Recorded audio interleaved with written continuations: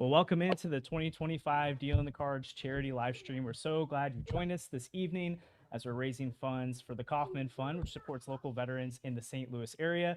My name's Josh. I'm so excited you joined us tonight. I'm joined by Sandy, as always, on the stream. Andrew's the man in the chair in the corner, making sure all the tech stuff goes well this evening. And of course, you can see on your screen now Brendan Donovan, who's joining us for this evening. Brendan, we're so appreciative of your time tonight. Could you just tell the audience a little bit about the Kaufman Fund and why you partner with them and just kind of what they're all about? Yeah, first off, I want to say thank you. I'm excited to do this, and I hope we have some fun, and I hope the listeners have some fun. So Yeah. I think it's important to mention that I have a good relationship with Wayne Kaufman. He's the founder of the Kaufman Fund. And as I've started to kind of dive down this avenue of charity work and things that I enjoy and platforms I enjoy helping, the Kaufman Fund jumped out at me. And it's a nonprofit that aids veterans in providing basic human needs such as food, shelter, clothing. They help within a 90-mile radius of the arch. But they go even further than that. I mean, they'll do tax help, they'll provide Christmas trees. Like you look at dental, you look at just all the things that they do. And it is tough for veterans trying to get their veteran affairs benefits. Like it's tough to get those. So the Kaufman Fund will just kind of extend a helping hand to those in need. Yeah, what does it mean to you specifically that the Kaufman Fund, I believe they partner specifically with veterans in the St. Louis area. So, like, what does that mean to you to have that intentionality within this area? Yeah, obviously I have strong ties to St. Louis. I'm very passionate about the city and the people in that city, and I have strong ties to the military community. So we try to help out where we can, right? We just try to make an impact in everywhere that we go. And Wayne Kaufman and I have sat down, we've chatted, and there are a lot of veterans out there that need help. I think for us, we get to live in a country that is free, and it's because of those that have risked their lives. So I think it's our duty as citizens to give back where we can. Yeah, can you tell us a little bit more? I know we've talked about this before, but your background growing up in a military family and just kind of what that tangibly meant for you, how that environment shaped you as you're growing up and who you are today. Yeah, I think one of the biggest questions I get asked is, did I have to make my bed? And yes, I had to make my bed. It drove me nuts, but I made my bed. But it's not much different than any other household. Obviously, there's just a big emphasis on respect and discipline and a sense of community, and I think that's why you look at organizations like the Kaufman Fund. When you say sense of community, they provide for the community. They extend a helping hand. And I wouldn't change my upbringing for anything. And I think it gave me that sense of passion and respect for the military, as well as many others do. But I got to see my dad get up in the morning and put his uni on and put his boots on. And I think he still misses putting his boots on to this day. But it was just a really cool upbringing for me. And I think it's also important to mention that my mom, right? I mean, she served as well. She wasn't in the military, but when my dad was off doing his deployments and in serving this country, she was at home and she was taking care of our family. She's the superhero of the bunch.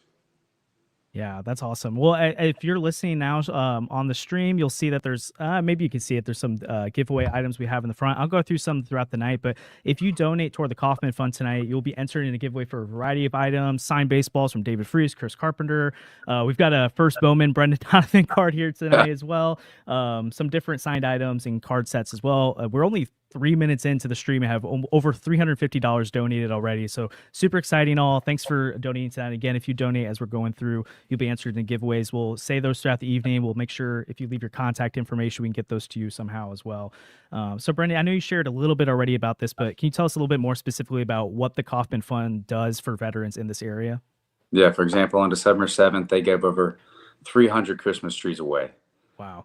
Just kind of one of those things, like, what lights up a house around Christmas time more than a Christmas tree? And that was one of the things. Obviously, tax benefits for veterans. You kind of get to that point every year where, like, man, I got to get my taxes done, and it's kind of a hassle. So they aid there as well.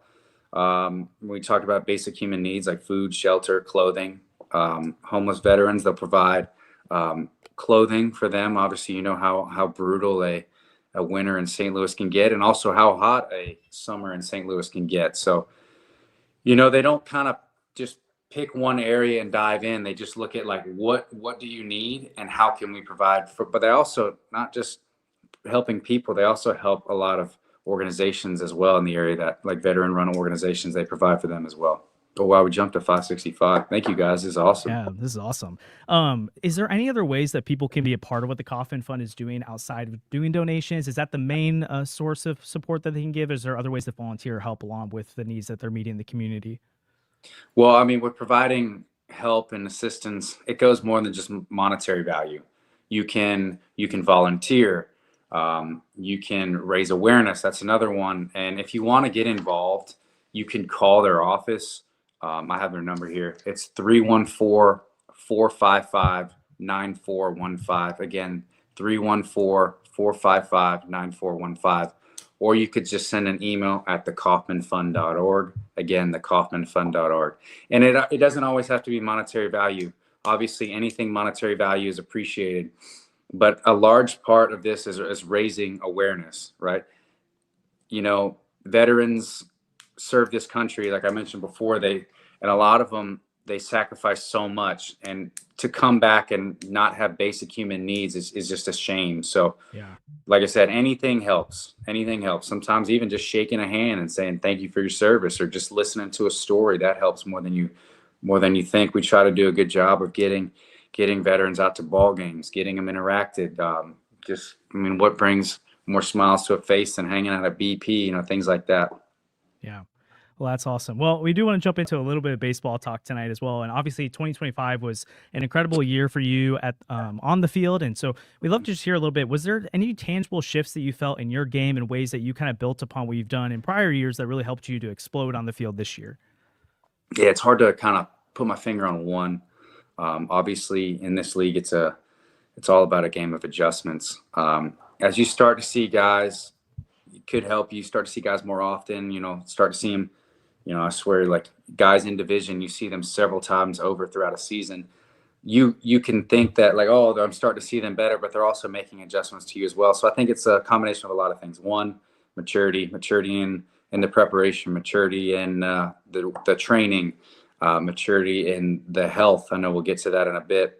Maturity in how you interact with your teammates, approaches, having the confidence to take maybe a different approach, maybe some would consider a bizarre approach. I think you have to have just a giant list of approaches, because there's so many different shapes and like the arm slots on a clock, all these different guys in situations in a game.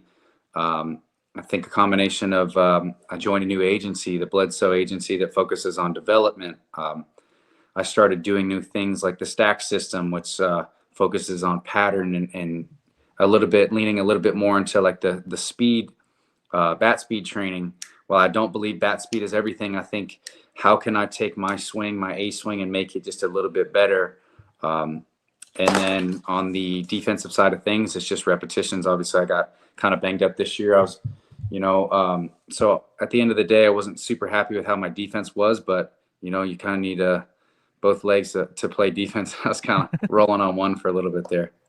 Yeah, you talked about development there with the Bledsoe agency, but the Cardinals also had a strong emphasis this past year with Chaim Bloom coming in and kind of revamping player development. And I know a lot of that happened on the minor league level too, but obviously Rob Serfolio, Bloom, and them were engaged at the major league level as well. What are some tangible ways that you saw shifts in terms of opportunities for development, or shifts in terms of the intentionality and development, at least from your perspective?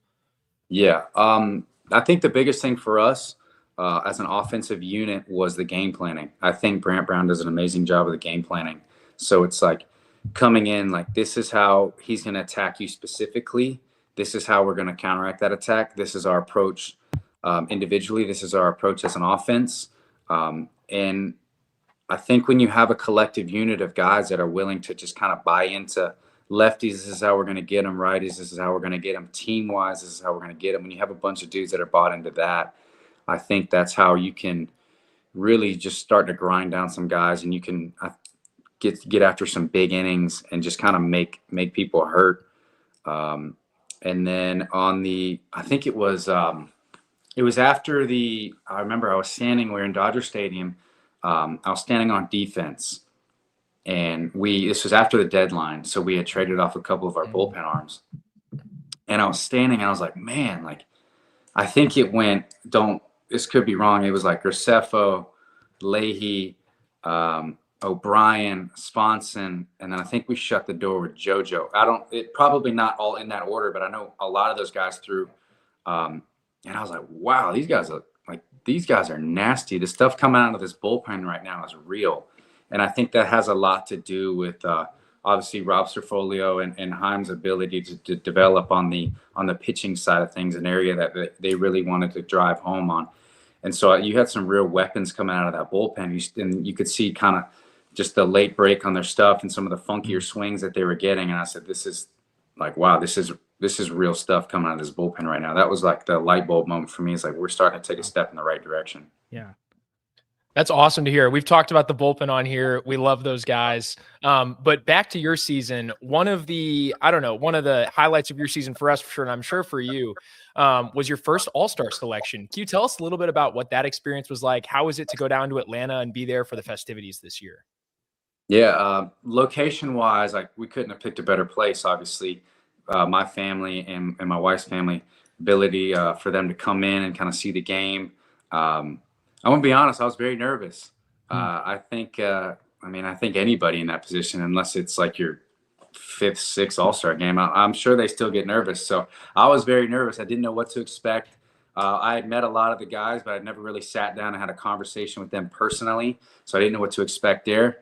In our comms department, I told Tuno, I was like, Tuno, you gotta guide me through this. You gotta show me what to do, where to be, make sure I don't miss anything, because there is a lot going on. But I think kind of the coolest moment was just sitting in the food room, just like sitting down next to someone that you've seen play and had success in this game, just to chat with them and, talk about whether it was like approaches or their family or just joke or just whatever it may be, just like conversations like you'd known these dudes for years was really, really cool.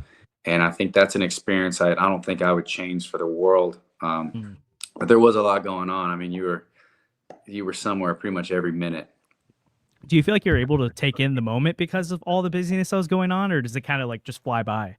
Yeah, I wasn't a starter, so that was kind of my moment. Obviously at night before bed, kind of reflecting back on that the night before the game, obviously sitting and watching these dudes hit baseballs further than I could even imagine. And then I wasn't a starter. So kind of, I didn't know, like, do I treat this like a game in St. Louis where I'm coming off the bench to pinch hit, or do I treat it like I'm in an all-star game and I don't want to embarrass myself, or do I treat it like, well, we're on an all-star break and we're all having a good time? So I was like, I wasn't sure what to do. So I tended to probably do a little bit too much to try to be prepared for this game. Cause again, I was terrified. But sorry, I went off on a tangent there, but yeah. So the first couple innings, I was kind of just sitting back like, wow, this is incredible. Like, this is a childhood dream coming true right here. Just sounds surreal. And, we're on the cusp of the World Baseball Classic coming up this next year. Mark DeRosa recently said you were on his short list for potential additions to the roster. Is playing for Team USA something you'd love to do? And, could you take us through a little bit about what that process might look like? Yeah. So when asked about that, it's I watched my dad grow up putting on a different type of uniform for Team USA, I guess, for lack of better terminology. So I think representing your country in a strange sense, serving your country is kind of one of the proudest things one can do. So it's something that I would definitely like. It's something that, if it made sense and after speaking to the organization and it made sense and they were on board with it, it's something that I would definitely love to do. Obviously, nothing's been asked yet. So I'm not trying to just like beg my way on, but if they felt like I was a name that they thought could help win, then I would definitely be interested in doing it. Did you talk to Goldie or Wayno or Michaelis, any of them, much about their experience with Team USA? They had a blast. Yeah. I mean, I've kind of talked to all of them about it. Obviously, me and Paul Goldschmidt are really good friends. Just them explaining it, they're like, we've never seen an atmosphere like this before. It's like they kind of joked, like, you go from playing in like a spring training game to like now you're playing a different country I think they're in Lone Depot in Miami. He's like, this place was insane. You got people with drums and horns, and he's like, I'd never seen anything like it. So after hearing that, I can only imagine kind of the adrenaline for that. Yeah. So obviously we know you experienced a couple different injuries throughout the season and played through some stuff as well. How much, like, just take us through your process of how you determine this is something to push through and to keep going and to be on the field post every day for your team and to be available, to be impactful is also to be available. And when it's time to kind of scale back and maybe miss some time in order to better yourself and get to your fullest extent on the field. Can you kind of take us through that process of how you determine that alongside trainers and the coaching staff? Yeah, so I've always been told like the best ability is always availability. I don't know if it was his quote, but it was actually Robert Butler who told me that he was the director of performance when I was coming through the minor leagues. So that's something that I take to heart. It's like I want to be on the field, I want to post, I want to be there for the guys. Like it kind of feels like selfish not being in the lineup. If it's I mean, sometimes you can't really control that. But early on when I kind of had the toe, I didn't know what to think. Obviously, it was you hear like turf toe, you're like, oh, that's nothing. Like you're good. But man, was that painful. Never had anything like it. And then I think it came out like a week or two later that Joe Burrow got it, and he missed like 3 months because obviously his was worse, but he had a surgery on it. So I was just like, well, let's just manage it. Let's tape this thing up. Let's just kind of. I mean, I think I missed like 4 games, and then I got back in there. Because it was my back foot and it was my big toe. So anytime I would rotate kind of on that back foot, that toe would go into extension, and that's when it would be painful when your toe kind of gets pulled back. So not too fun, but I felt like I was still able to. I didn't feel like I was running. I wasn't running as well as I was before, and I didn't feel like I was like laboring at all. I feel like I was still able to get off the ball on defense. I felt good with the bat in my hands, so I was like, all right. And then I think I started compensating there, or it could be one or the other. And then my groin started to bug me. And that's kind of when I felt like I wasn't able to hold positions offensively. By that, what I mean, like hold positions offensively, it's like if you're losing your base, for me, when I throw right-handed and hit left-handed, I start to like make this move where I start to go like uphill too early instead of like rotate and stay connected. I thought it was just like, this is annoying. Like, why am I making this move? I'm drilling it. Like, I feel like it's okay in my work, but in the games, it's kind of just breaking down. And then I took a step back and I'm like, am I hurt or am I injured? I think there's a big difference. It's like, am I hurt? Am I hurting? Okay, it's fine. Like it's 162 games. Yes, it's a lot, but it's like, I can get through this one. Like I can help the team. Or am I injured? Am I injured? Am I hurting? Am I injured? So am I like not helping the team because of my performance? Is it hurting my performance? And in return, is that hurting the team? So that's when I took a step back and we decided that it would probably be best to kind of end up on the IL. We got some imaging done. We didn't love the imaging, but we kind of just said, hey, let's get this foot in a good spot. Let's get this groin manageable.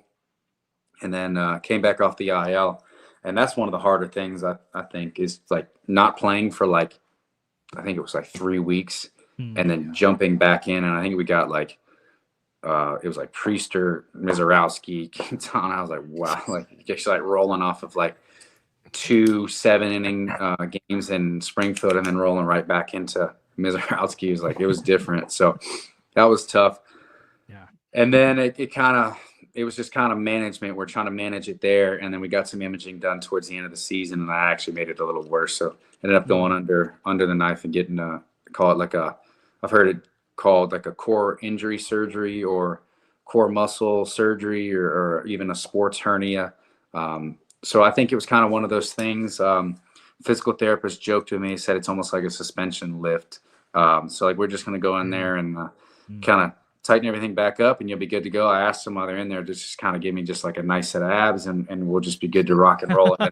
And so that was kind of the process of the injury. I don't know if it was the toe that caused the groin, if the groin was actually hurt first and caused the toe. I'm not really sure, but the human body is one of the best compensators of all time. So I think now to hit back on that, I feel good. I feel healthy. I'm training full go and kind of excited for this season's going to take us. That's awesome. I was just about to ask, how the offseason could look a little different with rehab, but if you're all good to go and feeling great, That's awesome to hear. But in another way, this offseason has been a little bit weird, especially compared to previous off seasons with you, with these trade rumors swirling. How have you managed the uncertainty that this offseason's brought? Yeah, I mean, obviously, it's human nature to say like control what you can control, but as humans, we're all like genuinely curious and tend to think too much. But I actually do a pretty good job of going off grid in the off season. I really try to dive into my family, dive into my training, and just try to kind of, as human, we tend to be on our phone a little too much. But I try to stay away from things like that. I mean, I'm not oblivious to it. I know the rumors and I know the things out there. But as of right now, I'm a St. Louis Cardinal, and the city's been very good to me. And the fans have been very good to me, and it's it's one of those things that's just like it would be tough. Obviously, it's kind of all I've ever known, but I do understand that this is a business, and what the direction that they're going to go, if they are going to do rebuild, reset, whatever they want to call it, they have to do the right thing for what they think is best for the organization. And I'm not oblivious to that, but wherever I'm at, you're going to get, like I said, discipline, sense of community, and I'm going to play my ass off. Yeah. Yeah. During those months where you go off grid a little bit, is there anything that you love to do to pass the time? Have you found any hobbies or anything fun like that? Yeah, it's actually really cold here. So I was in a deer stand this morning. No luck. I almost froze out. It was a tough one this morning. I think when I went out there it was 30. So it was tough, and there was a little bit of wind. I kind of grew up around guns in a safe way. I know how to operate and handle them. So kind of added some to the gun collection. I enjoy shooting. I enjoy shooting all different types of calibers, all different types of shapes, optics, all the fun stuff, changing the sizes of the magazines, all that fun jazz. So that's another hobby. We just like hanging out. I think we're very down to earth people. My daughter's at a really fun age right now. Not that she wasn't before, but she's running, and she's just kind of, we call her Hurricane Vivian because she's kind of all over the place right now. That's awesome. I want to circle back a little bit to get a little bit of that uncertainty this offseason. Is that something where you're mostly just hearing stuff from the outside, or have you been able to have conversations with Bloom in the front office about where things are at? Like how plugged in are you in terms of the ins and outs of what your status is per se? Yeah, we've communicated. I'm not going to go into any details, but we have communicated. I'm aware with what's going on. Obviously, I think I have the best representation that baseball can offer. I love my agency, and they do a good job of communicating as well. I'm a big believer in communication and transparency. So I'm aware of what's going on. Like I said, like I don't know like all the nitty gritty details. Like I kind of get information kind of the same time that like a lot of like my agency gets it. But I will say the Cardinals is pretty airtight. Not a lot of stuff coming out of that camp. But we have communicated, so I am aware of the situation. That was one thing Hyman and I talked about, and he's been very open and honest with me. He does things the right way. I'm curious how your time with the Cardinals has evolved, because you debut in 2022 and you have Albert and Goldie and Nato and Waino and Yadi, and you just have this stacked cast of Cardinals legends and veterans around. 2023 goes how 2023 went, and then 2024 and 2025 have kind of been these transition years and a little bit of like trying to contend, but also eyes on the future. Like, what are the tangible differences you can feel, whether it's in the clubhouse or just how you've approached the game, or even like your feeling and standing within the team, a difference between you debuted in 2022 and then until the end of this past season? Yeah, I think it's a natural progression, right? I always believed in myself, but I didn't know it. Like I just kind of show up and just try to attack the day. The day is what it is. Like, here's the game plan, and this is how we're just going to attack it. And so you never know where you're going to end up. So to be in this position where I have been with an organization for a couple years, and especially St. Louis Cardinals, who I grew up watching, and just like as a baseball fan, not exactly a Cardinals fan, but a baseball fan, I can appreciate that. So I came up, and you walk into a clubhouse where it's just nothing but start. Hey, Jeff.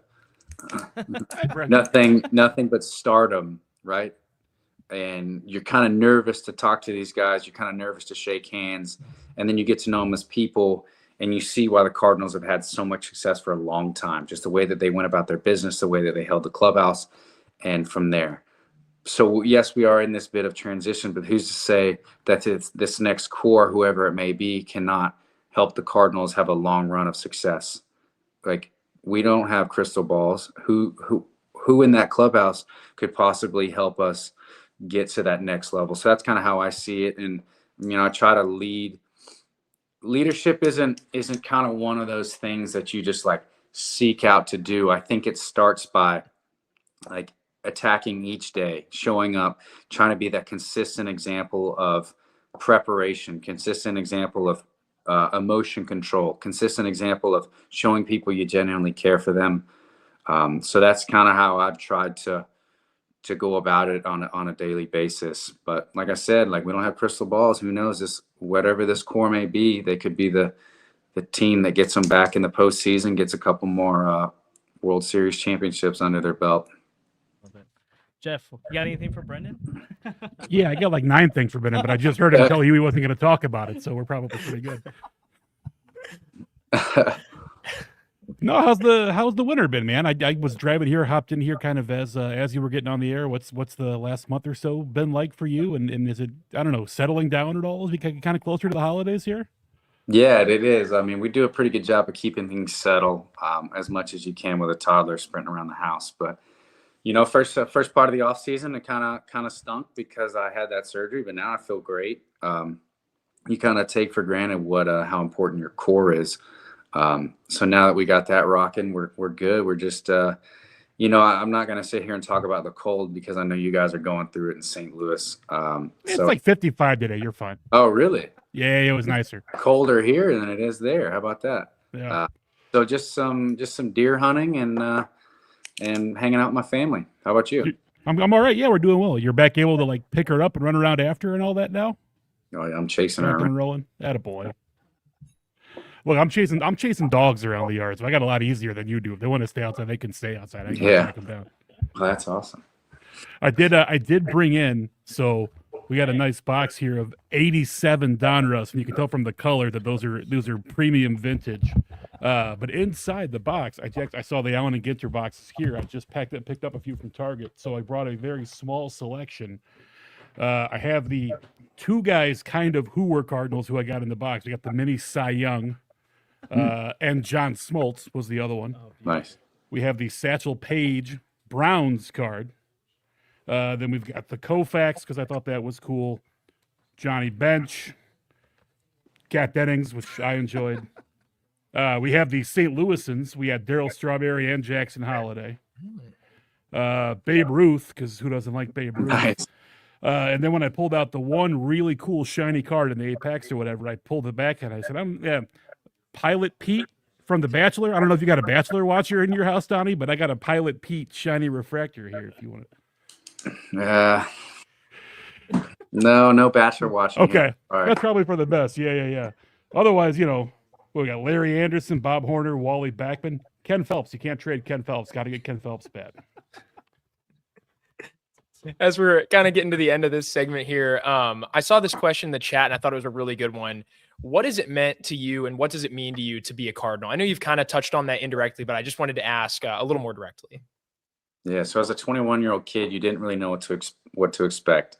You're drafted. You're told you're going to go to this location in this many days. It's kind of, obviously I went to college, but it was like really the first time where I was like entering like the crazy, scary world by myself. And I was kind of welcomed with open arms. And the St. Louis Cardinals is kind of all that I've ever known. So to say that St. Louis is kind of part of our family is I mean that. They really are. I mean, the fans have really welcomed me. They've been very, very good to my family. And it would be I'm trying to find the right word. It's a kid's dream to play in a major league ballpark. And I remember the first time that I walked in Busch Stadium, I'm like, wow, this place is incredible. I don't think I'll ever lose that. I still kind of get that vibe every time I take the field. So to the fans, I want to say thank you for your unconditional support. And, I hope that we will continue to have it next year. Yeah. Well, we also have loved watching you and having you be part of the community. And I'm just thumbing through these YouTube comments, and it's just filled with, "We love you, Brendan. Don't leave Brendan. We love Brendan." And so there's a lot of support for you in the comments. Quick note, I forgot about this. We had a listener reach out one time to let us know they have a 1-of-1 card of you and your wife, and they've been trying to tell you about it. So if that's something you're interested in, let us know. We can connect you to that. That's pretty sweet. I had someone send me that. Okay, they did already. So I can. We try to have someone from the Cardinals reach out to kind of help broker that. Yeah. But I mean, I'd love to have it. I think it was the one. I think that was a Halloween party of Allie and I back in college. I don't know how that ended up in the card circuit, so apologize. That's probably not what you thought you were going to pull. Probably a little upsetting, but I will take it off your hands if you don't want it. Well, we'll find a way to connect them to the Cardinals or you and see what that looks like. But just as we wrap up our conversation tonight, first of all, I want to acknowledge we've already raised more money this year in the first 30 minutes than we did last year. And so it's been awesome so far. Appreciate everyone tuning in so far and donating. Again, you can continue to donate throughout the night. We have a bunch of giveaways to do. But Brendan, just as people are listening, maybe they're tuning in later, like can you just give like an overarching reason why they should be supporting the Kaufman Fund? Yeah. All right. I'll try to keep this short. Obviously, I'm very passionate about veterans. And I've said it a couple times, how these men and women risk their lives for our freedoms, our basic freedoms. And sometimes when they come back or retire or just get out of the military, whatever it may be, it's tough for them to get their benefits. And you think about normal, basic human needs. These men and women sometimes are having a tough time getting those. Men and women that have sacrificed so much for us for me to play a kids game.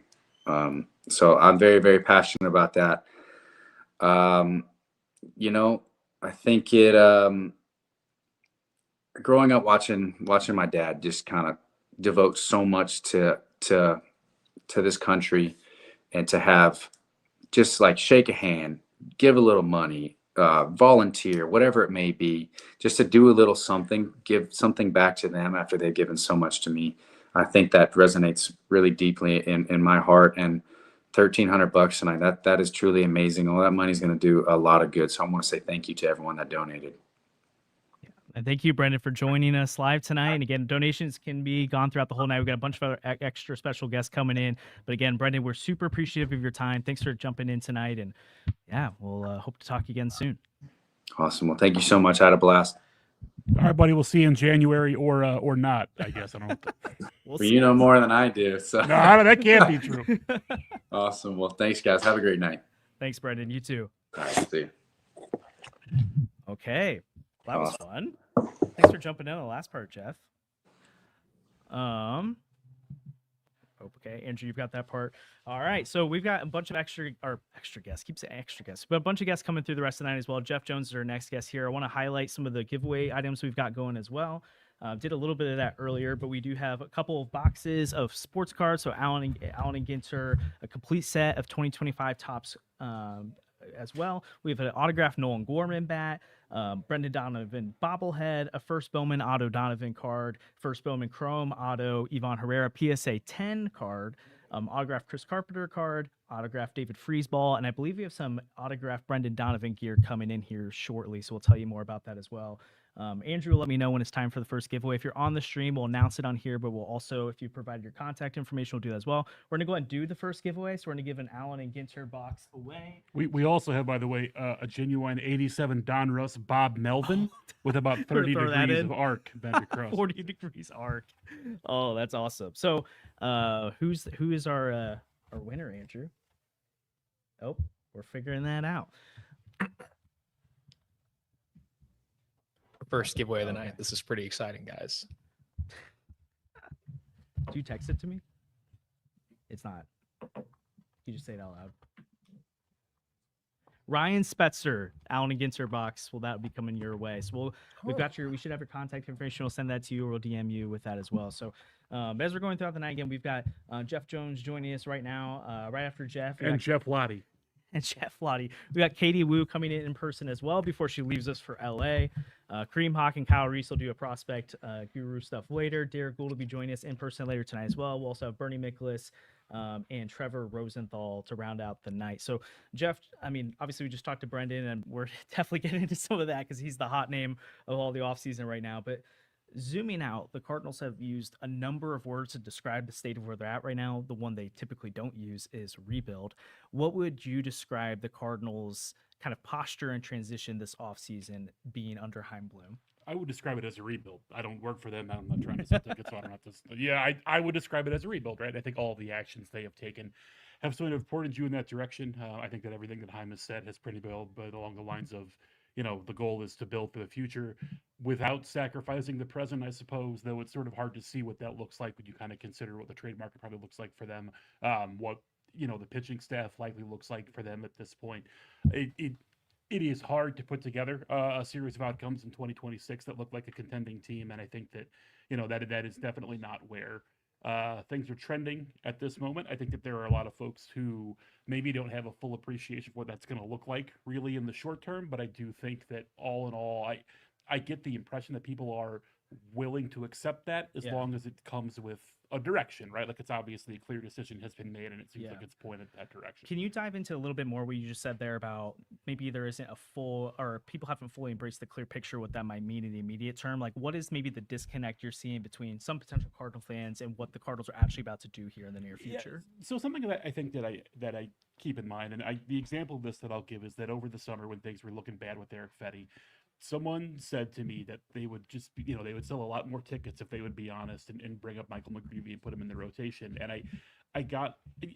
it made me laugh a little to think about Michael McGreevy being a guy that sells tickets, not as a slight to Michael McGreevy, but just because, like, he's not a prospect at the level where that necessarily happens. And also, on an average night, the number of fans who show up to the ballpark knowing who the starter is, let alone like what the circumstances are around them, right, I think is probably relatively pretty low. And so, the people that I interact with, that you interact with, that are the most sort of visible wing of the fan base, I think do have an idea of kind of what this looks like. I think that the average fan who comes to opening day once every 5 years and who goes to 7 games a year and who's buying, like, the cheap Tuesday tickets and all that, I think there are a lot of people who would call themselves diehard Cardinal fans who are just not at all tuned in to the information environment, right, in the same way that a lot of people are.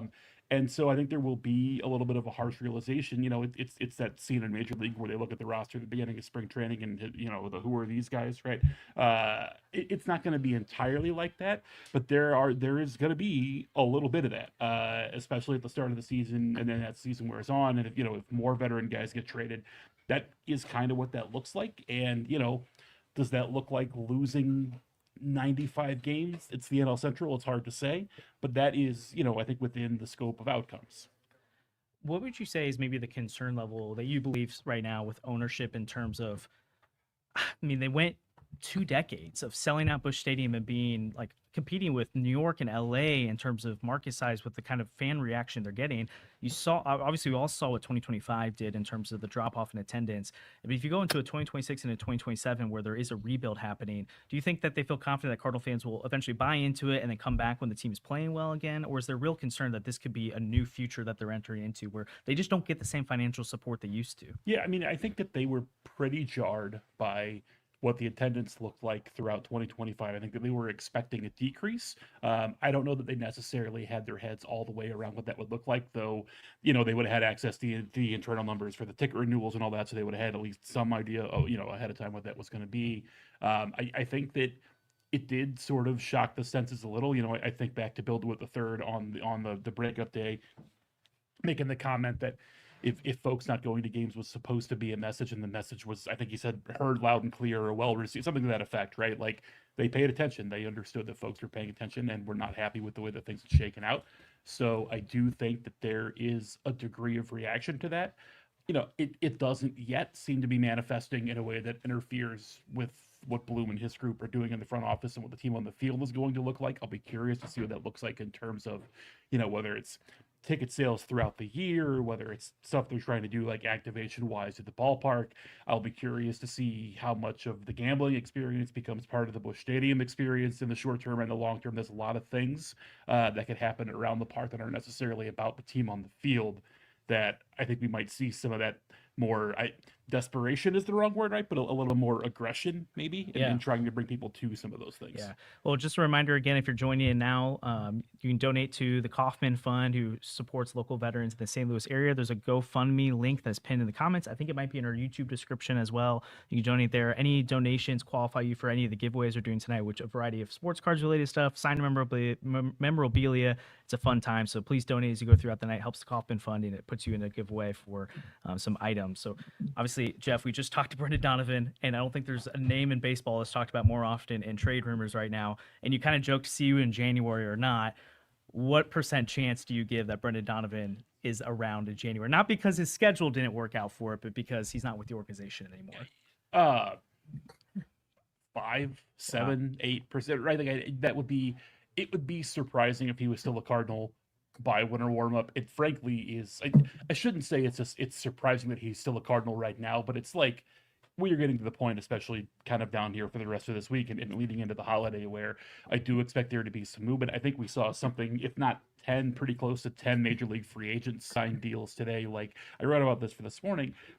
These things are real, right? Like, these are people who have to go home for the holidays and who have to get apartments and who have to figure out where they're going to live for the next year. And there is a degree of professional courtesy to, like, hey, can we figure this out as quickly as possible? Now, obviously, you're going to do what you're going to do what's best for the organization to make that happen, and that's the primary goal. But, you know, at some point, you kind of reach a knowledge of what the deal is going to be, right? This was one of the things that we talked about with Bloom as regards Sonny Gray. Like, they had a pretty good idea of what the best packages were going to be. They got to a point where they were comfortable that they were getting for the Red Sox. And, you know, as Chaim described it, sometimes you just know, sometimes you're just there.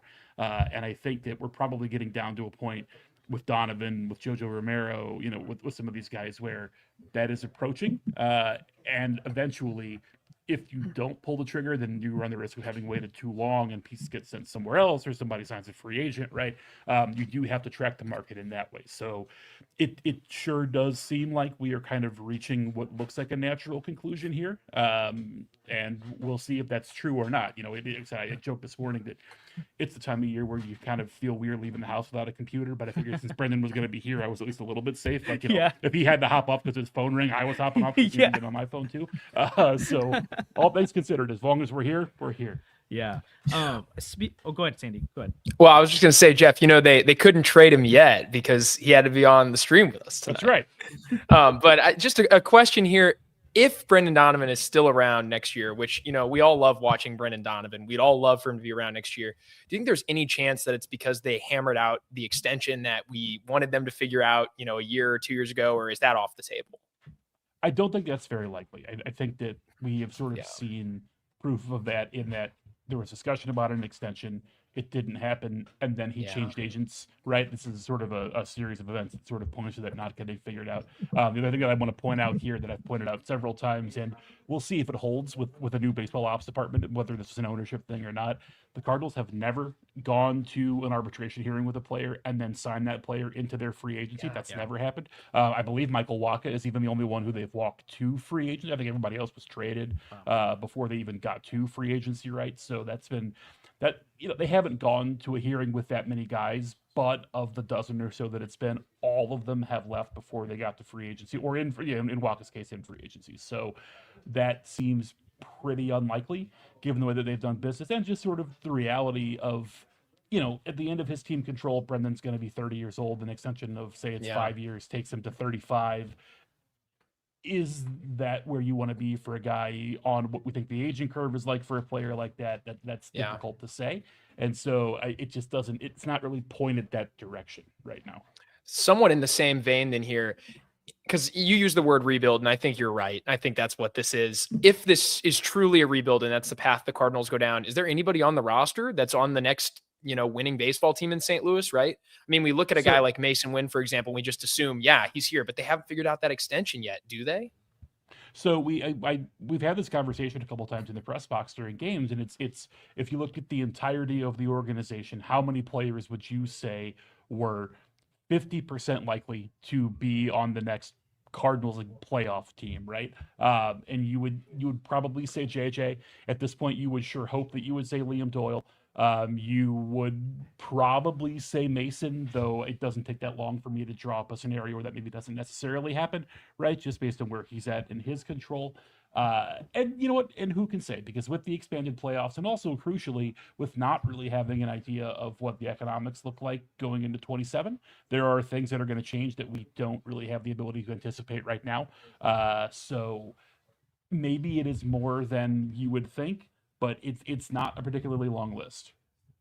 Yeah, when you're talking about Brendan Donovan and his value around the league right now, I mean, it's hard to approximate and put names to things like that. But is this like what kind of value can the Cardinals expect, or Cardinal fans expect to see when that tweet goes through from you or Katie or Derek or whoever it is that breaks the news? Like, is this a strong package of future value that should be expected? Or it's like, okay, like this was worth getting rid of a fan favorite for? Is this, I don't know, like how would you define Brendan Donovan's value in a trade market like this? I would think that it will be a deal that probably features a headliner that makes someone say, okay, you couldn't really say no to that, right? Because I think of the scope of teams that have interest, when you look at kind of the depth of systems that are involved, we've all seen some of the reporting over the names over here in the last 72 hours or so. I don't really have a reason to doubt any of that reporting.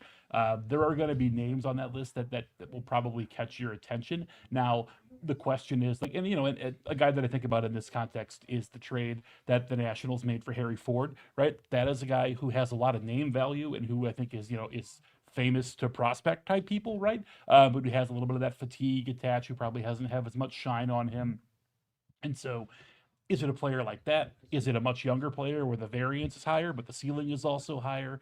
My suspicion would be that it would probably be at least one player that is closer to the majors, and then a lot of young pitching. They're going to try to stock the system with pitching up and down as much as they possibly can. I think that when you look at the way that the 25 season played out and the luck they had with injuries and the way that they didn't have to rely on their depth at AAA, you didn't see those ripple effects throughout the system of guys getting called up and then having to backfill. Obviously, the Redbirds lost some guys, but they signed a bunch of veterans last year, right? The Memphis rotation at the end of the year was a lot of guys who were 32 years old.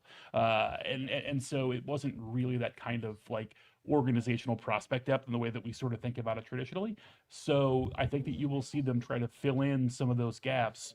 Maybe you're not thinking about Donovan as a guy where you're bulking up the system, right? Maybe you're aiming more for the ceiling there. But I do think you should expect there to be, it's so hard to say because if I say a top 100 prospect plus whatever else, that sounds like a lot. Yeah. But it's really hard to know, if it's a top 100 prospect that's between 60 and 100, that might not be on somebody else's list, or it might be a guy who got some obvious flaw. It's really hard to say, and it's going to be a lot of system dependent stuff. Are you at all concerned about, I mean, Ketel Marte's name's out there, Brendan Lowe, like there's, I mean, it sounds like the Cubs might shop Nico Horner, Yankees at Jazz Chisholm. Like it sounds like a lot of teams have recognized, the second base market, I can maybe extract some value from that. Do you think that potentially hurts a trade value or the leverage that the Cardinals have right now? Or do you think ultimately he's the apple of the eye? There's enough teams out there that they'll get what they're wanting from it. So I think that we are operating at the time of year where a lot of the information that is kind of in the ether, you have to look at from a couple of angles, which is to say, let's say that you're a team who is trying to trade a second baseman.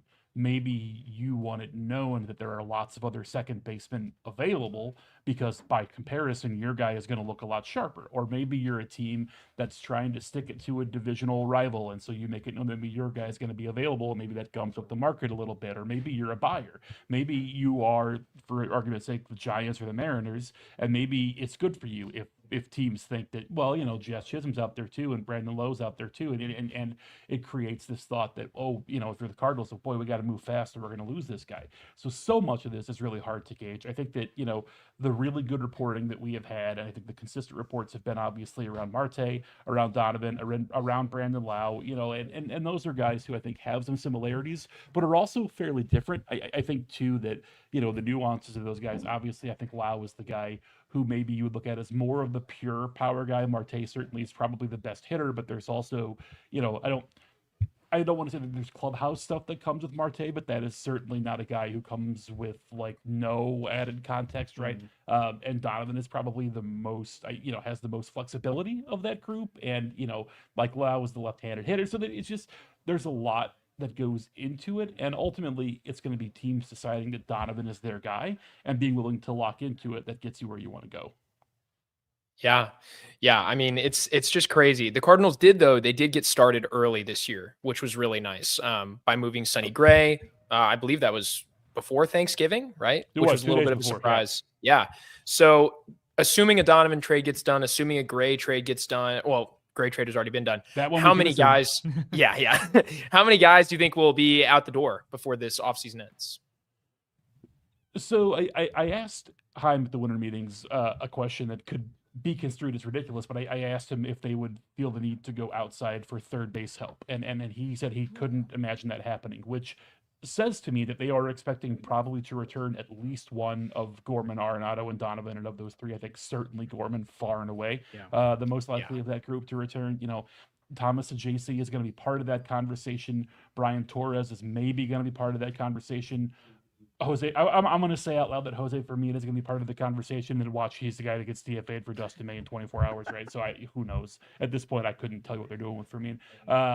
So there are a lot of internal options, but the reason I asked the question is that you can envision a scenario where they trade both Nolans and Donovan, and then they kind of have a hole where you would need a veteran to play that spot, right? And so the fact that they're not looking at that says to me that they are probably going to keep one of those guys, which certainly would be Gorman. My expectation would be that Donovan, Romero, Arenado are the guys that get traded.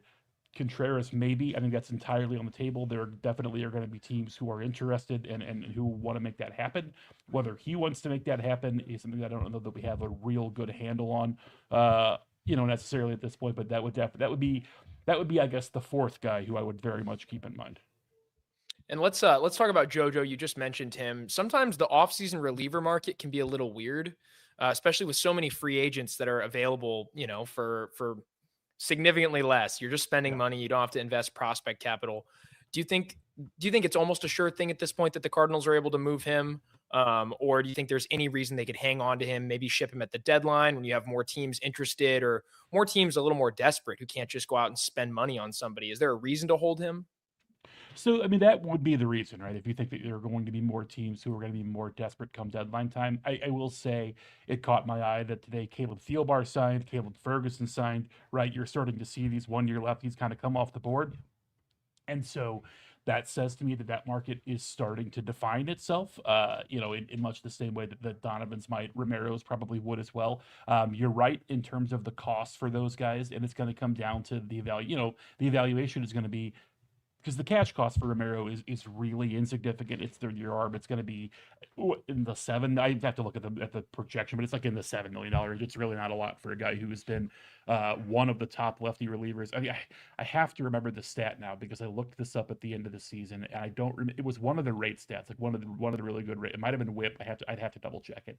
But among lefty relievers in the big leagues over the last 2 years, Romero was, I think it was third behind Aroldis Chapman and Tanner Scott. That's pretty good company. Right, he was low key one of the really best lefty relievers in the game over that stretch, and so there is a degree of certainty there, a degree of comfort there, and a guy who has that experience in the ninth, where if your closer's having a bad 2 weeks, you can kind of plug him in and backfill in that way. So he's got things that maybe some of the free agent relievers don't, but there is a prospect cost attached to it, and so it's just going to be, is there a team that kind of falls in love with that skill set in a way that makes sense for them?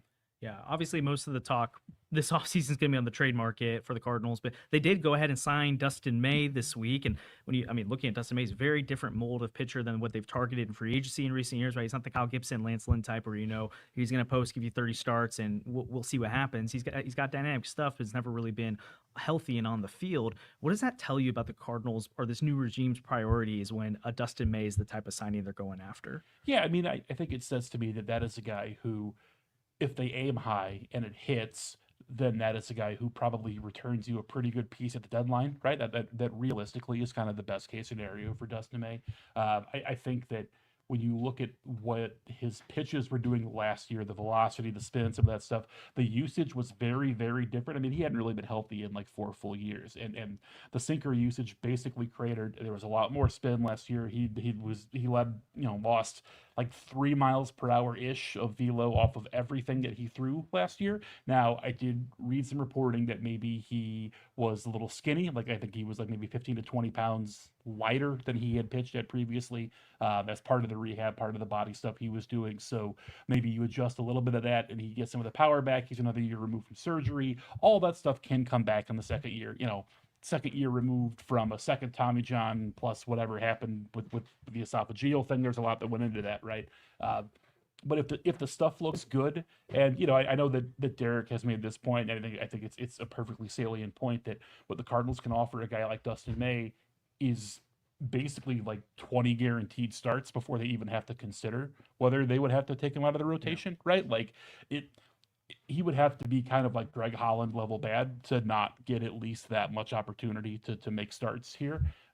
So he gets that chance to sort of build himself up in a way that is good for him and good for them.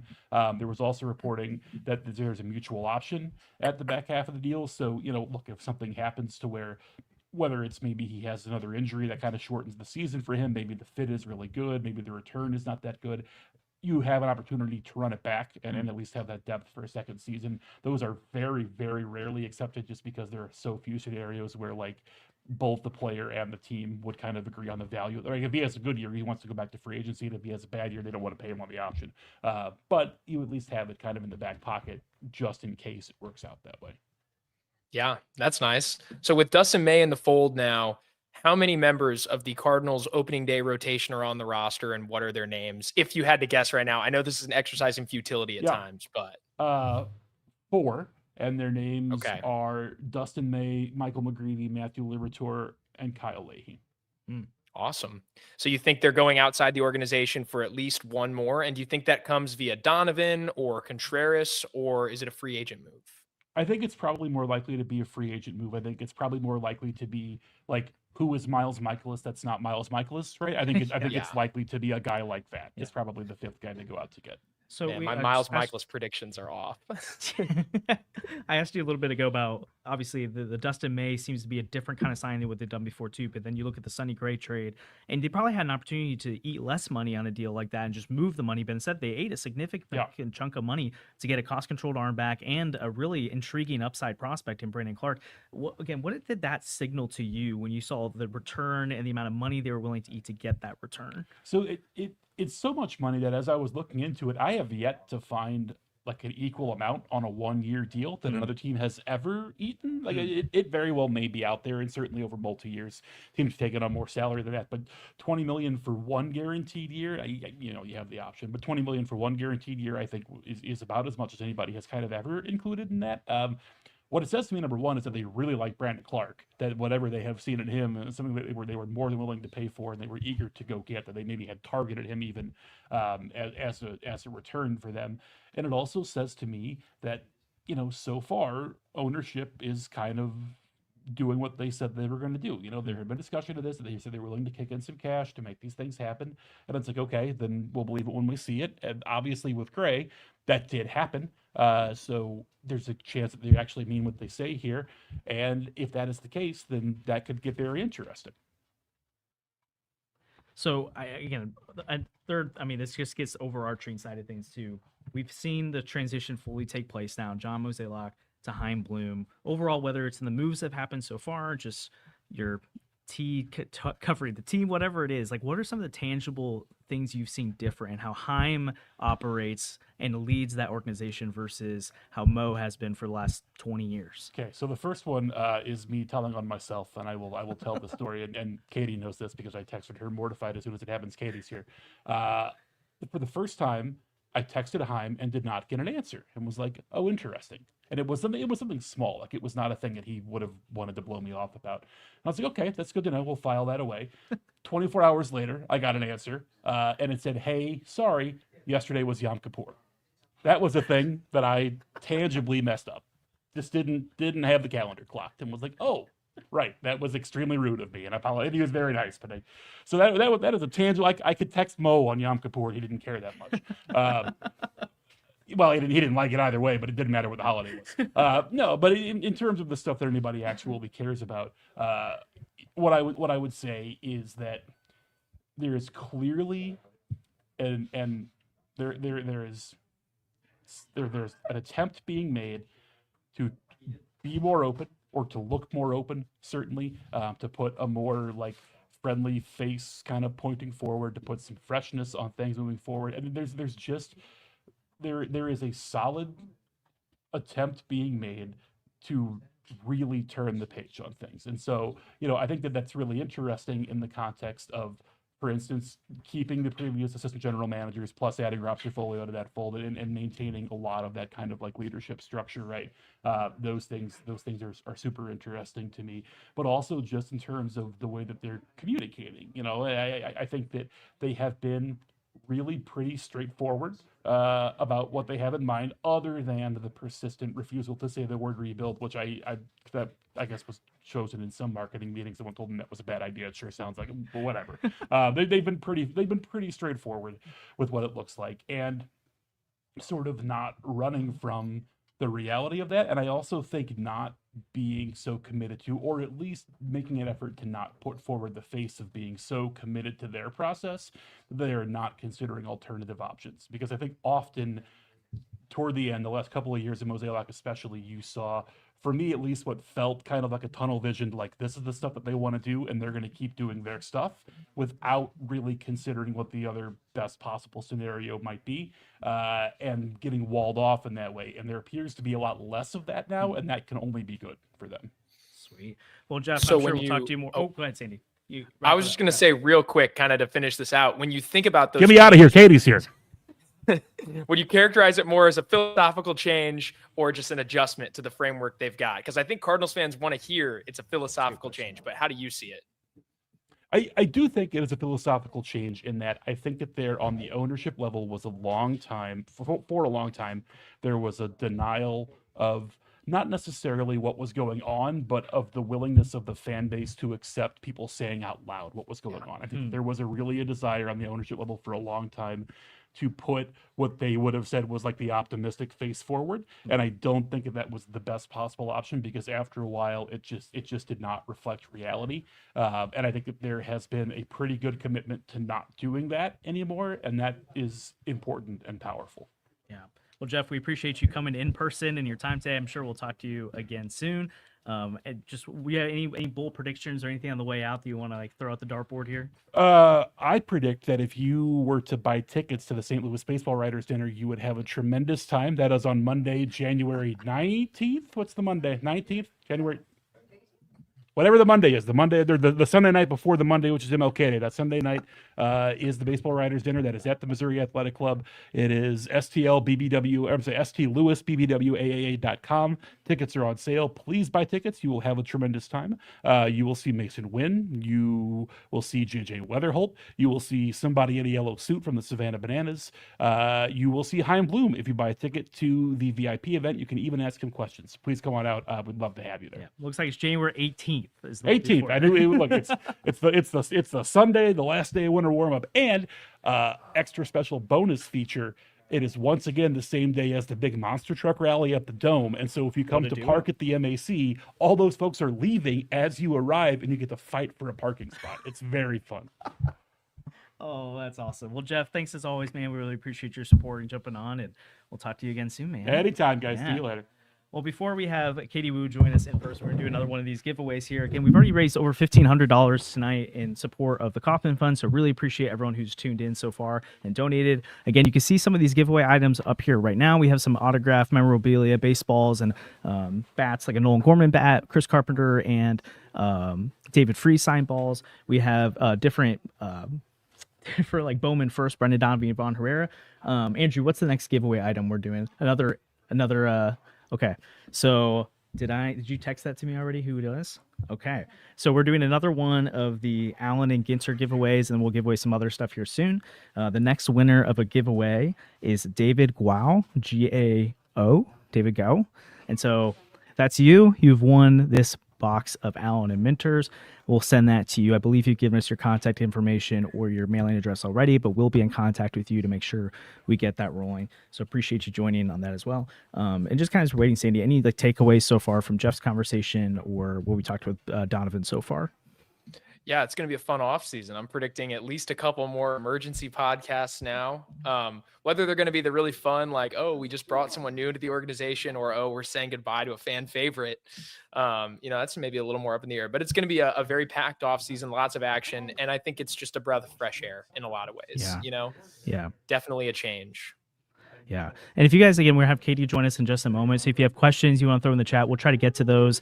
So we'll just throw those in there and we'll try to do that as well. I'm going to predict we're going to have as much We Miss Katie messages in here as we did with the Donnie ones. So that'll be fun. But, and here she is now. Yeah, we're ready to go whenever you are. How's it going, Katie? Thanks for joining us. You just throw that headset on, and we got Sandy joining us via digitally. And okay, so coming, can you hear? Yeah. Okay, coming into the offseason, we knew the Cardinals were going to have a hot trade market, a lot of names going, but I don't think many people had Katie Woo on the list of people being traded to the West Coast. So tell us more about that transition that's coming up, or that's already really happened to the LAB, and just kind of what that means for you in your career.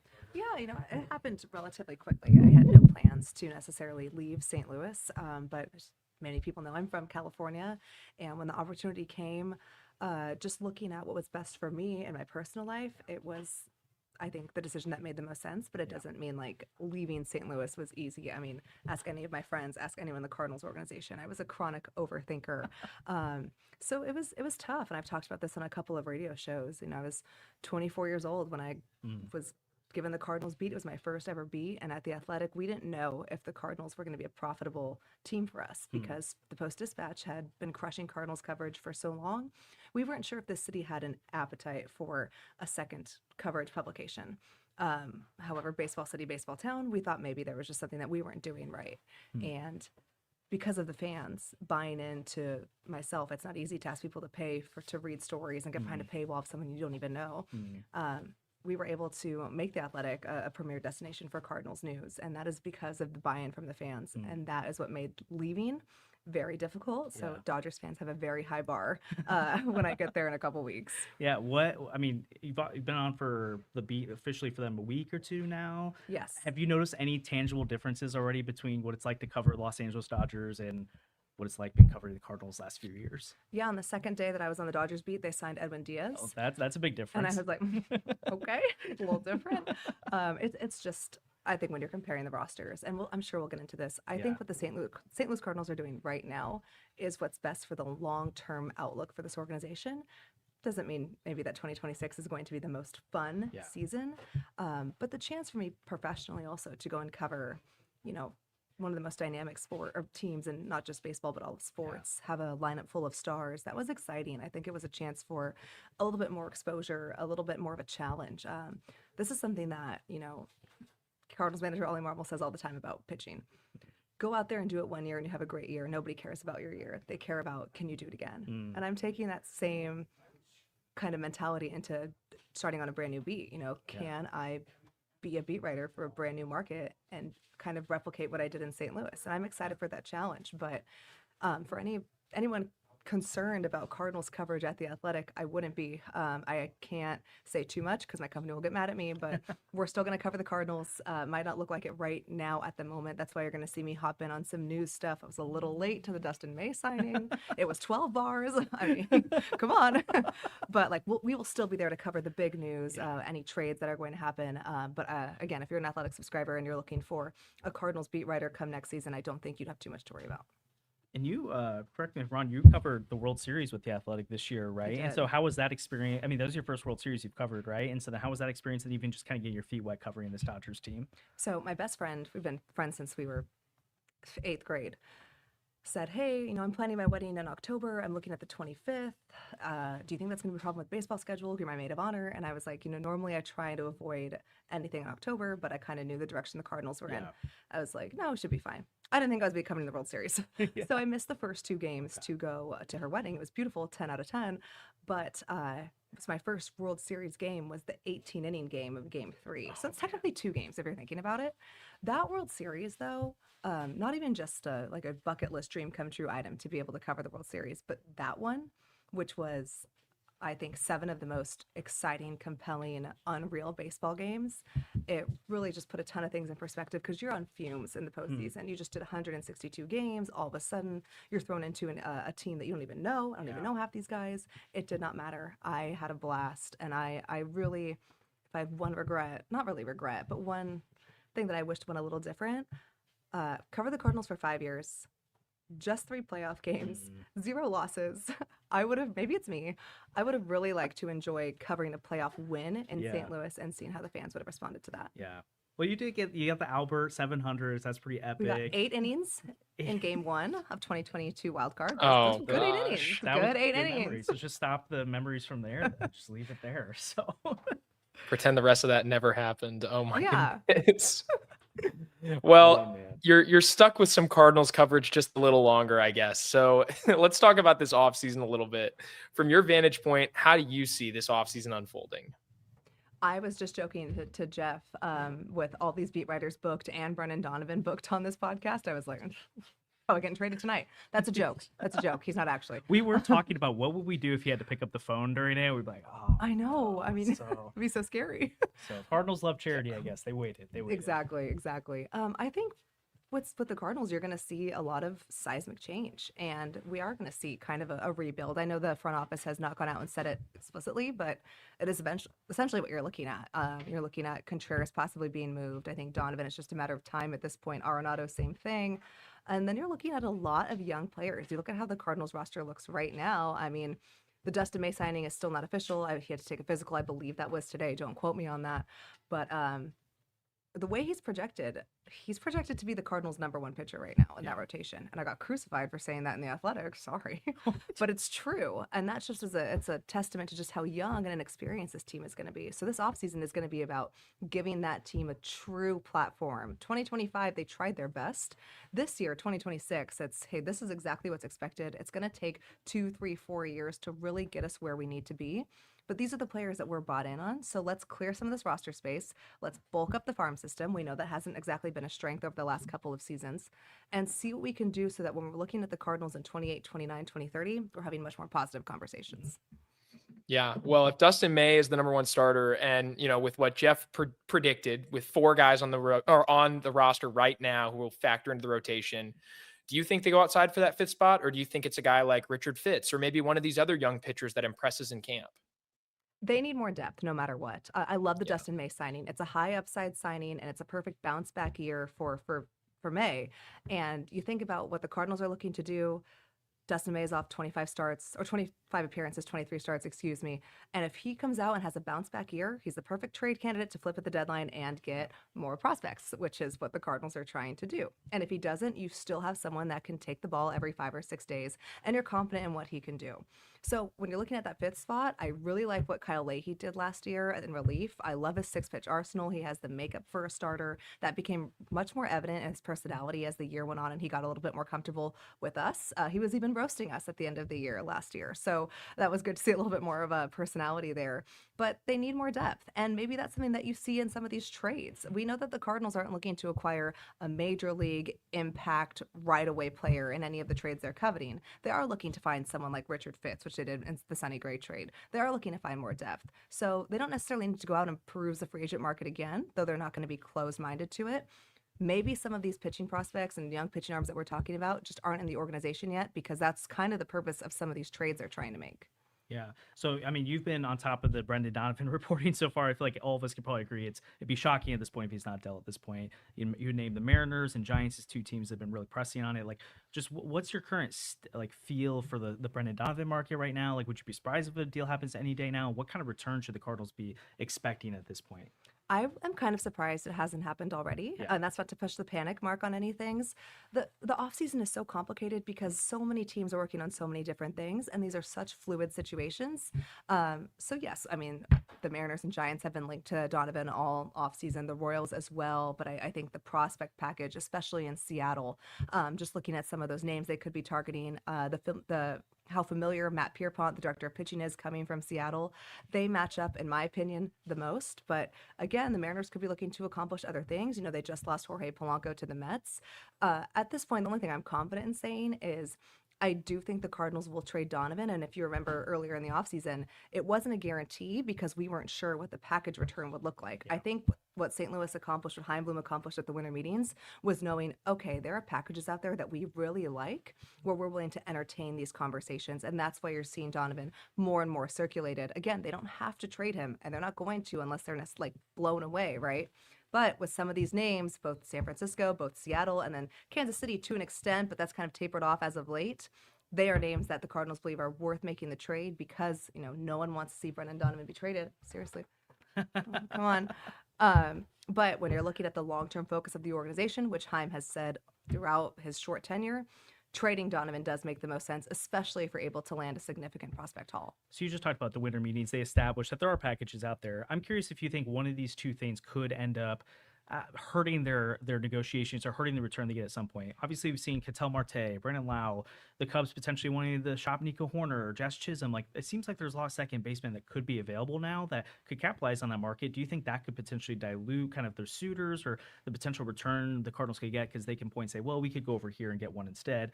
Or I feel like one of the criticisms that Chaim got a lot from his time in Boston was paralysis by analysis, waiting too long to make the move. And do you think there's a scenario where either the flood of names on the second base market that's available now potentially hurts their return, or they sit on it too long and they miss the ultimate return they could have gotten? Well, that's the ultimate juggle you're making as a president of baseball operations, right? Yeah. And I think those are all fair concerns to have. And it just speaks to how unpredictable the offseason can be. The trade market's also impacted by the free agent market as well. So while Donovan is one of the most coveted names all offseason, I mean, over half the league has interest in him for reasons we all know why. That's why we're always hesitant to say nothing is guaranteed, because any of those factors that you just mentioned can impact negotiations at any point. All of a sudden, teams that weren't in it or players that weren't going to be traded are. I mean, look at Contreras, for example. This was a guy at the end of last season said, I don't want to go anywhere. And then in November had kind of a change of heart and said, you know what, maybe we can have more conversations. I'll open up my perspective a little bit. I'm not saying like I need to be traded, but I'm open to it. Now all of a sudden there's a brand new first baseman on the market that nobody was thinking of. So that's why these trades do take time. I was not surprised to see St. Louis leave without something announced, though I was pretty confident they had a free agent signing. So, and a lot of these things are technicalities, especially with trades. If you're looking for a multi-person trade, all of those guys have to go through medicals. All of them have to go through a certain process before these trades can even take place. So that's what we're kind of looking at behind the scenes, but all those reasons you mentioned are 100% valid. I was glad to hear you mention Contreras because, you know, in addition to all of the stuff going on with Donovan, the Gray trade that's already happened, the continuing Nolan Arenado saga, maybe that'll finally come to an end this offseason. There's the Contreras stuff to talk about. So how likely do you think a Contreras deal is? And what do you think a return looks like that? Do the Cardinals go the Gray route and eat some of that money? Or do they say, you know what, Contreras is maybe being paid under market value, and that's an asset the team should already be giving guys up to acquire? Well, if you're looking to trade for Contreras, you're trading for his bat. I know there's been, I think Ollie Marmol said on foul territory that he's open to catch, but where Contreras is on the field doesn't really matter. What matters is that you're getting an impact bat, 20 plus homers, 800 OPS, and consistency in the batter's box. And it's hard to say what they'd be pinpointing in a trade. I do think the connection to Boston is real. I think maybe just Chaim goes back to what he knows very well. Seattle, again, works well with Matt Pierpont's perspective. But for St. Louis, it's about clearing a space and alleviating that logjam. That's what moving Contreras would do. And we've talked, I feel like, multiple seasons now about that 40-man roster and how it wasn't always set up for success. Moving Contreras out and maybe eating some of that money would free up some accessibility. Alec Burleson easily takes over at first base. You have some more room in the outfield. Burleson deserves to play every day. I mean, after the season he had last year, that makes a ton of sense. So it's really hard to say what the Cardinals would be coveting in a Contreras trade, because up until a few weeks ago, they didn't necessarily think that they were going to have the ability to make one. But if they are, I think if Boston matches up really well with them, and maybe that's a situation where they do eat money, maybe not as much as the Sonny Gray one, because keep in mind, if they're going to trade Nolan Arenado, and I should say when, because that just feels like it needs to happen at this point, they are going to have to eat a ton of money there. Yeah. So if Contreras does get moved, like you said, there's going to be cascading effects on the roster. How do you think that impacts the Ivan Herrera situation?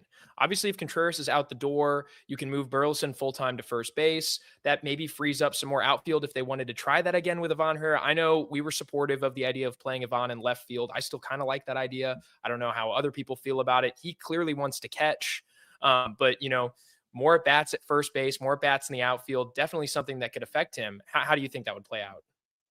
So I am a Ivan Herrera truther. I really like that guy. He's so He's so good. easy to root for. Just a true hitter. And again, similar to Contreras, that's why the Cardinals are really high on him for his bat. I was able to actually catch up with him on Sunday at an event, and I asked him if he was throwing. He said not yet in January. So it's kind of hard to say what catching would look like for him in 2026 because he hasn't gotten to what is the most important part of his game, which is the arm, as we know. I think in a perfect world, the Cardinals don't need Ivan Herrera to be their everyday catcher behind the plate, and they're not looking for that. You have Pedro Pages, you have Jimmy Crooks, they have Pozo on that split contract back.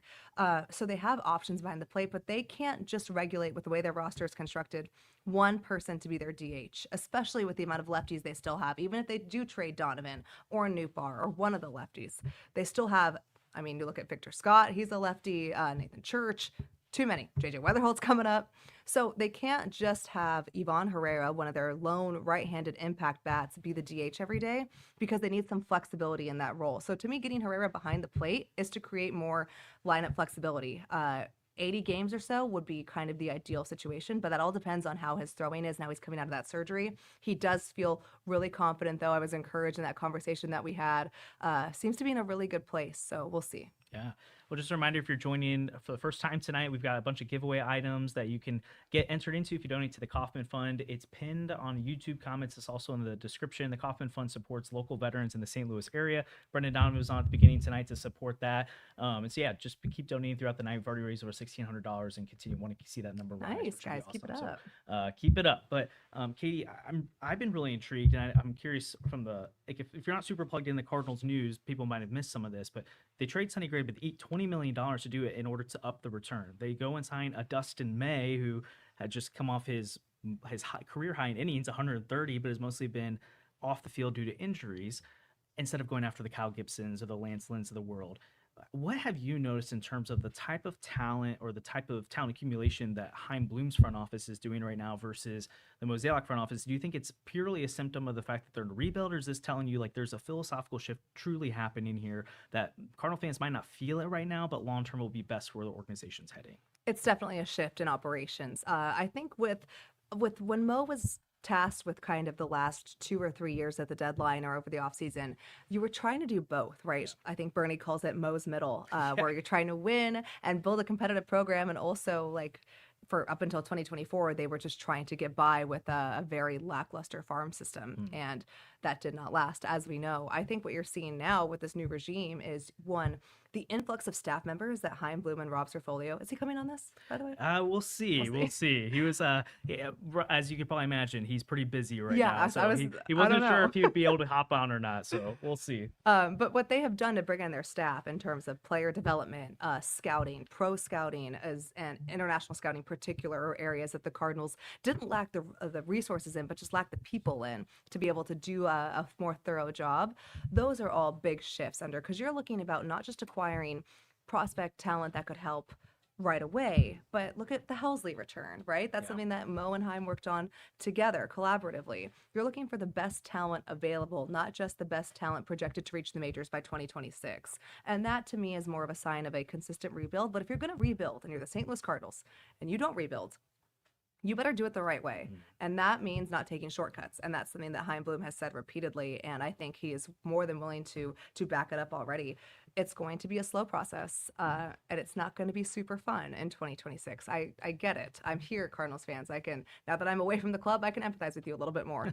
But it's, again, the right thing to do if you want the Cardinals to be perennial contenders again. I'm not just talking about wild card participation trophy, hang the banner. That will not fly anymore. They want to be contending for the division at the minimum. Given where the organization is with their farm system, with scouting, and the advances they need to make to their roster, that's going to take multiple years. And that's why you're seeing the prospect capital being targeted as best available, not just best projected to arrive early.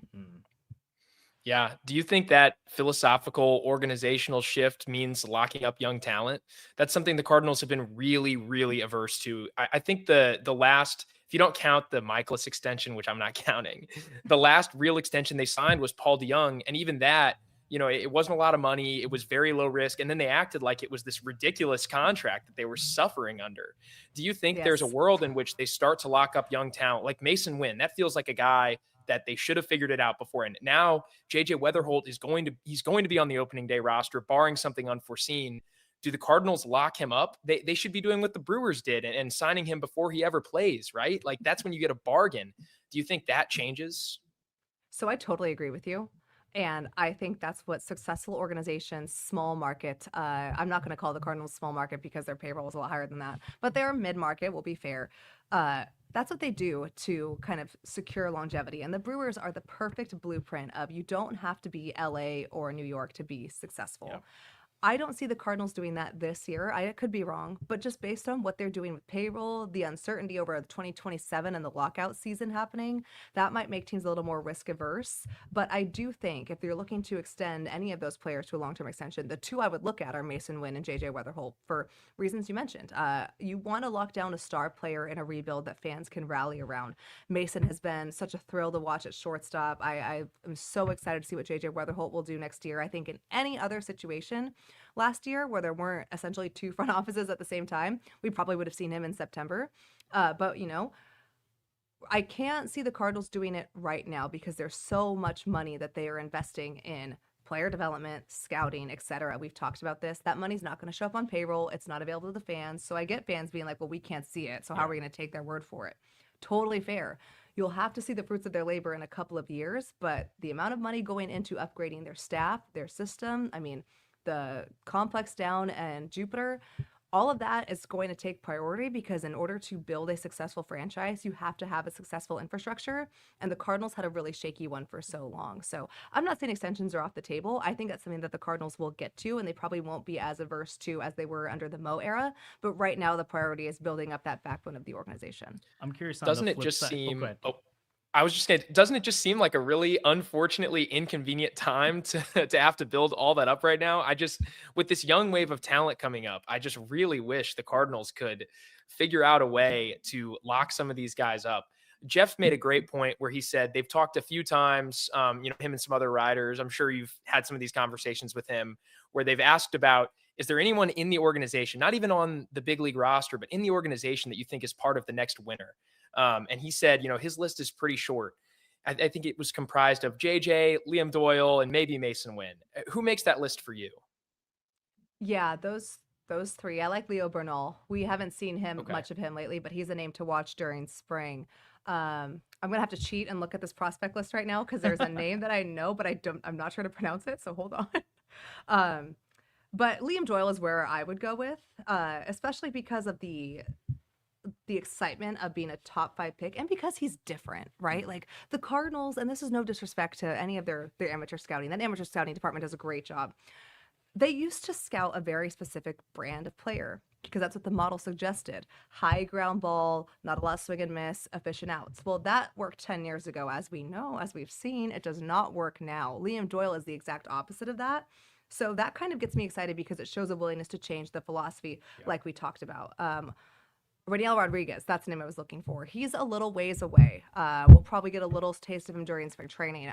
But he, I think, put it this way, when Nolan Arenado was rehabbing in Jupiter, that was the guy that he came back to St. Louis and talked about. So that's a pretty good endorsement for me. If Nolan's in, I'm in. So there is talent. The farm system is being bolstered. But in terms of impact-ready talent right now, Liam Doyle is who I'm watching. I'm not sure the Cardinals are going to bring him up. I mean, I'm pretty confident he will not be on the opening day roster, but he's a contender for the back half of 2026. Yeah. I don't know if you've been reading the chat, but obviously there's so many people in here who are going to miss you, Katie, and the coverage you've had in St. Louis. And one of the pieces I think I'll always remember from your coverage here goes back to September 2024. It was right before the end of season press conference where they introduced Chaim Bloom as the heir apparent for a year and did this whole transition. That was Weird like, concept. yeah, it's like in sports, you never see that, but okay. But you had this incredible piece just about kind of like, for lack of a better term, the downfall of the Cardinals and what has led to their demise in really before the 2020s, but we started to see in this turn of the decade. What have you tangibly seen under Chaim Bloom and his new leadership that started to change some of those things that you highlight in that piece that really, I mean, you had people within the organization saying this is worse than people know. Yeah, that end of your press conference behind the scenes did not go well for me Cool. based on the timing of that article. But it was true. Yeah. And there wouldn't have been a press conference. The Cardinals were going to do an end of season press conference, regardless of if that story was written or not. And they were going to announce that Mo was stepping down and Chaim was stepping up. I don't think they would have had to explain in depth what they were doing without that story. And in a way, because those flaws were brought to light, it makes it so much easier to see why these changes were needed. And we saw it almost immediately in that weird, I never want to use this word again, but transition season, where Chaim was never again. Chaim was kind of put in charge of building up the player development system because that's what he was so good at in Tampa Bay. And you look at where the Red Sox farm system is right now, same thing.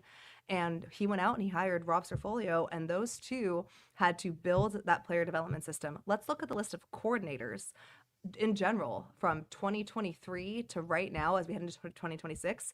It's at least doubled, if not tripled. I mean, the Cardinals had 7 full-time staffers in their minor league system. The Brewers had close to 20. Wow. The Mets had over 15. The Padres over 15. They just didn't have the people, and it wasn't fair to Jose Oquendo and his staff because the whole point of having coordinators in specific areas is to teach those areas. So you had players like Ivan Herrera. I saw Chaim Bloom come in and say, he probably wasn't set up to succeed as a catcher. When I said that, however, it was a crime. But it was true because the Cardinals didn't have a catching coordinator. They didn't need it. They had 2 decades of Yadier Molina. So seeing the coordinators, seeing Matt Swanson is a good example. There was not a lot of help in developing pitching. And the Cardinals used to be leaders, pioneers at homegrown pitching development. You see what Matt Swanson went through as he kind of shuttled between Memphis and St. Louis and what he worked with Matt Pierpont and the AAA coaching staff. And all of a sudden, you're really encouraged by the jumps that he made. Gordon Graceffo is going to get there too, I think. I know the results weren't right there, but you look at the stuff and the velo and the sustainability. These are all things that we can see, and I'm really excited to see how Kyle Leahy benefits from that approach. So if you're looking at player development improvements, you go to the staffing and look at the strides a couple of these young players made in just 1 year. That is super encouraging, and I'm not just saying that because, I'm trying to be the Cardinals hype woman. I think we've well established that I don't need to be that. But I do believe it because I see it and I see the work every day. What they're doing in player development is late, but better late than never, and I think the results have been pretty good. That's fair. Well, I know it wouldn't be a podcast with Katie if Andrew didn't get to ask an Ohtani question. Let's go. And now you actually have like a real in with this. So Andrew, fire away. Yeah, I mean, I know Sandy just left. He probably doesn't want to hear me do this, but we're all going to miss you. All the Cardinal fans are going to miss you, but I don't think any of them are going to be following your work as closely as I am over the next few years. But yeah, I mean, I've not been very popular. I mean, I got the Dodger hat on, but just wanted to ask you what it was like to cover that Game 3 where Ohtani, what did he have? 2 homers, got on base 9 times, and then what you're most excited for Ohtani to cover while you're covering him in LA. So Game 3 was, like I said, my first World Series game, and I'm just a runner there. We have a super talented beat writer, Fabian Ardaya, there for the Dodgers, and I'm just helping out. And my editors thought it'd be a great idea if Shohei Ohtani hit a homer to go find the fan that caught the ball. And I was like, there are like 15,000 people here. But sure, I'll do that. So he homers, and I'm like, no, please don't send me to the crowd. It's opposite field. I'm in left field in the auxiliary box. It goes to right, and I'm watching the trajectory, and I'm like, oh no. And it goes into the bullpen. And I'm like, oh, nobody caught it. I'm good to go. And then he hit another one because it's Shohei Ohtani straight to left field, and I'm like, how am I going to go find that man? Yeah. And my coworkers were like blowing up the TV screen. Luckily, this guy was wearing a gigantic hat. I mean, it was ridiculous.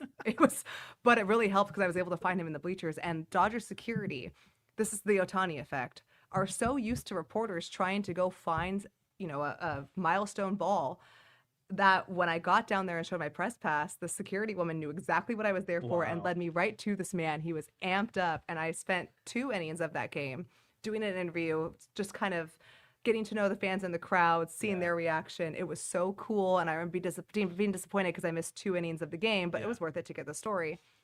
didn't need to be that disappointed because they played 18 innings that day. And that's kind of the Ohtani effect. But I really think what sticks out for me is the game 4 of the NLCS at Dodger Stadium. He was not doing well, gets called out by, he goes out and essentially says, we need to be better. And then he does that, 6 shutout, 10 strikeouts, 3 homers. And the second homer, this is a very professional press box. All right, it's the National League Championship Series. Yeah. We're all pros up in the press box. The second homer was so loud, people audibly laughed because we were like, what are we watching? And the third homer, everyone was just like, had a reaction. It was just like, what is going on? And I think that what is going on, that sentence is exactly how I feel when I watch Shohei Ohtani, because it's just so unreal. And I'm really excited to see that on a daily basis and see what else he can do. Because just when you think he's done it all, he somehow does something different. Yeah. Well, we really appreciate your time tonight, Katie, joining us. And I'm just curious, as we kind of segue out of this, do you think there's anything the Cardinals need to learn, or maybe are showing they're learning or can learn from an organization like the Dodgers? We get on the Dodgers a lot because they spend $1 billion. Yeah, I get it. So that'll be different always. That'll be a little different. But they also are so good at developing players and scouting players, especially internationally. Their entire opening day rotation of aces, by the way, was on the IL last year at some point. At some point, all 6 of them. And the Dodgers were still able to win the division because they had so much depth and talent in their AAA system. That happens. You can't go out and just buy people from, you have to be able to scout them well. You have to go out and be able to, whether it's on the amateur side, the pro side, or internationally, find talent to supplement your system. And the Dodgers, for as to other fan bases, annoying as they are at their spending, they're also very, very good at finding players. And if you want a confidence boost, if you're the Cardinals, the Dodgers president of baseball operations, Andrew Friedman, and their general manager, Brandon Gomes, worked with Heim in Tampa Bay. So this is obviously a very, very good tree in terms of how to build a farm system. And we've heard it from Bill DeWitt Jr., we've heard it from Heim. The Cardinals want to be a draft and development club. To do that, you have to draft well, which I think they have. And I think they're more open to modernizing their approach. And you also have to develop well. And they've dropped the ball there, but they worked feverishly to pick it back up. And I am encouraged with what's happening there. So I don't know. I feel a little optimistic. And again, 2026, we'll suffer through. I'll check in. Can't wait to see how it's going. But this is the necessary step to take for the longevity of the St. Louis Cardinals. And I think they're on the right track. Yeah. Well, again, Katie, we appreciate your time tonight. We appreciate all the years of coverage you've been here in St. Louis. We're going to miss you a ton, but also wishing you the best in LA and all that brings for you. We're going to do one more giveaway while we're on right now. Andrew, do you have the next name up for that? Maybe? Yes? Yeah, hold on. Okay, we're gonna do that Brendan Donovan bobblehead giveaway. I have another one. Yeah. Sorry, it's been in my car. Wait, so that's the box yours? is a little. Yeah, I brought it. Oh, I thought it was the one we had here. No, I brought another one because I found it in my car. It's a little banged up, but the bobblehead is in good condition. Okay, so this is so you're giving that one away then? Yes, take okay, it away. a Katie Woo Cars bobblehead. I don't know. That's what I'm gonna call it. The state of the box is not totally indicative of my driving. Maybe a little bit. But the Donovan bobblehead from Katie is gonna go to Scott Plaza. So Scott, you're great, man. Right when I saw the name come through, it's like, that's awesome. So Scott, you're grabbing that. We know how to get a hold of you, so we'll get that to you. So this next part of the show, Sandy is gonna host as a typical Birds on the Farm episode. If you're not familiar with that, on our YouTube channel, Cream Hawk. Sandy McMillan always do the prospect coverage over there, and Kyle Reese will be joining at some point too. So Sandy, Kareem, you guys can take it away. I just wanted to say one last thing to Katie. Really appreciate all the work you did over the years. I remember years ago, I think it was one of my first articles I ever wrote. I sent it over to you, and you ended up messaging back, told me some of your thoughts. So I thought that was as a very young writer at that time, that meant a lot to me. So I just wanted to say, thank you so much for everything over the years. And we're going to miss you. That is so nice of you. And I remember that. I remember that interaction. And I'm so glad to see where you are now, especially with the Cardinals and what they're doing. You're going to be such an invaluable resource to fans looking to know more about the prospects coming up and the future of the organization. You guys, all of you here on this podcast have done such a nice job of building your own brand through a very passionate fan base, and it's hard to do. It's hard to be a fan established podcast and get the support. I mean, you have Brendan Donovan, like that is, and that's something that like he clearly respects you guys enough to be on this. That's a testament to the hard work all of you have put in. So best of luck. Don't be strangers down the road. And you guys know it's the best fans of baseball for a reason. So I can't quit all of you. I'm sure I'll be around. Well, Dodgers fans, you heard that first. She loves us first. So here we go. All Thanks, right, guys. Kareem, Sandy, take it away.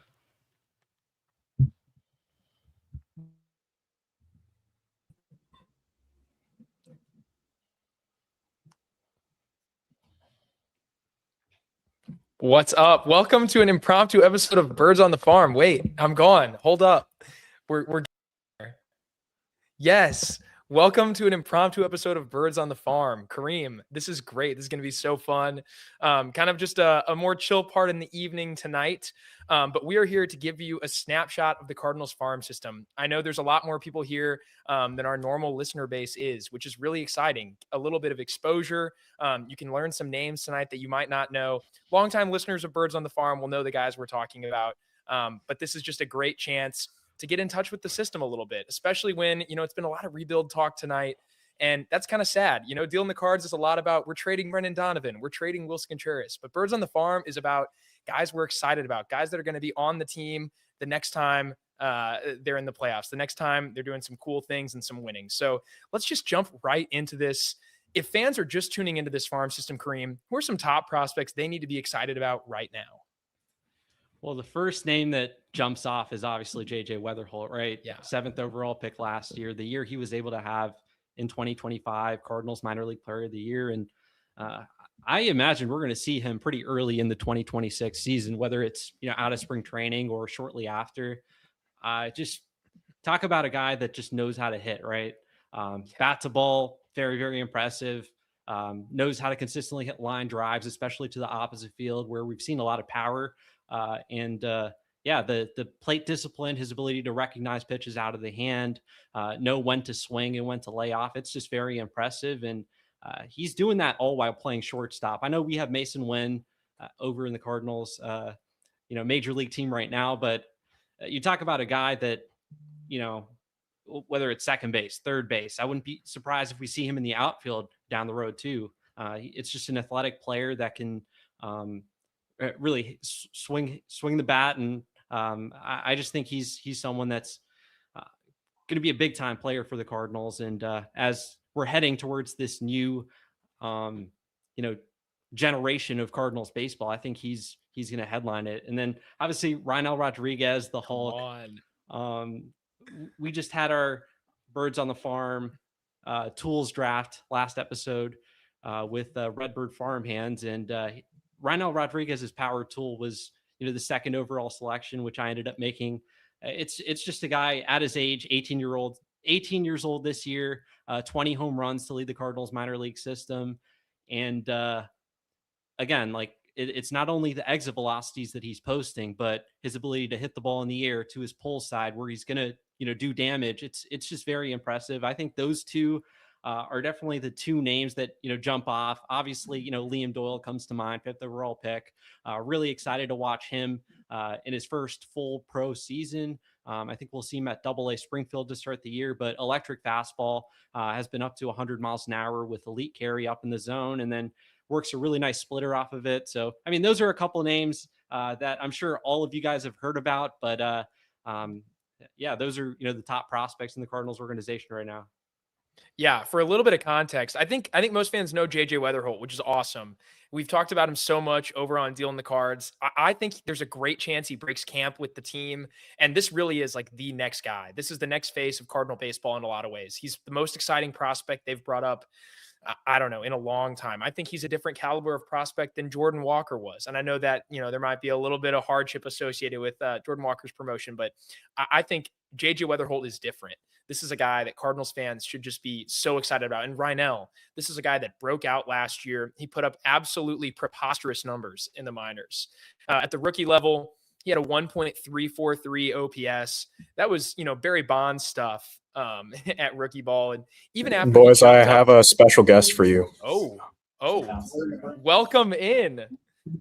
Oh my goodness. Oh my goodness. Hang on. Sorry. I've been going through it tonight. Sorry, guys. No, it's all good. It's officially prospect chatter hangout time. A little recess. And There you go. night.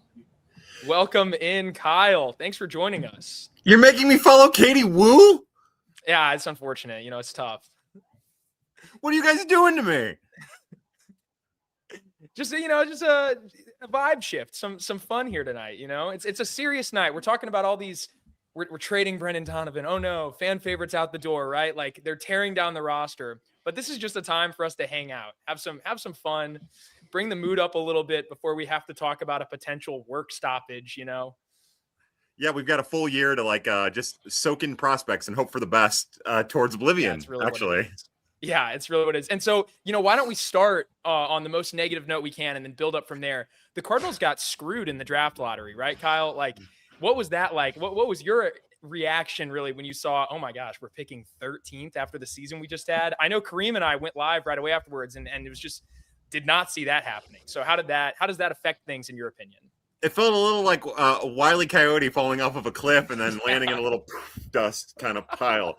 I got to listen to the podcast. I didn't get a chance to listen to it live, but I echo Kareem's thoughts. It really comes down to the $1 million. It's if they would have drafted 8th as compared to where they're drafting now, that cost them $1 million in draft capital, and that's a lot to take. It's a lot to change. So I still think that they're going to get a really good prospect at 13th. One of the things that I put on Twitter immediately was like, however X amount of the past 13th overall picks, and they'll still get a good player, and that's exciting, and I can't wait to see who it is. And they'll probably save a little bit of money in the process picking 13th overall. So, it was a bummer, but it's still cool to get a top 13 pick in this draft too, because it seems like it's a pretty deep draft, not only at the top end, but kind of as you get into like the top 50 or so prospects, at least right now, this far away from the draft. Yeah. Is there anything else you wanted to add to that, Kareem, for people that weren't in our stream last time? A lot of people are convinced that without a doubt, the Cardinals are going to get a lottery pick next year. And while I think there's a pretty good chance that they do, I don't think it's, set in stone that that's going to happen. I think having the opportunity to pick inside the top 6 is always going to be a luxury. And, you take that if you're the Cardinals. I know a lot of people were overthinking it. They were like, the Cardinals falling to pick 13 or whatever, it's better than if they had the 6th overall pick, just one slot away from, being able to pick again next year. I just think it all comes down to the money, right? You want to have more money to play with in the draft. Picking higher is going to allow you to have that more money. And especially, in this 2026 draft where we already know that the Cardinals will be picking in the competitive balance round A, I think having that additional flexibility picking in the top 6 where you have that more, when you have that additional bonus pool, I just think it would have been nicer to have that. But it's not the end of the world. The Cardinals are still going to be picking someone, a quality talent at that 13th overall slot. And obviously they've got other picks beyond that that I'm excited about, but always a bummer when you drop in the draft like that. Yeah, without a doubt. I think that, a lot of Cardinals fans, myself included, just banked on, we're going to get this top 5 pick next year. It's going to be really nice. Great infusion of talent for the system. And it's not the mid 2010s anymore. You can't do what the Astros did and draft first overall 3 times in a row by losing 105 games. It doesn't work that way anymore. And so I think that's something that the Cardinals need to be cautious of as they enter a rebuild here. And I think that's another reason you won't see the Cardinals go into a full rebuild where they lose, 100 plus games. But this is what we started with, Kyle. And I just want to ask you the same question I asked Kareem. For fans that are just tuning into the farm system, people that aren't necessarily as plugged in with the content that guys like you and Kareem produce. And by the way, go check out Kyle on Twitter. Great content, lots of good stuff. Same for Kareem as well. But for fans that are, not quite as plugged in, who are some guys outside of JJ Weatherholt and Rhinel Rodriguez that we've already addressed that you think those names they should learn and get excited about? Well, I think in the immediate future, maybe not next year, because we know this front office is probably going to be a little bit more precautious about rushing prospects. But I think the bat that everybody is going to be talking about that isn't JJ Weatherholt is Joshua Baez. He's just such an exciting young man, an exciting young player who's been through every up and down for that a prospect can go through. So it's hard not to root for him. He's a really great kid, and he's got a really loud bat with a lot of really loud tools and an incredible arm that's kind of underrated amongst all of his tools. And, he can get a little weird running around in the outfield, but it's because he's got a 6'4" frame and he's built like a tank. And those things, I mean, I have a 5'11" frame and I'm built like a potato. So I know how hard it is for me to run the outfield. I can imagine how hard it is for somebody of that size. So I think that he's like the first name that really comes to mind, aside from the great names that Kareem mentioned. Well, for me, the thing that I'm most excited about, aside from Rainiel and Doyle and Matt, see what kind of progress Matthews has made this offseason, and all of JJ Weatherholt. I think it's that group of injured pitchers that have either had arm surgery or were out for whatever reason that I'm anxious to see rebound in the 2026 season. Whether that is Hansel Rincon or Brian Holiday or Peyton Graham, which says nothing for Jerpy and Hens. And like, that's even with the uncertainty, for me, the excitement is there to see where these guys are when they come back, at whatever point of the season they come back. And because they're all talented, extremely gifted, potentially high-end arms. Yeah, Kyle, I've got a absolutely. question for you. Ooh. So last episode, we were able to do a Cardinals prospect tools draft, right? Yeah. And the first overall selection was JJ Weatherholt's hit tool, followed by Ronald Rodriguez's power tool and Joshua Baez's power tool. What would be your top 3 tools in the organization? Position player tools, right? Not Okay. pitchers. So whether it's hit, power, run, arm, fielding. What are some tools that stand out to you? Well, I hadn't thought about the arm of it. I was immediately went to the bat, right? And yeah, it starts off with JJ Weatherholt's contact tool, his hit tool, because it's not a contact tool, it's a hit tool. The kid hits, and there's no way that he's not going to hit at the major league level. Just whatever degree he's going to hit and how quickly he's going to get to his eventual ceiling. He's incredible, that young man. One thing that kind of comes out to mind, and I don't think Nathan. I'm not going to. Me. I don't. If Brian didn't make me include the prospects that have already made a major league debut, but so like I think about Nathan Church's arm, but I think that like Nathan Church, Chase Davis, and Joshua Baez all have like near elite level arms, just in varying degrees. Like some of those tools come to my mind. I think if I was forced to pick like the top 3, you nailed it. Rainiel's power potential comes to mind. The hit tool of JJ Weatherholt, and then like the third tool is kind of fun, right? And I think that you could make an argument that like my mind kind of goes in 2 opposite directions. I think that the catching potential of Leonardo Bernal defensively, he's not there, and it's hard to get to that place as a catcher. He probably won't ever get close to it, but I think the potential's all there for him to be an elite defensive catcher. He's not there. And again, it's a ways. And then oddly enough, like a random wild card that came into my mind is the hit tool of Noah Medlinger. Like, again, it's not loud. He hits the ball like 44 miles an hour, 90% of the time. I mean, it is a joke, but like, he just kind of hits the ball all over the place. And it seems in a more sustainable way than someone like Nathan Church, not as sustainable as Brendan Donovan as a prospect, but something like that, oddly enough, sticks out. I do think they've got some loud defensive tools. I think they've got some loud arms in the organization. Yairo Padillo's arm comes to my mind. Everybody loves that. They rave about it. But yeah, I think the key is, as I debate and try to figure out exactly what I want my third one to be, is that it really does start with Weatherholt's hit tool and Rainiel's power tool, and then varying levels of like Daniel Ortiz's power tool as well, and Joshua Baez's power tool. So I think that's the fun part of the organization, is I think that there's a serious amount of depth and athleticism that hasn't been there in a long time. Something I noticed just doing the draft last week, JJ and the next person in the organization in terms of hit tool, I mean, that's a wide gap. I ended up picking Brian Torres for my hit tool, and Sandy ended up picking Ryan Mitchell, who is a ways away, and we haven't really seen him show what he's capable of, in the pros just yet. But it feels like after JJ, I mean, there aren't a ton of quality, just pure hitters in the organization right now.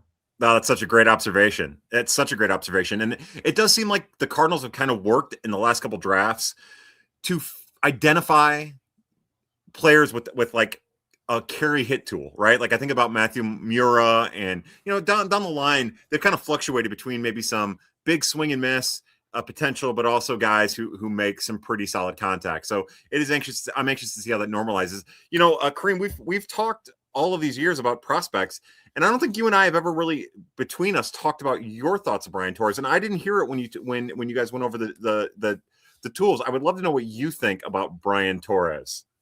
It just comes down to how is this going to translate at the major league level? Because we've seen it in the minor leagues. We've seen it in indie ball. The guy can just flat out hit, right? He knows where to hit the ball. He makes a lot of contact. Not a whole lot of power in the tank with Brian Torres. He did hit I think 105 mile an hour home run pull side one time, but I mean, this isn't someone you're going to expect to hit for a lot of power, but I mean, he's an interesting player, right? A guy that can play a lot of different positions. I think he can handle his own in center field, can obviously play the corners as well, second base. I think he started his career at catcher too, just a very weird player, but I was a little bit surprised that the Cardinals added him to the 40 man.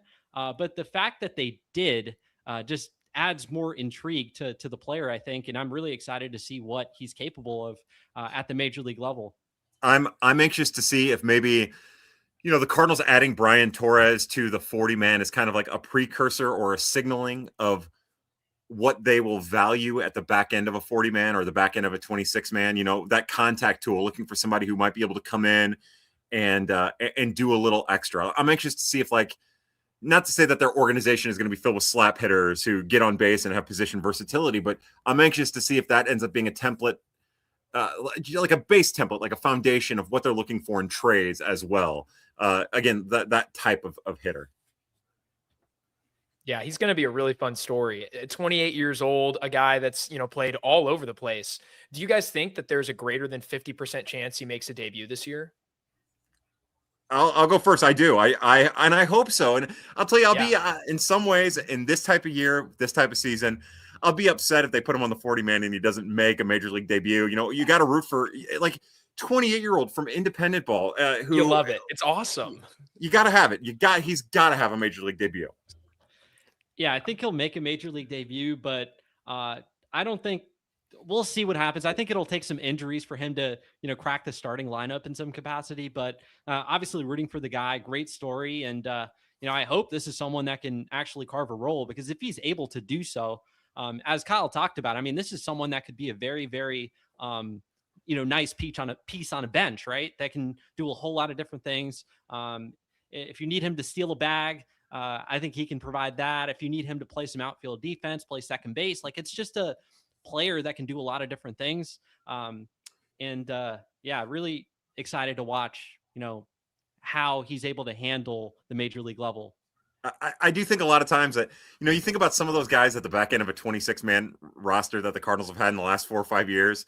Yeah. If Torres can even make enough contact to hit like 240, he's 240, 260, not strike out a lot, do a little bit defensively. He's already an upgrade from Michael Ciani, not defensively, but Ryan he's already, yeah. So I think that's Hurst. intriguing.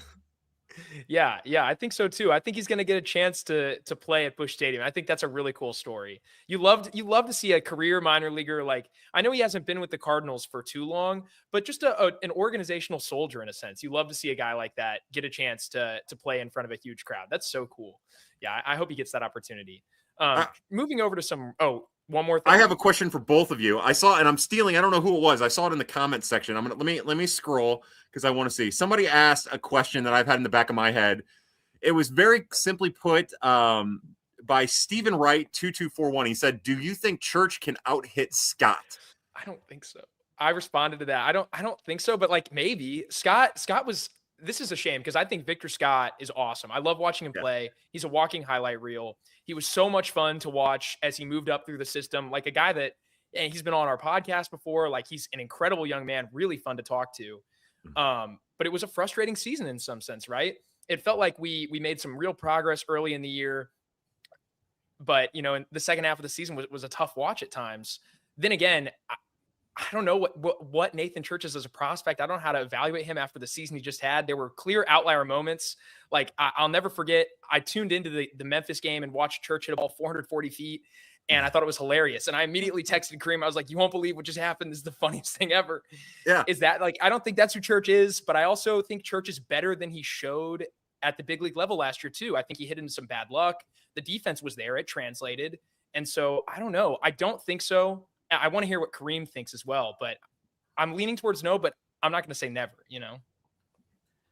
Yeah, I think there's a possibility. You just never know until these guys are, getting the opportunity at the major league level, playing every day. And, Scott really struggled in the second half. Yeah.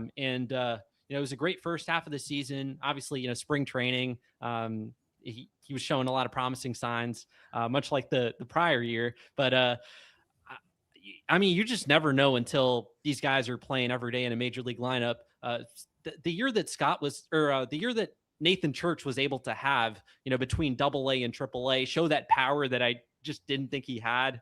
I don't think he's going to be a guy that we can expect to, put up like a 200 ISO like he did in the minor leagues. But I think there's more power in the bat than, I thought initially. And, the bat to ball skills are really good. I think they're maybe even a tick above, what Victor Scott is able to do just in terms of just bat to ball. Maybe he's not going to, hit line drives at the level that Victor Scott did, when he was having all that success. But, I think, Church is interesting. I think if Victor Scott has a similar second half or first half of the season as he did, the second half of 2025, I wouldn't hate it at all to see Nathan Church get a run in center field over him. So yeah, I agree. I'm in the same boat. I'd love to. I can't. You know me. I'm the low man on Nathan Church. I give him a ton of credit for what he's turned himself into, but I'm anxious to see what kind of role he's able to carve himself out.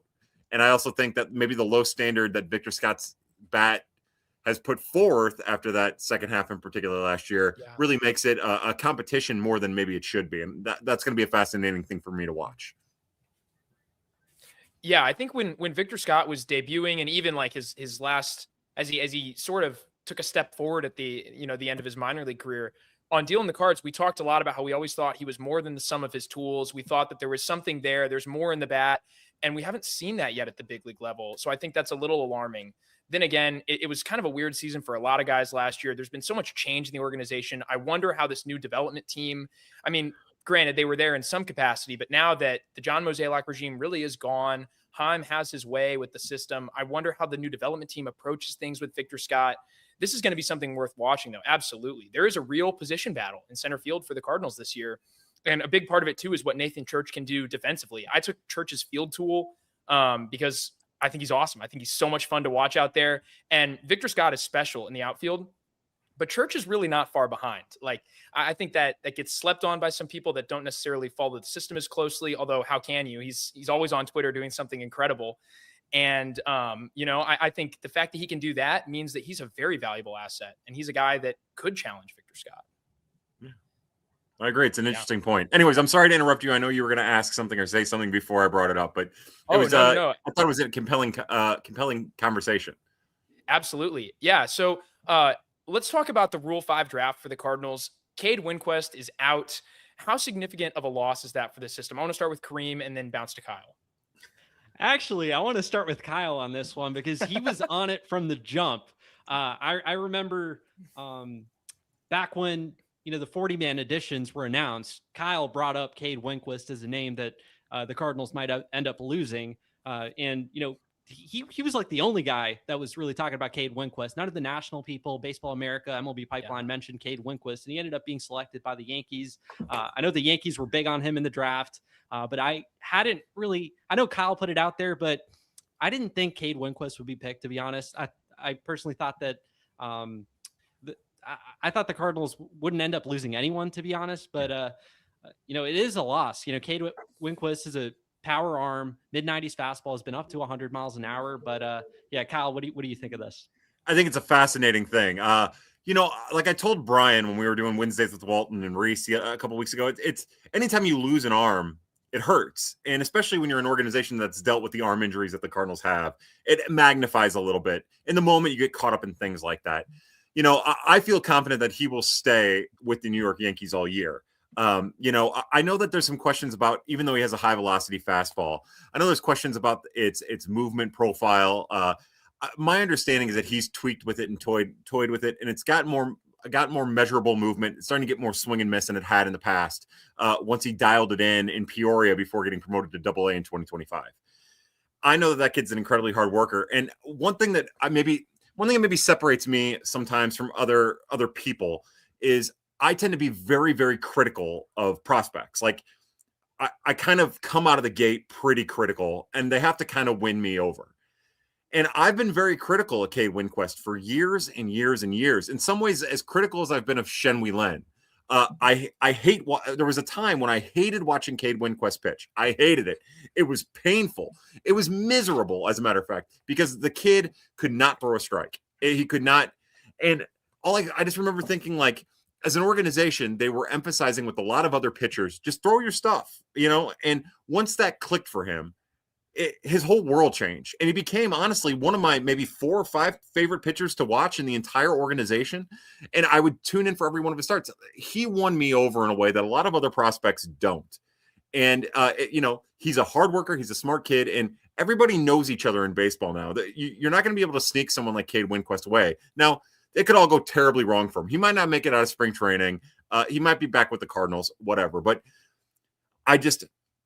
there's something to be said, just like with Joshua Baez, but in a different way, for a prospect who has immense tools, that is willing to put in the work and embrace modern techniques to get as close to their ceiling as they're capable of, and to tweak and toy and understand and put in the work and have the natural talent behind it. And Cade Winquist is just one of those guys. So we had, like I mentioned, we started hearing some rumblings over the weekend that there might be a team beyond the Yankees that would have taken him, and then maybe another team beyond the Yankees that would have taken him.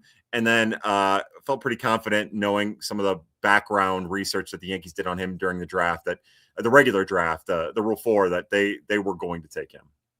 Yeah, in 42 1/3 innings, when he got promoted over to Double-A Springfield, just 12 walks. And, Winquist, as you mentioned, was a guy that at the start of his professional career, he was very erratic. The command was just not what it is right now. So I think the Yankees must be bullish on an arm that, has the stuff. We know he could, spin the ball his spin rate on his fastball is among the best in all of minor league baseball.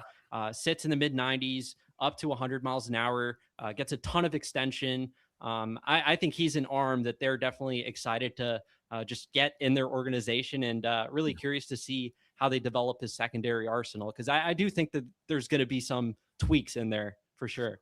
Yeah, the splitter, in the Cardinals organization, he only threw the splitter, like the splitter cutter, the combo of the two, like 8%. And I'll wager everything that in spring training, he's throwing that splitter 30% of the time with the Yankees. They'll want to get a feel for that. They'll want to see what they can do with that pitch. He'll more than likely, he's messed around with the slider and a slider. I bet he scraps that pitch. They'll probably have him throwing the cutter more, and utilizing fastball, curveball up in the zone a lot more than he has, quite honestly. It's going to be interesting. Like Cream said, it's going to be really interesting to see how they augment it. Yeah, absolutely. We'll have to keep an eye on that situation. I'm sorry we're on such a tight schedule tonight, but this finishes out our little impromptu Birds on the Farm. We will have to do something in the future. We can't just end this conversation like this.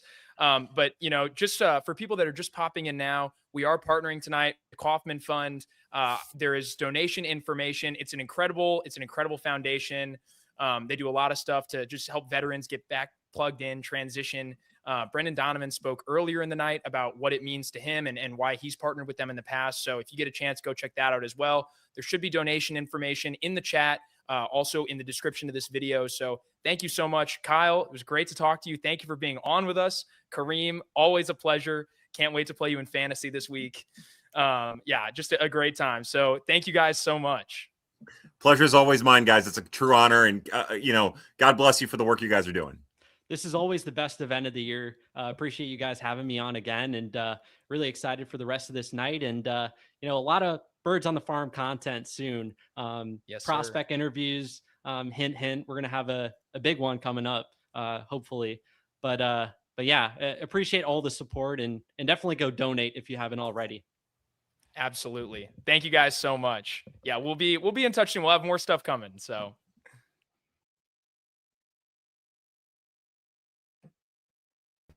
All right, we're back in. Here What's we go. up? Hey, thanks you for letting me have a little bit of a break here, so I'm not going 4 hours straight. That was awesome. I need to connect with. We always connect with Kareem, but I need to connect with Kyle again soon. As Andrew's kind of working on the technical side of things in the background, we're gonna do 2 more giveaways. And again, if you donate to the Kaufman Fund, it's an organization that Brendan Donovan partners with. They support veterans local to the St. Louis area through a variety of means. We've already raised over almost $2,500 tonight, so we want to keep that number going up if possible. If you donate to the pinned comment in the YouTube comments, I believe it's in our description as well. Any amount gets you entered into our giveaways. And so for the first giveaway I'm gonna do, Ben Gallen, you're getting a Brendan Donovan bobblehead. So we're gonna get that information to you, Ben Gallen. You're gonna get this Brendan Donovan bobblehead. And then next, we're going to do a Bowman's First auto of Brendan Donovan. It's a pretty sweet card. You won't be able to see it as well here, but we'll get this to you here soon. And Rick Hess, you've won the Bowman's First auto Brendan Donovan. It's a pretty sweet card. We still got a bunch of other giveaways to do tonight. David Freese sign ball, Chris Carpenter sign ball, Nolan Gorman sign back, a couple of different packs of boxes, some headbands that Donnie wears during games. We'll give those away. It'll be fun stuff throughout the night. But next up is an awesome guest. I've been really excited for this conversation tonight. It's Derek Gould of the St. Louis Post-Dispatch. Appreciate you joining us during such a hectic and busy time of year for you.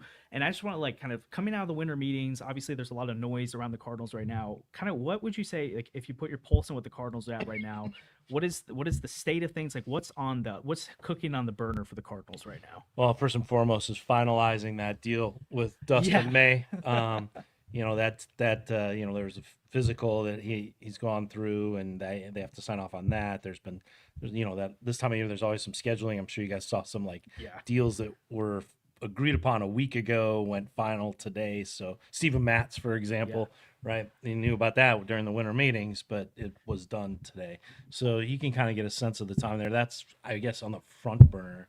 On the near front burner is just all the trades that they're kind of looking at. And, you know, they left winter meetings feeling really good about what they were about to propose to teams, right? So like, what is their ask going to be? Where they want to focus, who they want to go after, but also like having a real sense of the teams emerging as the most persistent to come after them. So, you know, they got to a good spot. You know, Brendan Donovan was super popular, and you look at the GM meetings, there it became very clear that there were going to be teams that offered pitching for him. You know, Kansas City stood out, their willingness to trade starting pitching. You kind of got that sense that, okay, he was super popular, right? There was a lot of calls on him.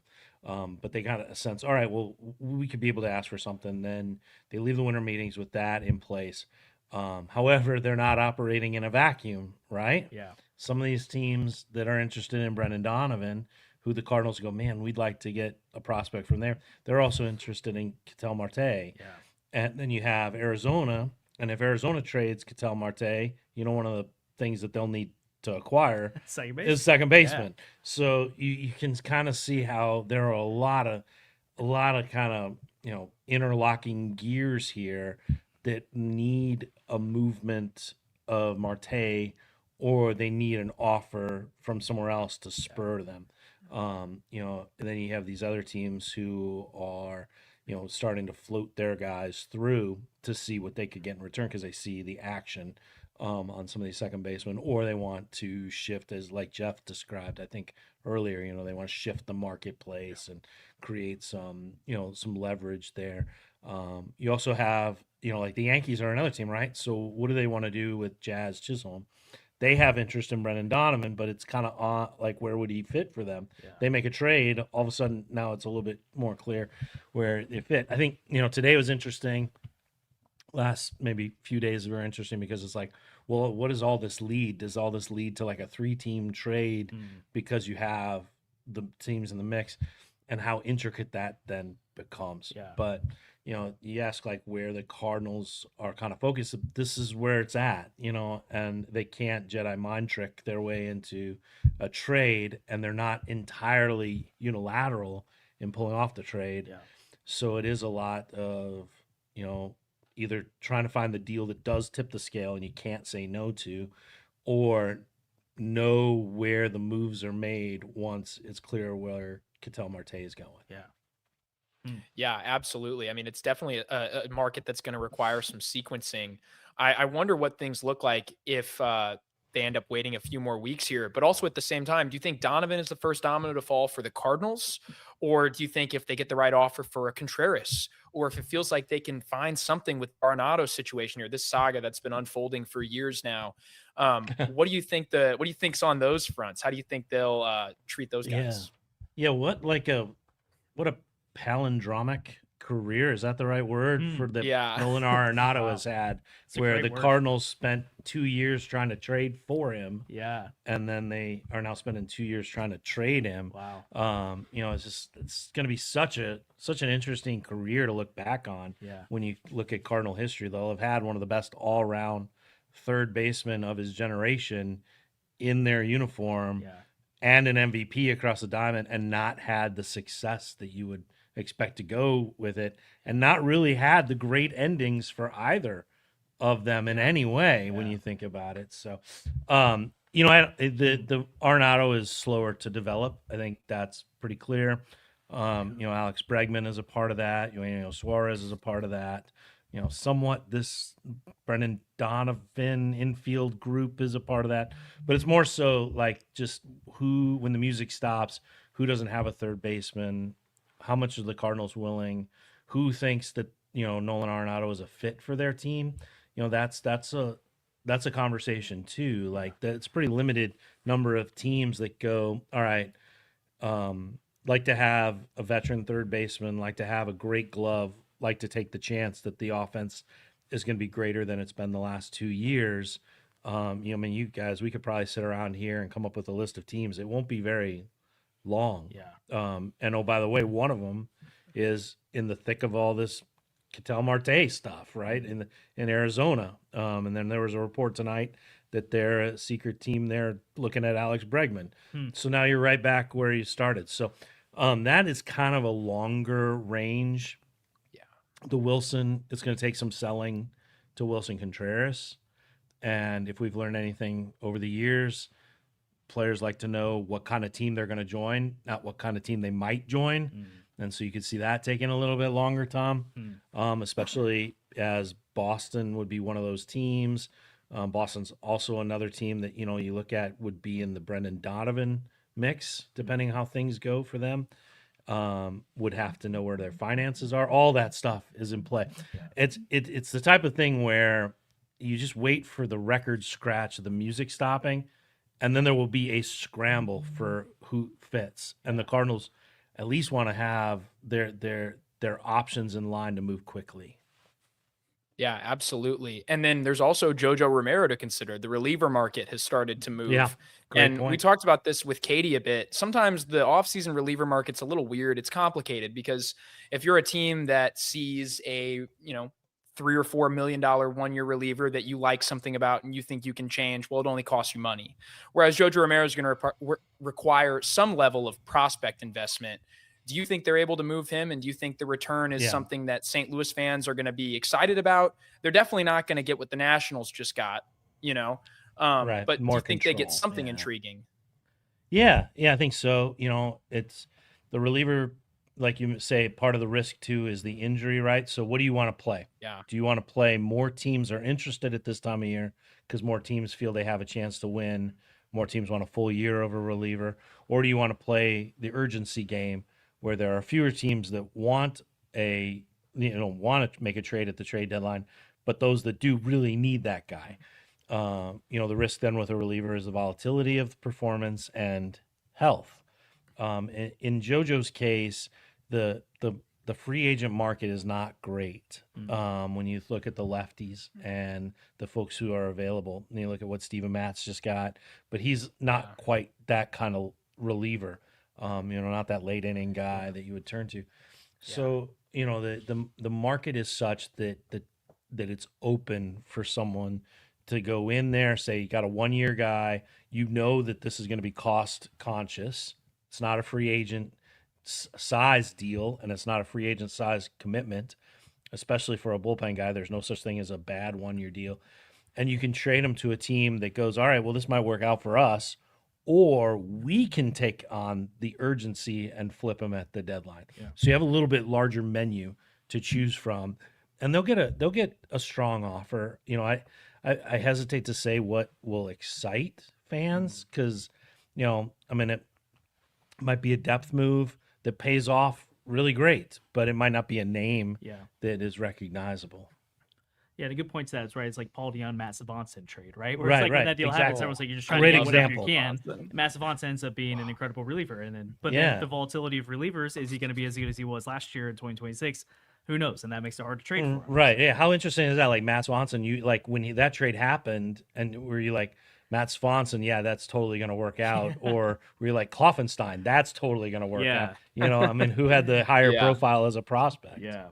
I want to take a moment to zoom out a little bit. I referenced it right before we jumped on this conversation you recently had with Kevin Wheeler on your podcast, the best podcast in baseball, which is truly the best podcast in baseball, especially in Cardinals land. And he has just kind of zoomed out and talked about the economics of the game. And I know that's a big conversation amongst all baseball fans right now, heading into what we feel like is probably going to be some kind of work stoppage in 2027, or at the very least a contentious winter, figuring out what the CBA will look like. And I think both of you presented how complex the situation is, but also like potential routes which would take the MLBPA and ownership to come to an agreement on, that maybe could level the playing field for mid to small markets like St. Louis and the Dodgers of the world, the Yankees of the world. Could you just, I mean, take that in whatever direction you want, but peel back the onion layers a little bit for fans about what it could look like for Major League Baseball to move in a direction where there is a little bit more of a level playing field, like you see in the NFL or the NBA, where the Green Bay Packers financially have the same ability to go after things as the Los Angeles Rams do, right? The market size doesn't matter as much. And how realistic it is that the economics of the game truly do shift through the CBA, or if we might just see a contentious offseason and CBA negotiations that doesn't really change things in terms of the salary cap floor or how revenue is distributed. Yeah, there's a lot there. Yeah. So go wherever you want. We have 4 hours to let's start with start with where you were with the Packers, right? Okay. Let's start with where the biggest solution is and the biggest gaps are. Okay. It's the TV deal. Yeah. It all comes down to the TV deal. I mean, like the Packers, we know their revenue because of the way they're built and everything like that. Similar but not exactly the same, but similar to like, you know, what the Atlanta Braves, because they're publicly traded, you can know some of their finances, right? I mean, the Packers, they took in 400 plus million, right? Just off the national stuff. The NFL is operating at a far different register than the other professional sports leagues. Baseball's not going to get there. They're just not. But could they get closer to what the NBA has? They have greater inventory of games. They have broader, inventory of games.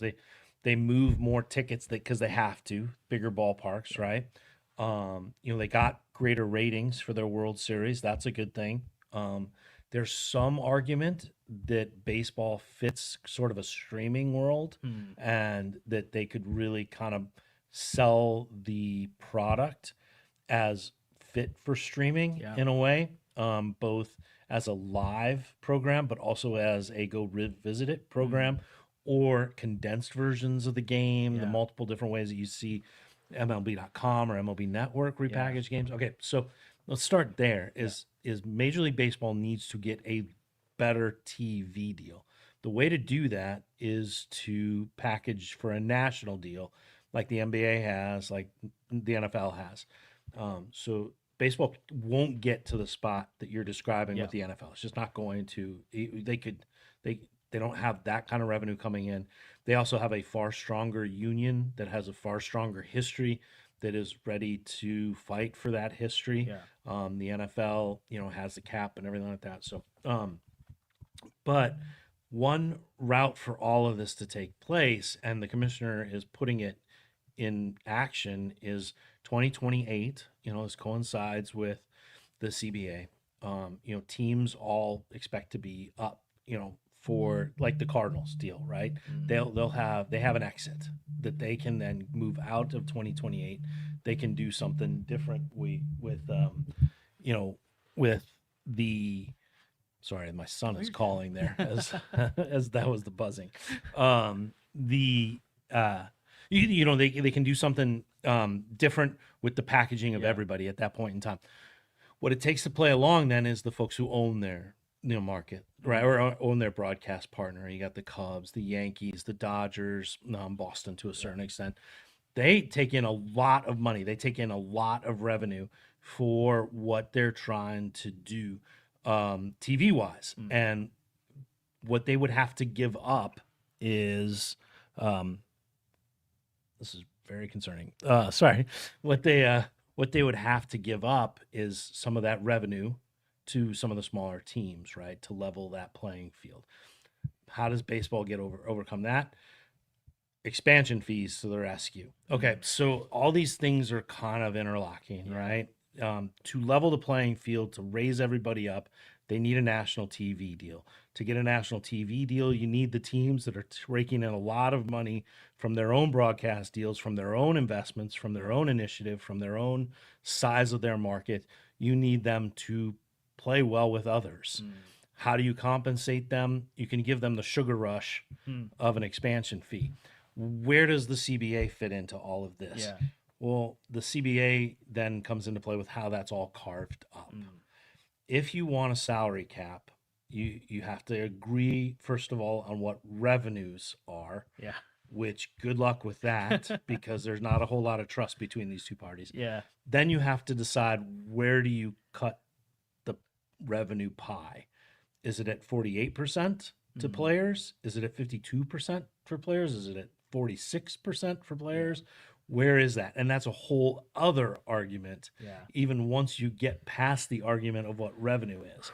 And so the way for this to go forward for baseball is to raise the revenue of the smaller market teams that had the broadcast bubble pop on them and absolutely crater the regional sports network. So raise them up and then find a way to incentivize their spending in such a way that elevates their eagerness or their willingness or whatever to keep their talent, to not only draft and develop, but stop becoming farm systems for the bigger teams. That's the real gap there. And this, I talked with David Stearns there with the Mets, and he was talking about how, just the difference between a small market and a big market team. And he's like, big market teams can make these investments that give them an inflexible roster because of the money, whereas smaller market teams can be flexible. And I asked him, well, that basically sets up, smaller market teams and the fans to go, I got a guy for 6 years, but I won't have a guy for the entirety of his career, because then the big markets will just skim off the talent of free agency. That has to change. How do you do that? There are a number of different ways to do that don't involve a salary cap. Probably do involve some kind of spending floor, but do include two other parameters that are cousins of those. One is what they already have, which is the CBT, the luxury tax, and then some sort of built-in incentive that would grow out of, say, the prospect, the draft pick initiative, where you get a benefit for having a young player on your team. It would grow out of that. So say you do a franchise deal with your star, there would be some benefit, that would be a financial commitment for that team to then hold on to the Paul Skeens of the world for the next 10 years of their career at market value, which the Pirates would have to be willing to pay. But there would be some sort of benefit to that. I mean, you just detailed even, and like you said, we could So talk yeah, we hours could go about forever. this, Yeah. but even Sorry just for the with- filibuster. No, but within that, I feel like it illustrates how complicated this is. Oh yeah. And so, what level of optimism do you have? I love how, I don't want to be all doom and gloom on this one, but like that 2027 is going to happen, that there's going to be a season. Well, so I think it's important for fans to know that like a lockout is procedural, right? Okay, so the CBA is going to expire, and there will be a lockout, and there probably won't be winter meetings. And a year from now, we probably won't have action or even reports and speculation and everything like that. We just won't have anything. As they negotiate, we'll have negotiation talk, which is awesome and thrilling, and everybody can't wait. I'm sure we'll be trading baseball cards for the executive committees and the owners and the labor relations group from. We'll all know their names. But that's procedural. That at this point in time, 12 months from now, there could be a lockout and baseball won't have lost any games. Yeah.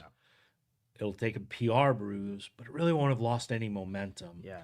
We're not talking about, well, we are talking about, but we don't have to actually think about a lost year of Shohei Ohtani at his peak. Yeah. A lost year of Paul Skeens at his peak. Yeah. You know, like, you know, this is a good question for Andrew, right? I mean, look, right now, Shohei Ohtani's a pitcher and a hitter. Yeah. There's a lockout in 2027. You lose months, you lose a year. Yeah. Does he come back as a pitcher, or is he just a hitter after that?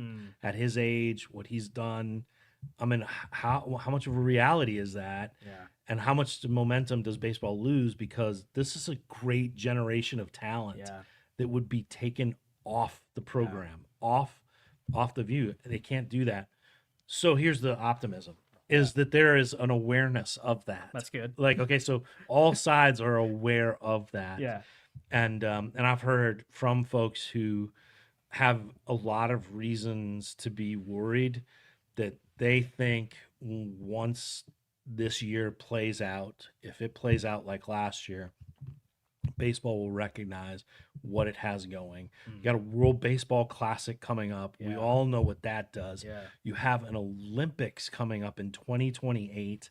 You know, baseball has a chance in the next 3 years to become a global game to the size it's never been before. Yeah. And all of a sudden you want to carve the heart out of it with a lockout. There's a lot of people I talk to that say, like, both sides are aware of it. It's a matter of where do they meet. Yeah. It's a matter of posturing. It's a matter of leverage. But they know the end is to not lose this opportunity. Yeah. Well, you made me feel a lot better through that. I'm hopeful that's the direction it goes. Derek, I'm spitballing a little bit here, but listening to you talk about the economics of the game, I'm just wondering, is there a way to change? Because I think part of the problem is that young players don't get paid fast enough in baseball. I wonder, is there a way to change the qualifying offer, make it look more like a franchise tag, or would the union never agree to something like that? Is there a way to restructure rookie contracts maybe? Because I think you're right. I think a salary cap's not going to happen. I mean, maybe it happens, but I don't know. I don't think that makes sense. I don't think it's ever going to be the size that the NFL is, where you can just throw around this national money.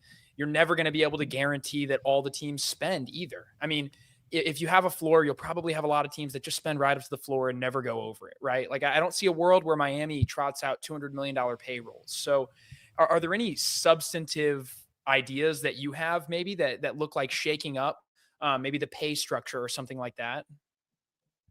I mean, I think you can, and this is something that Kevin Wheeler and I talked about on the best podcast in baseball, and he pushed back on it, but then kind of came around. But you can incentivize spending on baseball operations in a way that would raise everybody up. Now, does that mean a $200 million payroll? I mean, eventually we're getting to a point, and it's not too far off in the future, where every team will have to have that, right? But you can incentivize this notion of, like, baseball operations spending. What do they do? And you don't want to get to a point where all of a sudden, like you're talking about with the Pirates, where all of a sudden they're just like spending lavishly on a player beyond their value to then reach a minimum point, right? That doesn't, what you want to do is, they've made strides with paying the younger players. I think you look at the prospect bonus pool, the 0 to 3 bonus pool that got Skeens paid very well. Mason Wynn got a bonus from it. 10 Brewers got a bonus from it. That's a good thing. You want to create that structure. You also want to be respectful of that whole history, right? And the growth of salaries, right? And that they're able to do that. They've doubled the minimum. You got a lot of $1 million now 0 to 3s that's possible. Yeah. Whereas before, you look at Ryan Howard, and he was like, punitively held back from being $1 million player. That wouldn't happen in today's system, which is good. I think you're right as far as like breaking down some of the barriers when it comes to, like, say, a qualifying offer, or restructuring arbitration in a way that is less adversarial, even if it's to a point where it's just data driven. right? Like this is what your WAR is, this is what you get paid, right? We could set that structure up. It's not great, but you could set something up like that where it's more performance based than it is market based. And if you take it out of the market, then you're not seeing teams. You guys were talking earlier about Paul DeYoung's deal, right? Well, one of and I'm not defending it, but it was the largest deal ever for a player with his limited amount of service time in the majors. So that skewed everything up, for everybody around him. And that's why like the Cardinals kind of like were like, look at what we did, right? We committed this amount of money. We set a record for a player with his amount of service time, even though it was like a small number, but that spoke to where things were at that time in the economy. Yeah. If you could take away that precedent setting level of arbitration and just make it performance related and allow teams to kind of break from it, as opposed to having the thumb from Major League Baseball on do not lose arbitration cases, do not settle in a way that skews the market upright. If you could take that governor off, then you would see even more growth for the younger players. Well, I want to be respectful of your time with us tonight, so I want to. Well, I was hoping to stick around for Bernie. So here we go. Well, I think he's on next soon, so Yeah. we'll get you on. But I want to ask you too, like looking back, and Sure. then a question that then will propel us to look forward. But obviously, the John Mozeliak era has officially ended now. I'm curious what you think long-term fans will remember his leadership as. I don't know. I think that's a great question, and it's probably something that we will all wrestle with, because for various reasons, because the dynamics of how people view and evaluate and digest news changed so much during his time, and it became rather more and more caustic towards the end of his time.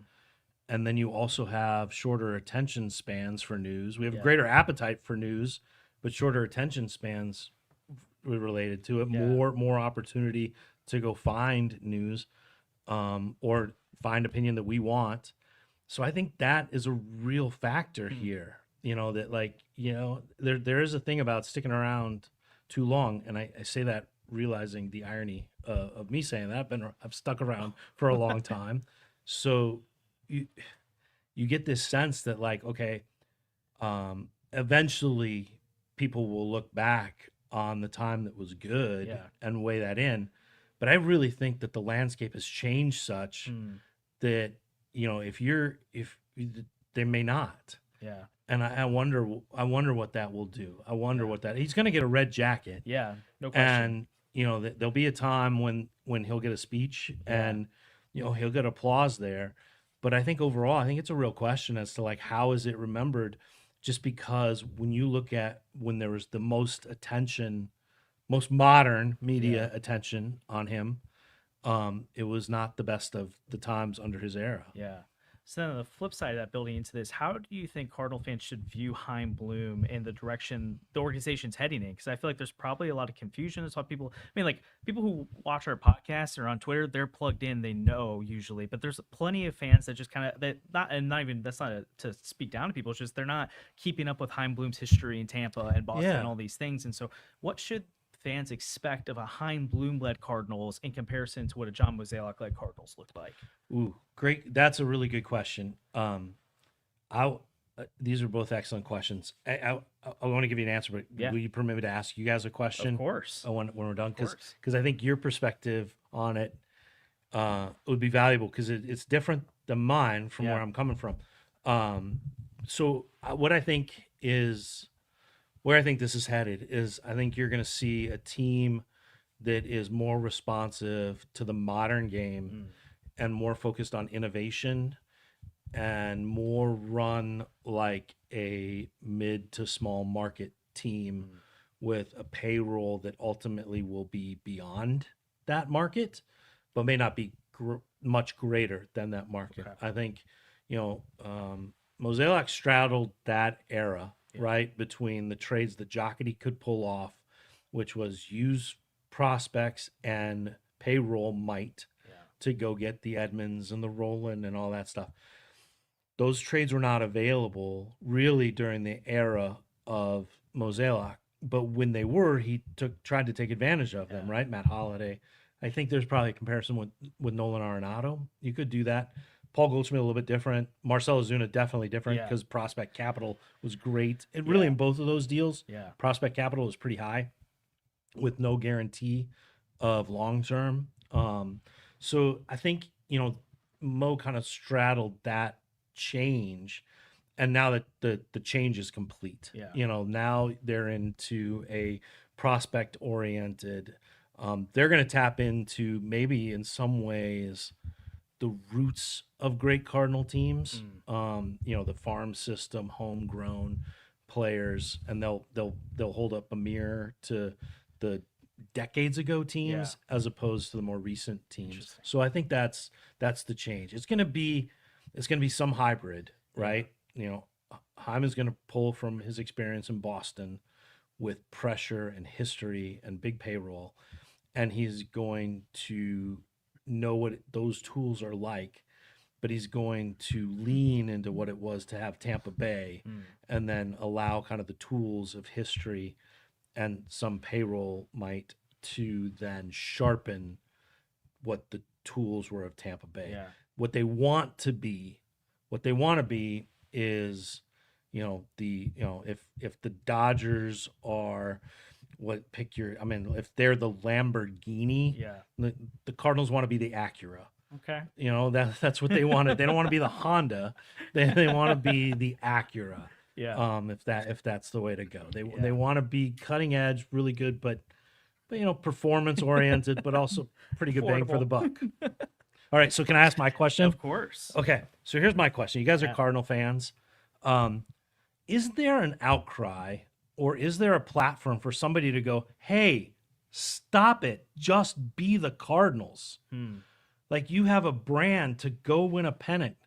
Like, I don't hear much of that, which I find fascinating. Is it kind of the results of the last few years that everyone's like, well, this hasn't worked out, tired of losing, but would rather have a homegrown team or would like a refresh?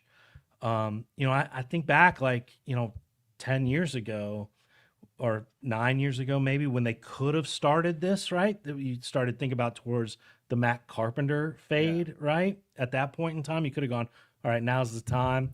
I guess Yadier Molina was still really strong, so you probably didn't want to do it at that time. But you could have gone into this, but there would have been an outcry that, like, stop it. Go win a pennant. So are the Dodgers so good that Cardinal fans are like, well, we're not going to get there, and that's part of it? Has the past few, why isn't there that outcry? Why isn't there like a either fans or a podcast that just is screaming out to be like, you know, just go get Alex Bregman. Go get good. Sandy, what do you think? Lead with that one. Well, I think we felt that way for a long time. I think this slide from 23 to 25 to me feels a lot like 2016 to 2018 in some ways. It's a little different, of course. I think they were better in 2015 than they were in 2022. I think there was more young talent in the organization, and I think the light at the end of the tunnel was closer during those years, but it's still a 3-year playoff gap, a 3-year playoff drought. And there was a lot of losing, and there were really frustrating teams, right? Like the 2017 team couldn't hit a lick. It was so frustrating to watch them play. And it felt a lot like this last team, 2024. What a frustrating ball club. And so, but at the same time, like, now that they've done it twice and that 4-year playoff stretch yielded nothing for them. They went to the playoffs 4 times in a row. They had great moments in the 2019 NLDS, and I think that gets overlooked. But after that, they got swept in the NLCS that year. The 2020 wildcard COVID playoffs was weird, and Daniel Ponce de Leon ended up pitching in a huge spot, and that was terrible. 2021, they lost to a really good Dodgers team that came out of that NL West with like 106 wins as a wild card team. And then 2022 was them a historic blown lead with Ryan Helsley on the mound, your superstar closer. And so I think Cardinals fans looked around and they said, well, with this new playoff format, we can win our division and not even get to play in the divisional series. So it's no longer be the best team in the Central and then get a 5-game series where you're hosting a playoff series. It turns into, well, maybe win your division, try, but the Brewers are really good now and the Cubs are spending money and they just, they're not going to sign Kyle Tucker, but they acquired Kyle Tucker. Like they want to play now. And they've got this forward thinking front office, and maybe the Pirates are getting it together with Paul Skeens. So I think the landscape around the Cardinals feels very different right now than it did back then. Also, I just think fans look at the playoffs and they say, well, all of a sudden you've got these super teams that seem to dominate in October now. Like this Dodgers team might be too good to lose, in the playoffs. It certainly felt that way the last 2 years where, sure, they were really good in the late 2010s, but now they're this juggernaut. They're this team of destiny. And every offseason, you expect them to go spend $1 billion. And they set market value on these guys where, like market value is whatever teams are willing to pay. It's not what a player is worth in a vacuum, And so when you think about what the Dodgers are willing to pay for a guy like Yamamoto, who's never thrown a major league pitch, and they're willing to fork over $325 million, or a guy like even Ohtani, who is great. Andrew, Ohtani, he's your favorite player. He's incredible. He's great. But $700 million, the Juan Soto deal, $765 million. It just feels so much less accessible than it's ever felt, I think, to Cardinals fans, where we know we're not like this small market team, but now it really does feel like a small market. It just feels inaccessible. And even if you make it, what are you going to do? Get stomped in the wild card series by some great team from the East? Yeah, I do think there's an element of the timing too, right? Like if this Dodgers run, which was starting in the early 2020s, but really 2023, 2024, 2025 is when they really went all in on the talent. In 2022, you have a Cardinals team that had 2 top 3 MVP finishers. You had that magical season from Albert Pujols. You had Yadier Molina still. You had a solid rotation, a good bullpen. And yes, they went, and Quintana and Montgomery were substantive upgrades, but they didn't make that big move. We're not even talking about Juan Soto necessarily, but they didn't go get that true ace. They didn't try to put themselves over the top. And I wonder if that's where this team was right now, where they had clear talent on the roster, but they just need a little bit more juice. And I feel like you'd hear it from the mountaintops of people screaming, go do it, because you could try and wait this out, but you're never going to outspend the Dodgers. So go do it now. When you look at the team now, you're like, you don't have a front end starter. You also don't have pitching depth. You have a mediocre lineup. So adding 1 star to it doesn't change anything. So why spend now? I guess that's where I would think about it. But I think you're always going to find fans that think that they should have been in Pete Alonso this offseason or Alex Bregman or those types of things. But I think most people are trying to be realistic with it to say, like, unless you've really done the foundation right, like a Milwaukee Brewers have, you're not going to have any chance against the Dodgers. And then we just saw what happened to the Brewers when they met the Dodgers, and it wasn't even close. I wonder if there's a line that you connect between that and the lack of ticket sales. Yeah, like just both of what you guys are describing.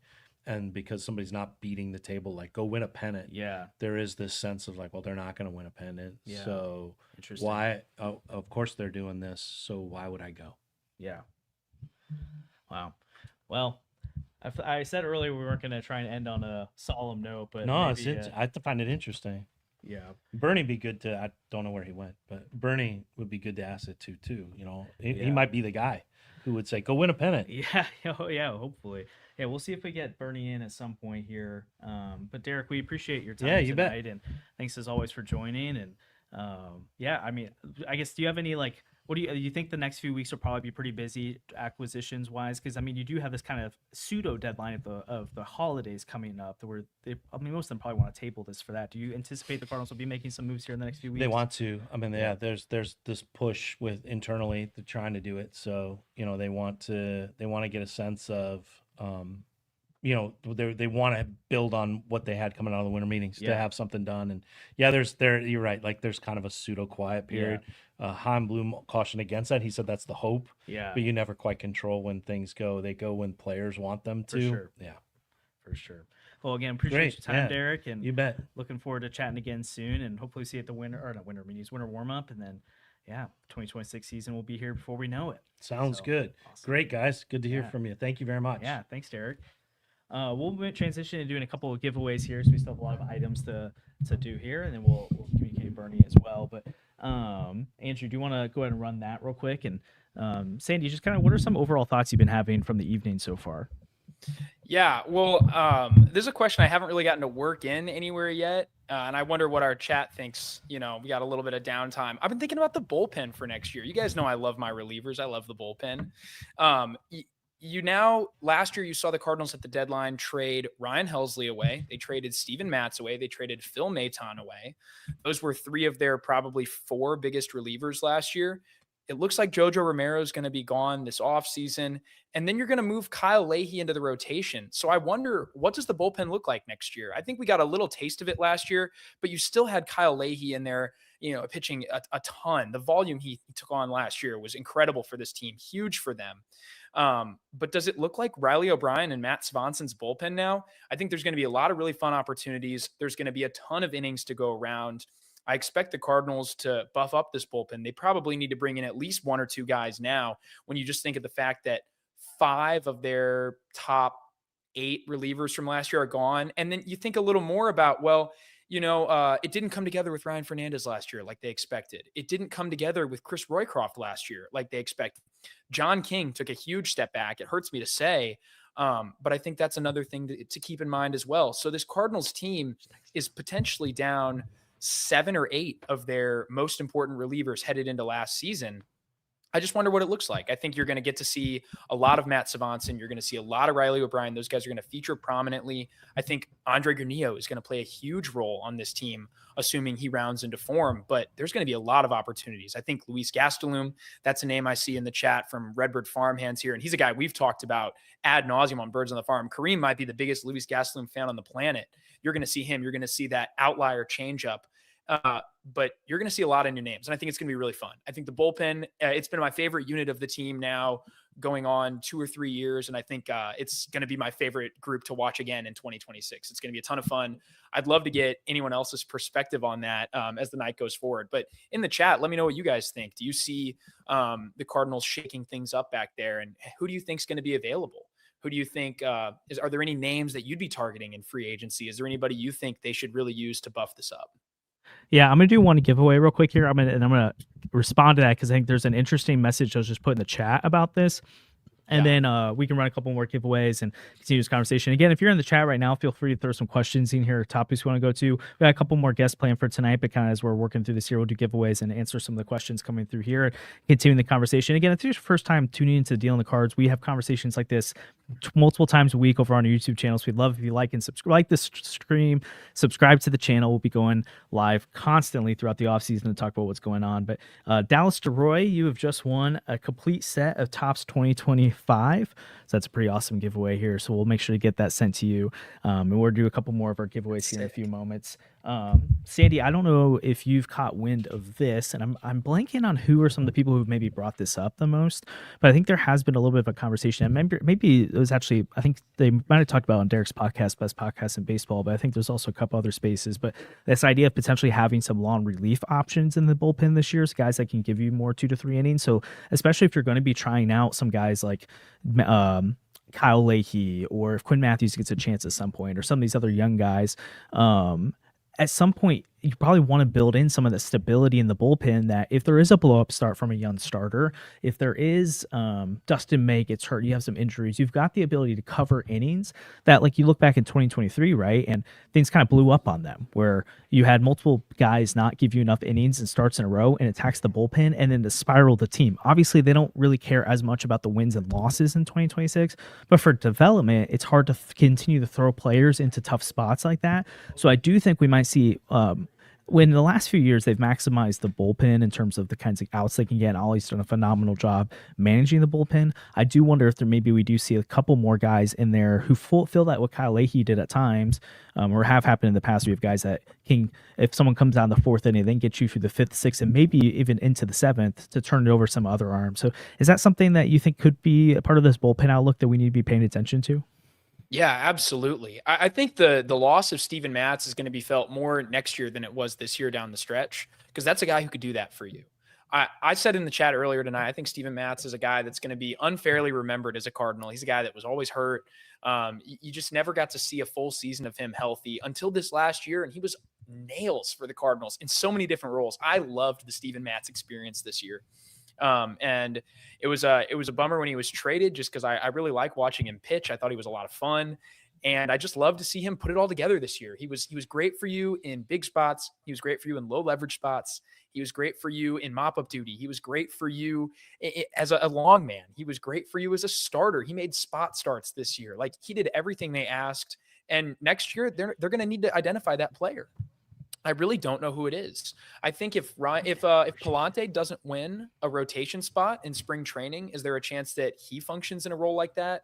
Could we see something like Richard Fitz fitting into a role like that? I know he's a guy that has traditionally been a starter, but maybe the Cardinals use him as a reliever if they don't have, if he doesn't win a rotation spot, which I don't think is necessarily the most likely outcome. So I wonder who it's going to be, but I think you're right. They're going to have to find some long men. Maybe the Cardinals go with a sort of 4-man and then a piggyback type spot, especially as they bring up some of these young pitchers as well. Like if Quinn Matthews breaks into the rotation, in June, that's a guy that you might not expect to give you a ton of volume right away because he's brand new. The Cardinals could ease some of these guys in. So I think it's going to be worth following. Definitely going to be very interesting. There's just going to be a lot of shuffle in the bullpen, but it's going to be a lot of fun. The Cardinals, if they've shown me one thing, it's that they can identify talent. They can identify relief talent, and then they can make the most of it. And whether that's a guy who's 34 years old, like Phil Maton, who then immediately has the best year of his career in St. Louis, or whether it's a guy like Matt Savanson, who's 25 and laboring in Double-A, and comes over to St. Louis and turns into one of the best relievers in the division, even the National League last year in some sense, or, whether it's a guy that nobody's talking about right now. So I think the Cardinals are going to be able to do that. They're going to put together a fun unit. It's going to be worth watching. But yeah, Josh, there's going to be a lot of shakeup. It's going to be so many new names. You might only see of their group of 8 by the end of the year. Right now, we might only know who 3 or 4 of those guys are. That's really exciting to me. Yeah, it will be really interesting to see whether it's guys from we're gonna both have another special guest jump on here too, but I'll respond to this real quick. That it'll be interesting to see the mix of prospects in the system, whether they're guys who have a potential to start long term that maybe get an opportunity in the bullpen, or just some of these bullpen prospects like Luis Castellon, versus also some veterans or guys that claim on waivers, like kind of how they, especially in a transition year, rebuilding year, try to build out that rotation. So we do want to spend a little bit of time, though, talking to one of our special guests here, and this is obviously Devin from 314 Sports Cards and Collectibles. We've been partnered with you guys for 2 years now, maybe more than that. And we did the charity stream for the first time last year here live, which is super awesome.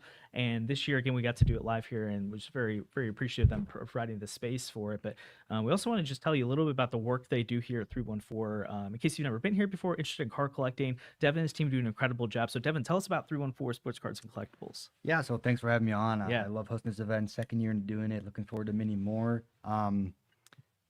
So we've been in business for about 5 years now. Open up in St. Louis area, about 20 minutes from the ballpark in downtown St. Louis.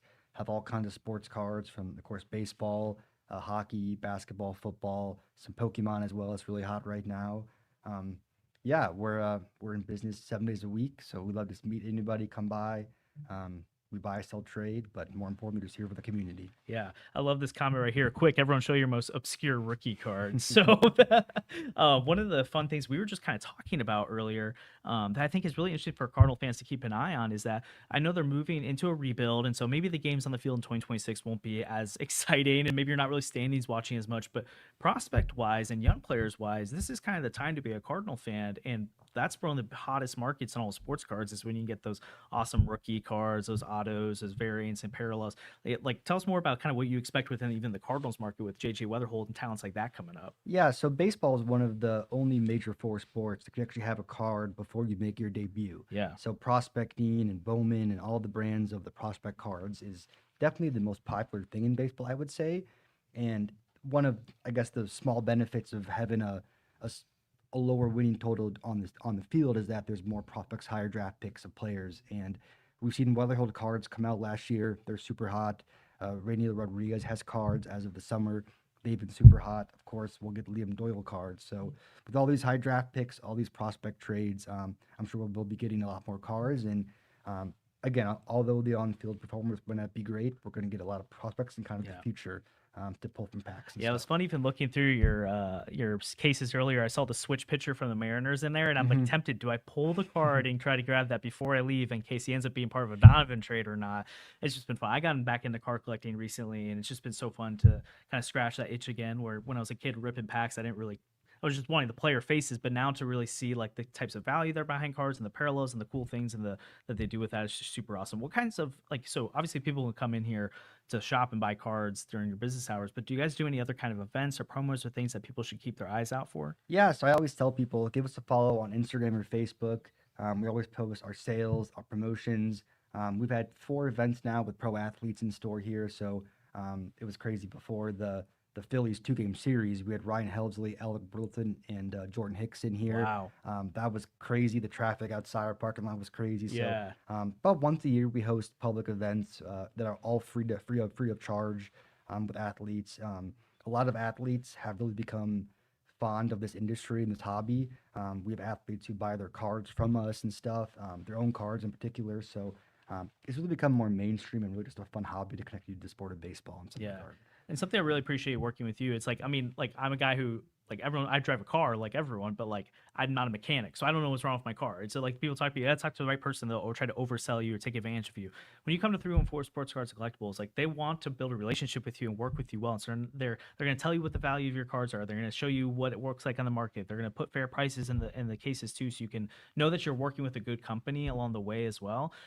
For someone who's getting new or maybe back into card collecting, like what are some tips or recommendations or things that you guys can do in the store, whether it's different packs and boxes that they can be ripping, or maybe it's just starting with something in their PC collection that they want to go targeting? What are some like advice you'd have for someone here who's like, maybe I want to get into card collecting again? Yeah, I could definitely understand how overwhelming it might be compared to like the 80s, 90s era where there was just kind of one product for every brand. Yeah. Now there's Topps Chrome, there's Topps Finest, Topps Tier 1, all these different brands.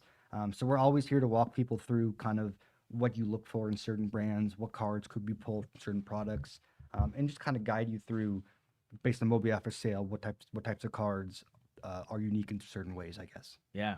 Well, for one more question in terms of how people can find you, is there ways that if someone doesn't live in the St. Louis area that they can interact with your store, purchase cards, do things like that? Yeah, so we're going to be launching our e-commerce site here probably next year. Okay. So that's exciting. But yeah, Instagram, Facebook, and of course our email. I've actually gotten probably 10 or 12 emails over the last year from listeners of you guys. That's cool. It's been great, whether it be buying, selling cards, asking for information. So Yeah. our website has all that information on it. And yeah, I definitely look forward to engaging. Again, we're always here to help. I'm in my 20s. I'm going to be here for a lot longer. We're here to build a community. So. Yeah. What time, like what's your store hours typically? Yeah. When they can find you? Yeah, so we're open up Monday through Friday from 10 to 6 and Saturday and Sunday from 10 to 4. Awesome. Well, Devin, appreciate you coming in and A, providing the space for us. B, you also donated a bunch of different of the giveaways. And so just to really appreciate the support you've had for this podcast, support for the Cardinals community, and this, especially this event every year. It's been really awesome to be able to do in person here and have guests come in and people look around the store. We've had people come in and watch the podcast for this charity stream for a little bit and shop around. And so it's been super cool. So we really appreciate your support. You guys are awesome. Keep doing it. I'm listening every time and let's keep it going. Awesome. So, Thanks, Devin. Thanks, Josh. I yeah, appreciate it, of course. man. Really appreciate you, man. We're gonna do a couple more giveaways here in a second as well. But yeah, Sandy, I'm curious from your perspective. We talked a lot about the Donnie stuff, and obviously that's been a huge part of our podcast for quite some time now. Yeah. Brendan Donovan talk, and I mean, it does kind of feel like we're hitting the finish line potentially here. Like, I wouldn't be shocked. Yeah. I mean, maybe it's a little late at night, so maybe not tonight, but I really wouldn't be shocked over the next few days if we're going to see something happen here. Have you been intrigued at all about the type of value that it seems like the Cardinals can get now? Because I think that was one of the main topics that we had early on about why you shouldn't trade Brendan Donovan. Even though I think we all, like you, me, Andrew, I think we would like to see them extend Brendan Donovan, keep him. We know it's not happening though. One of the things we were afraid of going into the offseason is that there'd be Cardinal fans who tell you why the Cardinals shouldn't extend Brendan Donovan, how he's not that valuable, he's not a star. And so then it made me think, well, I think you're undervaluing Brendan Donovan. And if the rest of the league doesn't view him that highly, then you're not going to get actually a good return for him either that's worth dealing him. It does seem like after the winter meetings now that the Cardinals are looking at potentially some really nice value in return for Brendan Donovan. So has this at all like comforted you in this idea that the Cardinals may be moving on from him? Yeah, it's a challenging topic because I think when I talk to, when I've interacted with other fans, first off, drawing up prospect packages as returns is such an exercise in futility. It's so funny because, I'm doing it when I'm not familiar with other systems. So when I'm looking at another system, I'm like, oh, let's look at this list and let's take in, a couple of statistics that I can do right now. I'm not watching any film. I'm not talking to people that are on the ground there that are in deep in another system and know what's going on. And so I really don't know how they're valuing their own prospects. And I'm just pretending that whatever list I'm reading is accurate. And I don't even know how the Cardinals value those prospects. So first off, like it's just so hard to draw stuff up. So when I look at a system like the Mariners, for example, and I say, I think Brendan Donovan is worth more than Sinche. That's a name I see coming up a lot. Durangelo Sinche, the switch pitcher from Seattle. And I see people that are Seattle fans are like, you'd be lucky to get Sinche. Well, I don't think so. I think he's a righty only at the big league level, probably. And I don't think that's an arm that I would move Brendan Donovan for, but I don't know how the Cardinals value him. So it's just really hard, right? Like my limited perspective on this is so hard to come together on a deal like that. It's very different than when you're talking about trading for another major league player, where you're like, oh, this is a move that I can clearly see why this would help and why and how my team values this guy and what would happen. So, yeah, I don't know. I think it's interesting. The packages that I've seen other teams fans put together, I'm like, I probably would just hold him. But, that's just where I'm at. I think you're right. I think executives view Brendan Donovan more highly than teams fans do. I don't think there's any real executive that's walking around saying Brendan Donovan's just a utility player. But that's a line I see all the time from these other fan bases on Twitter. And it makes me so mad because it's such a stupid take, right? Like we know Brendan Donovan is way more, he's a utility player in addition to being a linchpin in your lineup, right? He's a utility player in addition to being a building block player who can lengthen your lineup.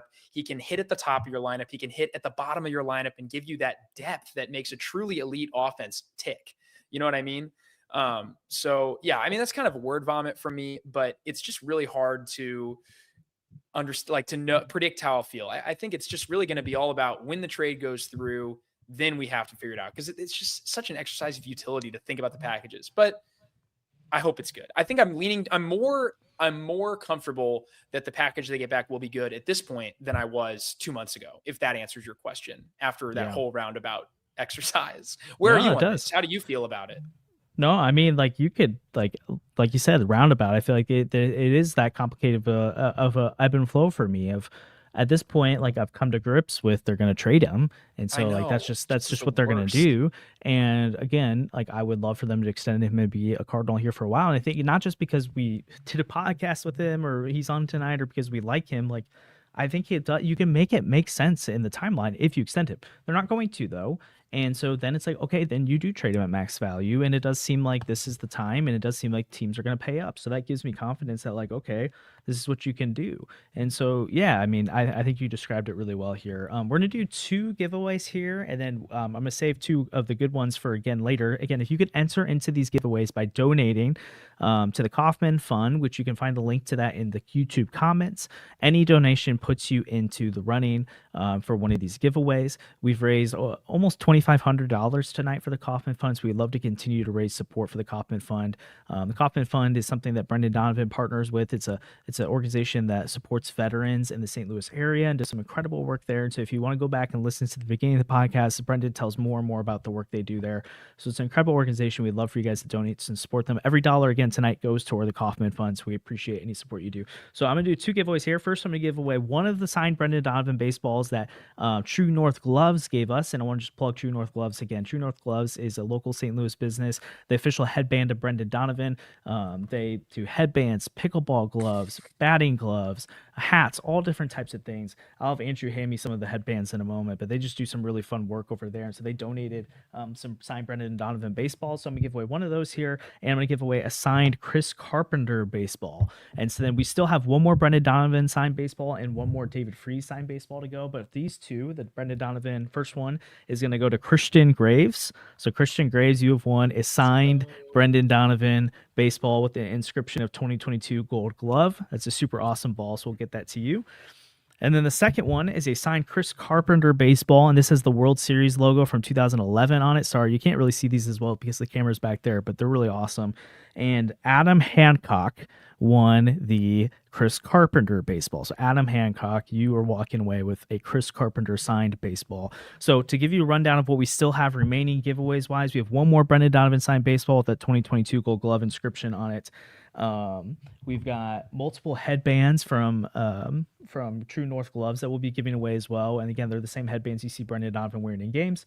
We've got an Ivan Herrera Froman's first auto. I think it's 1 of 50 card. Oh, sorry, it's a base, but it's a PSA 10. Incredible card. And we have a Nolan Gorman signed bat. I think that's all the rest of the things we have, right? Or do we have the Topps Chrome still to give out? Okay, so that's the rest we've got. So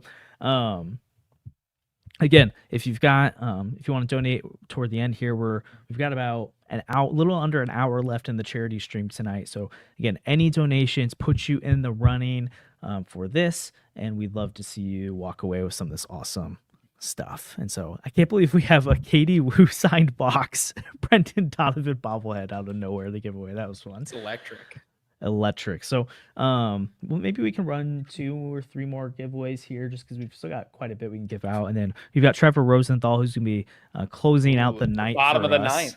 Ooh. Yeah, so in about 23 minutes we'll have Trevor Rosenthal joining us to Dude, close maybe they out. should bring Rosie back, because the bullpen's gonna have so many holes this year. I mean, You know, let's get this maybe man they working will. out. Let's get Maybe this they man. will. I know he's still got a nice heater. Let's get him working out. I remember one of the first times we talked with him on the podcast, he was still in that like in between of whether or not he was going to return to baseball or not. I'm guessing it's probably pretty safe to say he's done with baseball. Okay, now. but it was safe to say that Phillip Rivers was done playing football. And I don't know if you watched the Colts this week, but it was a lot of fun. You know, that is a fair point. So anything is possible. Trev, we'd love to see you come back. So if it would actually be the greatest thing of all time if Trevor Rosenthal came back. Oh my goodness. Maybe we'll I'm drop just a trying to nugget in there imagine later. that. Who knows? It'd be Yeah, so I mean, awesome. Trev's why not our go for guy. it? Yeah. Ooh. I think I'm thinking we'll save the baseballs for a little bit longer, and let's give away maybe this Ivan Herrera Bowman first card. That's a pretty sweet card. So again, this is an autograph Bowman's first Ivan Herrera card. It's a base card, but it's a PSA 10, so it's a pretty elite card here. This one is going to go to Jesse McCombs. Jesse McCombs, you have won the Brendan Donovan, Ivan Herrera PSA 10 Bowman first rookie card. Thanks again for donating toward the Kaufman Fund. And again, if you want to get entered into these final giveaways, the Kaufman Fund, you can donate any amount of money and it will go toward that, and you're entered into the giveaway. The next 2 things I want to give out are some of these awesome Brendan Donovan headbands. So there's this St. Louis flag one that I'm going to give out to the first person, and then this Donnie Hustle one. And again, you can get these from True North Gloves at truenorthgloves.com. You can use our code TrueNorth25 to get 25% off your order there. So the first one we're going to give away here is this flag one, and this one is going toward David Desner. So David Desner, you've got the Brendan Donovan headband, and if you look at just games and pictures, Donnie's worn this a couple different times, and so that's a fun one. And then the second one is going to go to Barrett Moore. Barrett Moore, you got the Donnie Hustle 33 headband here, so it's a pretty awesome one. Yeah. So we got a couple more headbands to give away. We've got the David Freese signed baseball, the Nolan Gorman signed bat, the Brendan Donovan signed baseball, and I think that's all we have left to give away. So that'll be fun. So again, get your final donations in if you're still listening and you haven't donated yet. Otherwise, if you're donated, we'll give away here soon. Even if you don't hear it in the stream, like if you missed it, you missed out for the last few minutes, we'll contact you and make sure to give it away. So again, appreciate all the support so far. Sandy, it's just hard not to sit here, and I know we got Trev coming on here in a few moments. We'll talk with him soon, but it's just been really cool to hang out with so many fun Cardinals content creators, players. Just it's a fun event. This is my favorite thing we do all year, and again, it goes toward a good cause, right? The Kaufman Fund. And I think you, me, and Andrew all in unison on this one, right? That anytime we're able to raise money for organizations like the Kaufman Fund or Big League Impact that we've done before, it's a beautiful thing, and it's because of your guys' support, this podcast. The reason that we're able to have all these awesome guests on, the reason we're able to raise this money tonight, is because of your support of this podcast. And so I'm blown away by the kind of people get to be on this podcast and the kind of partnerships we have with like 314 and True North Gloves, but also just the support you guys provide to this podcast. And so truly thank you from the bottom of our hearts for tuning in to this tonight and for all the money you've given toward the Kaufman Fund. But Sandy, I don't know, just as you sit back and think about how this night's gone so far, what are your thoughts?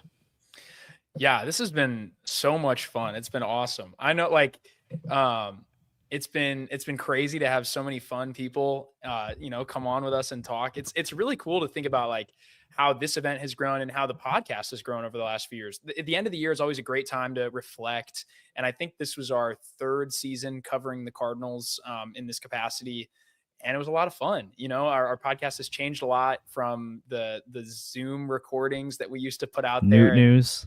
Yeah, don't go back and look at the old stuff. It's not good. I mean, Andrew was good, but it wasn't great on my end. But it's I been feel a like we lot got to of tell the fun. story of how we met and how I got roped into doing this with you guys. Oh, let's not. Do we need No, to? we should. We should. I think everyone wants to hear it. Well, I got a you can- DM. I got a DM on, I think, Twitter maybe from this Andrew Wayne, and all I saw was all of his Otani stuff. And he's like, "Will you come on the new news podcast?" And I was like, "Sure, why not?" And if I remember right, I think there's a screenshot out there where there's a screenshot. Sandy I didn't Sandy know what I was talking recommended. about. Sandy asked that for different guests you guys could have on, and you'd call me a D tier guest I or didn't say something like teacher. that. I said lower level because it was lower publicity. It wasn't like asking Derek to come on right away. Yeah, which I is was fair. It's intimidated just by funny. Derek. It's funny. He Yeah, was like, it "Here, we just can means ask I Derek was or reading the Katie word. or Jeff or a lower level person like Josh Jacobs," which it's true. Yeah, I am. So that's fine. It's just it's Not funny anymore, that celebrity D tier. That's me. So next time we do a tier list, I'll put myself in D tier. So it came on. And I remember you guys at me. It was a fun conversation. I remember I talked to you right after. I was like, "Hey man, I'd love for you to come write for our site because I just enjoyed our conversation. I thought you like got it." And then Andrew asked me the Otani question. And I remember being like, "Yeah, there's no shot," but it's a fun question. And so then at that same time, I was also trying to start doing a podcast, but it was just really hard to do on my own. I'm not like back end. I don't do the back end stuff. I'm not. I mean, Andrew's just incredible at the graphics and all the stuff he does. True, yeah. Andrew truly is a two-way player, but he's the reason this is like Instagram stuff, reels, the quality of our broadcasts and all this kind of stuff. Like that's all Andrew. And I mean, you guys don't understand how much time and attention Andrew puts into that, especially between the lineup cards every day, all this kind of stuff. It's incredible. And so when you guys asked me to jump on, I was kind of like, I was like, I would love to be in the space, but I just don't have the time to put toward all the extra stuff that really helps with reach. And so I was like, yeah, let's join in. I enjoyed our conversations. Let's go. I remember in the back of my mind, I was like, we got to rebrand from Newt News though. We got to change that. But it was fun. So we jumped on it. We got there. And so I think I think I came on September 2023. And you guys had started it during the World Baseball Classic earlier that year. And so I met you guys probably in August or July, did a podcast with you guys, maybe done 2 podcasts before I officially jumped on. And I think my first official one, we had Brooke Grimsley on or something like that. But then we had this fun off season, and it's just been a funny journey with you guys. So I know sometimes people are like, "Oh, like, did you guys all grow up together?" I'm like, no, we did not know each other at all until like 2 years ago. So it's been super cool. Yeah, it was crazy because I remember the first time we met in person was winter warm-up that year. And it's like, I've been talking to this guy through a computer screen for, 5 or 6 months now. And it was kind of weird, but it was really fun. And yeah, this is just a great time to reflect on another really fun year of getting to do something like this. And I mean, we're really blessed to do this. It's a lot of fun. It's a great outlet for me and I know for you guys as well to get to do this. So much fun. Just really, really grateful for this opportunity, and thankful to everyone who supports. It means a lot. Your support is the reason we get to keep doing this. It's so great. And the friendship that has come out of this between us, Josh, like I just love doing this with you guys twice a week now. It's something I look forward to. It's one of the best parts of my week, and I can't wait to do many more of these. Also, getting to have Kareem in the fold now to the capacity that he is, and getting to do Birds on the Farm, like the blessings have multiplied, and it's been incredible. Yeah, and it sounds like Kareem should be around for Blogger Day this year, so that's fun. Let's go. I'd love to see Kareem again. I remember meeting him in person for the first time too. That was pretty sick. But and yes, we were Newt News. If you didn't know, Andrew, any thoughts on just kind of? Well, I just feel left out because I've been sitting in the corner all night. But, hey, I do need to know. Well, first of all, if Andrew's been the one again tracking the donations and making sure stuff goes, so like he has been like nonstop working over there. Again, it just shows how much he puts into this podcast behind the scenes and stuff that no one would ever see or know. And so super appreciative of Andrew and all he does with that. But yeah, just any thoughts on kind of? Yeah, I mean, it's been super fun. I was kind of stressing out earlier when Katie was on because I just had a ton of donations to keep track of, but I got to ask my question right as she left. So there you go. Can we make Sandy sit in the corner? He's not here, unfortunately. I wish. I know. I got to go back to the corner again when Trev comes on. So you probably need to give me a heads up on that. But that's fair. Yeah, everyone who donated, we like pretty much doubled our total from last year within the first like hour or two of us doing this. So that's definitely good. Hopefully we can get up to 3K, like let's get 400 more in the last half an hour of this. We have Trev to close it out, and really excited to see what we can continue to accomplish. Yeah, that would seriously be so awesome if we can hit 3K tonight. Just again, because all the amazing stuff it goes towards. And again, we still have multiple giveaway items to do. We got a David Freese signed baseball, another Brendan Donovan signed baseball, multiple of those headbands from Donnie as well, and a Nolan Gorman signed bat. And so we'd love to give those away to any listeners who want to still donate. And again, if you already donated, you're entered in. But if you want to donate some more, again, it goes to an awesome cause, the Kaufman Fund. Brendan Donovan partners with, and it's support local St. Louis veterans. And then again, if you haven't donated already, still have opportunity to do so to be entered into things. So I was just talking to Derek a little bit before this, Derek a little bit, but then I was thinking of a different conversation with Devin. And one of the things I think is really fun about what we've been able to do this podcast, and again, there's a lot of there are also a lot of other fun Cardinal podcasts out there. And so one of the things that I think we really pride ourselves in being able to do is try to provide a holistic fan experience of what it's like to follow this team. And so I think a lot of times our conversations really feel like we're sitting down and having a conversation at lunch or in a card shop or at work and just kind of talking about the state of the Cardinals and talking about what we believe is happening. So we definitely are trying to be plugged in and informative of what we're doing, but also trying to keep that energy of it's fun and we're in this because we care. And when you're in a role like Katie Woo's or Derek Gould's and stuff, they have to be careful how much they dive into those things, and rightfully so, right? Because their job is to provide information and reporting and the best possible information out there, and so they can't get emotionally attached to these things, or at least not publicly in the reporting. But what we're able to do is kind of take that information that they give and then kind of react to it, right? And alongside you all. And so I know there's been episodes where I'm doom and gloom and pessimistic, and Sandy's like, the Cardinals can win 100 games. And I'm like, what are you talking about? We weren't there in the early days. We weren't there when we went viral on Reels the first time, when Sandy said we'd have 7 All-Stars. Okay, you know what? The Cardinals should have been good in 2023, and I'll die on this hill. It was just everything went wrong, but they should have been good. And you look at they subtracted so little from that roster. It's just fun because it's depending on the conversation we're having, it's just a variety of opinions, and I think we try to represent what the Cardinals fan base is feeling. But we're also trying to be plugged in and informative about it. We're not trying to just be hot takey just for clicks, and we're not just trying to overreact to things just because we're mad about something. We're trying to be realistic and honest about it. And so I even really appreciated that question from Derek earlier, because it made me sit back and think, is as a fan and as our roles in this, do we need to clamor on the table more for the Cardinals to quote unquote do something in order for them to do it, or is it? Or it's kind of seeing the vision they're after. Is that a good thing? It was just a really interesting question from Derek. Yeah, absolutely. It's really fun to be in this niche, like you said, where we are allowed to get emotionally attached to these players. We are allowed to enjoy the games, It's a lot of fun. It's a lot of fun to get to cover a team, but also be a fan of that team. Know that I'm going to love the Cardinals forever. That's a really cool thing. And getting to talk about them like this is just so much fun. Yeah, it's super cool to see a first-time listener in here. Sad Smoothie, I think is maybe how you say it. So again, if you're a first-time listener or not subscribed already, subscribe to the podcast. We go live on YouTube twice a week. We have Birds on the Farm with Kareem, and really appreciate Kareem as well. He's just awesome, and he's one of the best in the Cardinals prospect space. And so Sandy and Kareem have a consistent show that's all the way dedicated to the Cardinals minor league system. And so there's incredible stuff there. But then we go live twice a week talking about what's currently going on. And yeah, it's a fun time to be.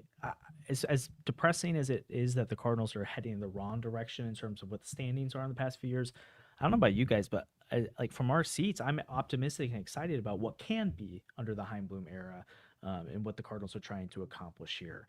And so I think even though 2026 might not be awesome from a wins losses standpoint, I think it's gonna be a fun year in terms of just some change within the organization that's been much needed. Absolutely. Oh man, Kareem's roasting us for the Dealin the Cards Fantasy League, dude. So for those following along, okay, I got the 2 seed in our fantasy football playoffs, meaning I got a bye week. Kareem just won to get the privilege of playing me in this next round, and I would have 90-pieced him last week. Hopefully I get this done. I gotta beat Kareem this week. Oh my gosh. I know who Sad Smoothie is now. Oh. Thanks, Colby. Who is playing? I know I missed the playoffs in our league. I should have made the playoffs based on how many points It's scored, me and but, Kareem, and then BK is on the other side of the bracket going against. I think B-Shafe lost. Okay. Let me I don't double know how check many real people quick. know who's in our league. Yeah, all I know is Josh Jacobs sold for me, and I blame Josh Jacobs. For I that. do. I look at my team and I don't know how I went 4-10. Kareem Jackson knocked Smith out and Jigma, B-Shafe. Bijan. Dude, it's not. I would have beaten BK last week too. My team is good. Okay, it's underrated. I need this win. Thanks, Mad Dog. Yeah, it's just again, it's such a fun time to reflect at the end of the year on another year of getting to cover the Cardinals, another year of ups and downs, more downs than ups over these 3 years, but still a lot of fun times. I'm just really excited to cover our first winner. Won't it be so great to be talking about a team in October someday and not talking about the changes they need to make that offseason or the players they need to acquire or get rid of. It'll be nice. You know what's crazy? If it's 2028 when they contend, it'd be 6 years of this podcast. Yeah. I mean, is it not hilarious that we started this podcast I'm gonna be over at the 30. worst time? Oh, is it just not funny to you that we started this podcast at literally the worst time to become a Cardinals fan? Maybe in the last 30 years. Which, when's to be their fair, last decade of futility? The 90s, basically. Yeah. It's kind of crazy because I get looking back. There were people saying doom and gloom before 2023, and they ended up being right. Yeah, and for sure. and I am curious. I wonder if the Cardinals had acknowledged their issues, well, long before 2023, but also if they acknowledged their issues at the 2023 deadline and sold and got rid of not just Montgomery, but Nato and Goldie, and really made a total teardown at that point where they'd be today. But also there was reason to be optimistic going into the craziness of what things have gone, because you have Goldschmidt and Arenado. Absolutely. You had Jordan Walker coming up. You had Nolan Gorman, who ended up having an excellent first full season in 2023. You had Tyler O'Neill, who was an MVP candidate in 2021. You had Dylan Carlson. You had this pitching. You were in the Juan Soto sweepstakes at the 2022 deadline. There were reasons to be excited about this team, and then it all just came crumbling down. I mean, it's truly stunning to look back and see everything that went wrong for the Cardinals. Whether it's, Adam Wainwright going from actually just falling off a cliff. I didn't think Adam Wainwright was going to be what he was in 2022, but I don't think anybody saw 2023 Wainwright coming. It's the worst qualified pitcher in recent memory, and that's really sad from a guy that was probably my favorite player for the better part of a decade. It was stunning to watch Goldie and Arenado fall off the way that they did. It was just the worst, You think about the amount of roster continuity they had between 2022 and 2023, and they added Wilson Contreras, who's arguably been their best player since then. It's really strange to think about. You got second year Brendan Donovan, who was awesome his rookie year and has taken steps forward in a lot of ways since then. Yeah, he was great that year, but he's really come into his own as this regular everyday player. It's awesome. I don't know. Yeah. Other prospects have even been pretty good for them. Ivan Herrera has been great. But man, when you think about all the things that went wrong, whether it's Nolan Gorman's sophomore slump and completely falling off a cliff, or Jordan Walker basically being unplayable for most of his big league career, or Dylan Carlson going from finishing top 3 in rookie of the year voting to what he is today, Tyler O'Neill, the way that saga ended and having to ship him out. I feel like if you ran if you could go back in time to 2022 and run it again 100 times, I feel like it doesn't end up this bad in very many of those simulations. You know what I mean? Does that make sense to you? Yeah, I could see that. But I mean, also some of it too, it's what I'm going to acknowledge this real quick too. Thank you, Finnegan Ross, for the super chat. Really appreciate that. And again, we appreciate all the donations. We're at 2,800 now. So we're so close. We're within $200 of $3,000 donated tonight. So that'd be awesome if we can hit that goal. Help us make our way toward that. I am curious how the chat feels about some of this, because there's a really interesting from in the chat. I know Mo is a nice guy, and I don't put all the blame on him. But man, the Arenado Goldie years were fumbled. How do you not surround it with more talent? And I do think Derek brought up a really good, interesting point with that. It's just if you told me in 2018 that the Cardinals are going to have 2 MVP candidates at first base and third base, they're going to have yeah, Albert Pujols return and have an Albert Pujols Hall of Fame type season in the second half, which is still mind-boggling to this day how good he was. It was You have Yachty unbelievable. behind the plate still. You have Jose Quintana spin a great game in game 1, and Miles Michaelis in game 2 pitched well. Like the pitching actually didn't hurt them. And then you have the series best against the reliever in Phillies. baseball coming in to close it out. And you tell me, Yeah. and also like they were in the Juan Soto sweepstakes. Like again, they didn't go for him, and there's a lot of reasons for it. And again, it wasn't that realistic. Like we could do a whole podcast episode on that about how not having a McGinty core type made that hard. And also, I mean, clearly the foundation was rocky at best, and it's fallen apart. If they made that Juan Soto trade, I mean, not that they're in a good spot now, but it'd be even worse. Well, actually, yeah, would it be worse if they had made that trade? Because think about the prospects they would have parted with were guys that haven't worked out. Like, this is so hindsight. Like the benefit of hindsight, 100% here. But if they had traded Jordan Walker and Nolan Gorman and Tink Hence, like that was the package we were so scared. We're like, oh, they can't part with all this talent. Well, if so they trade all those guys and then they can flip Soto the way the Padres did and bring in like a Drew Thorpe, oh my gosh. Well, it's also like game theory stuff, right? Where there's no way you can never get to, even like we talk about how much good the Dodgers are, how much money they spend. There's no way to guarantee you win a World Series. There's no way. You can only up your probability by so much, even without injuries. And so I actually think Robert Farmhands, this is kind of where I'd land with this. I think in general, they did enough in 2022 to definitely go past the wild card series. Definitely.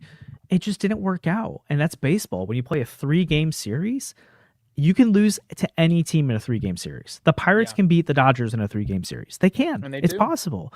And so like when you do that, like Ryan Helsley had his finger go numb from an injury, a freak injury he had at the last regular season game he pitched, has his finger go numb on him in the 9th inning, and he blows that game. And honestly, in hindsight, if he closed that game, no one would have questioned Ollie Marl bringing him in.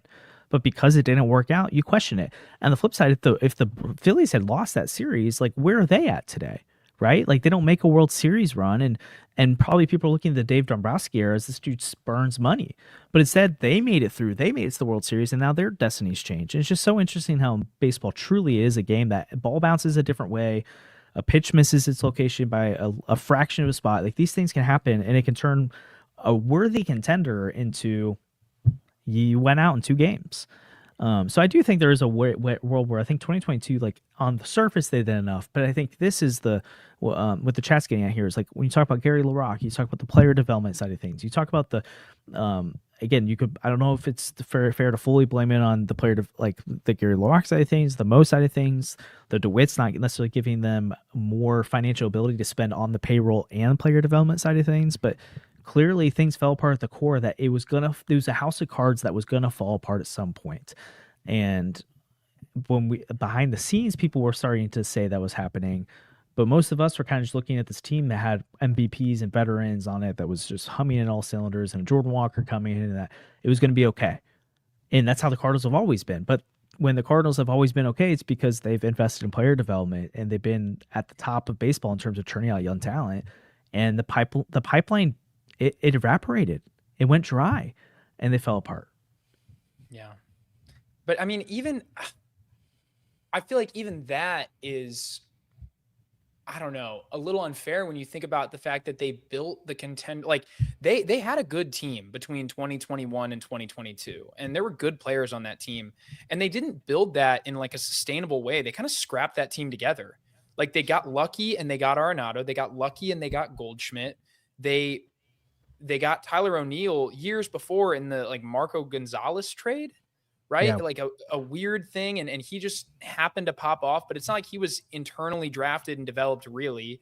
And all of the guys that were supposed to, you know, all the young talent that was supposed to help that team failed too. Whether you want to talk about Alex Reyes or the tragic passing of Oscar Taveras, he was supposed to be hitting his prime in those years, you know, and they ended up trading a lot of the talent. Like Zach Gallen and Sandy Alcantara might have made those teams great. And you didn't have those guys because you had to trade for Marcelo Zuna in 2017. And so before the 2018 season, but whatever the case, like even that team wasn't really built in this sustainable, great way. The Cardinals just were an organization that for a long time, things just worked. And it was so fun to be a fan because you felt like whenever their back was against the wall, stuff would just work. whether it was like Pete Kozma ripping a double in Game 5 of the NLDS in 2012, or David Freese hitting a triple over the glove of Nelson Cruz, who's only playing because the NL didn't have a DH and Ron Washington wanted him to be closer to the dog pile. Or skip ahead to the 2015 team where everybody's hurt and they just win. They just win and win, and everyone's hurt and it doesn't matter. You know, even in some of those leaner years where stuff just went their way. And now it seems like we're in year 5 or 6 of things just not going this organization's way. You know what I mean? Yeah. Well, how about this? Let's here, I'm gonna mute it real quick. Let's bring in a righty from the bullpen from one of the best parts of the Cardinals era from the last couple decades here to maybe to bring some hype back to this. You know him as one of the best closers in Cardinals history and a 3-time joiner of the Dealin the Cards charity live stream at this point now, Mr. Trevor Rosenthal. Hello, my friends. Oh no. There we are. Hey. We made it work. What's up, Bring my him friends? out. Yeah. How are you, Trev? Josh, Sandy, Andrew, good to see you guys. Yeah. Let's go. It's been a while since we've connected. How are you doing? Yeah, I know, right? The season this year probably didn't go by as quickly for you guys as it did for me, but no, time flies. I'm doing well. Yeah, doing really good. And yeah, appreciate you guys putting this together and inviting me back on. I'm sure tonight's been good. What is this? You said that it's the third. Is this the third year? Yeah, it's the third year. It's the last 2 years we've done it for Big League Impact, but this year we partnered with Brendan Donovan to raise money for the Kaufman Fund, and so almost $3,000 raised tonight. We're so close. So let's see if we can get over the edge here in the last 30 minutes or so. But it's been a fun evening so far. That's awesome, man. Congrats. Well, thanks. I appreciate you joining. I'm curious just because we're just kind of having a conversation about how crazy it is, considering how much we've known about the Cardinals. And like, I've been alive since the 90s. So like, I've basically only known success from this organization. And to see it kind of fall apart the last few years on the field, as a former Cardinal, how do you take that in? Like, what's your reaction been like watching the organization go from consistently amongst the best in the National League to now they're truly rebuilding? Yeah, no, it's I mean, the first thing that comes to mind is it's abnormal. You know, for me, the kind of the era of Cardinal baseball that I was involved with and the way I know it, it's almost unrecognizable today. And yeah, I mean, I think we can all agree, like we want to get back to the way it was. We want to have the expectation or at least the idea that 100 wins might be possible. 90 wins, getting up there and being in contention for the playoffs is a possibility, and I think where we're at today, it feels like very not so. I mean, I love to be optimistic and heading into spring training, you never know, but yeah, I think, now it's kind of like, how do we do that? And we have, we got a lot of transition going on. We have a turnover in the front office, a lot of key personnel, a lot of new faces. I imagine the roster is going to be a lot of transition, a lot of turnover. These veteran players, who knows what young players are going to be around by the time we report down to Florida. So, yeah, I mean, there's taking everything into consideration, it's like, okay, when can we get back to the way we were, and how are we going to do that? The things that stood out to me for any team, but especially the teams that I was involved with the Cardinals, we had this amazing mix of these veteran players that were not only good players, but incredible culture, incredible clubhouse guys that truly cared about building something, building the team beyond, just themselves, giving back to the city, giving back to the organization. And then we had this pipeline of players coming up. It seemed like every guy that came up, you're like, who is this guy? It's another guy. It's like it kind of became part of the identity of what the St. Louis Cardinals were, at least during that time period that I was there.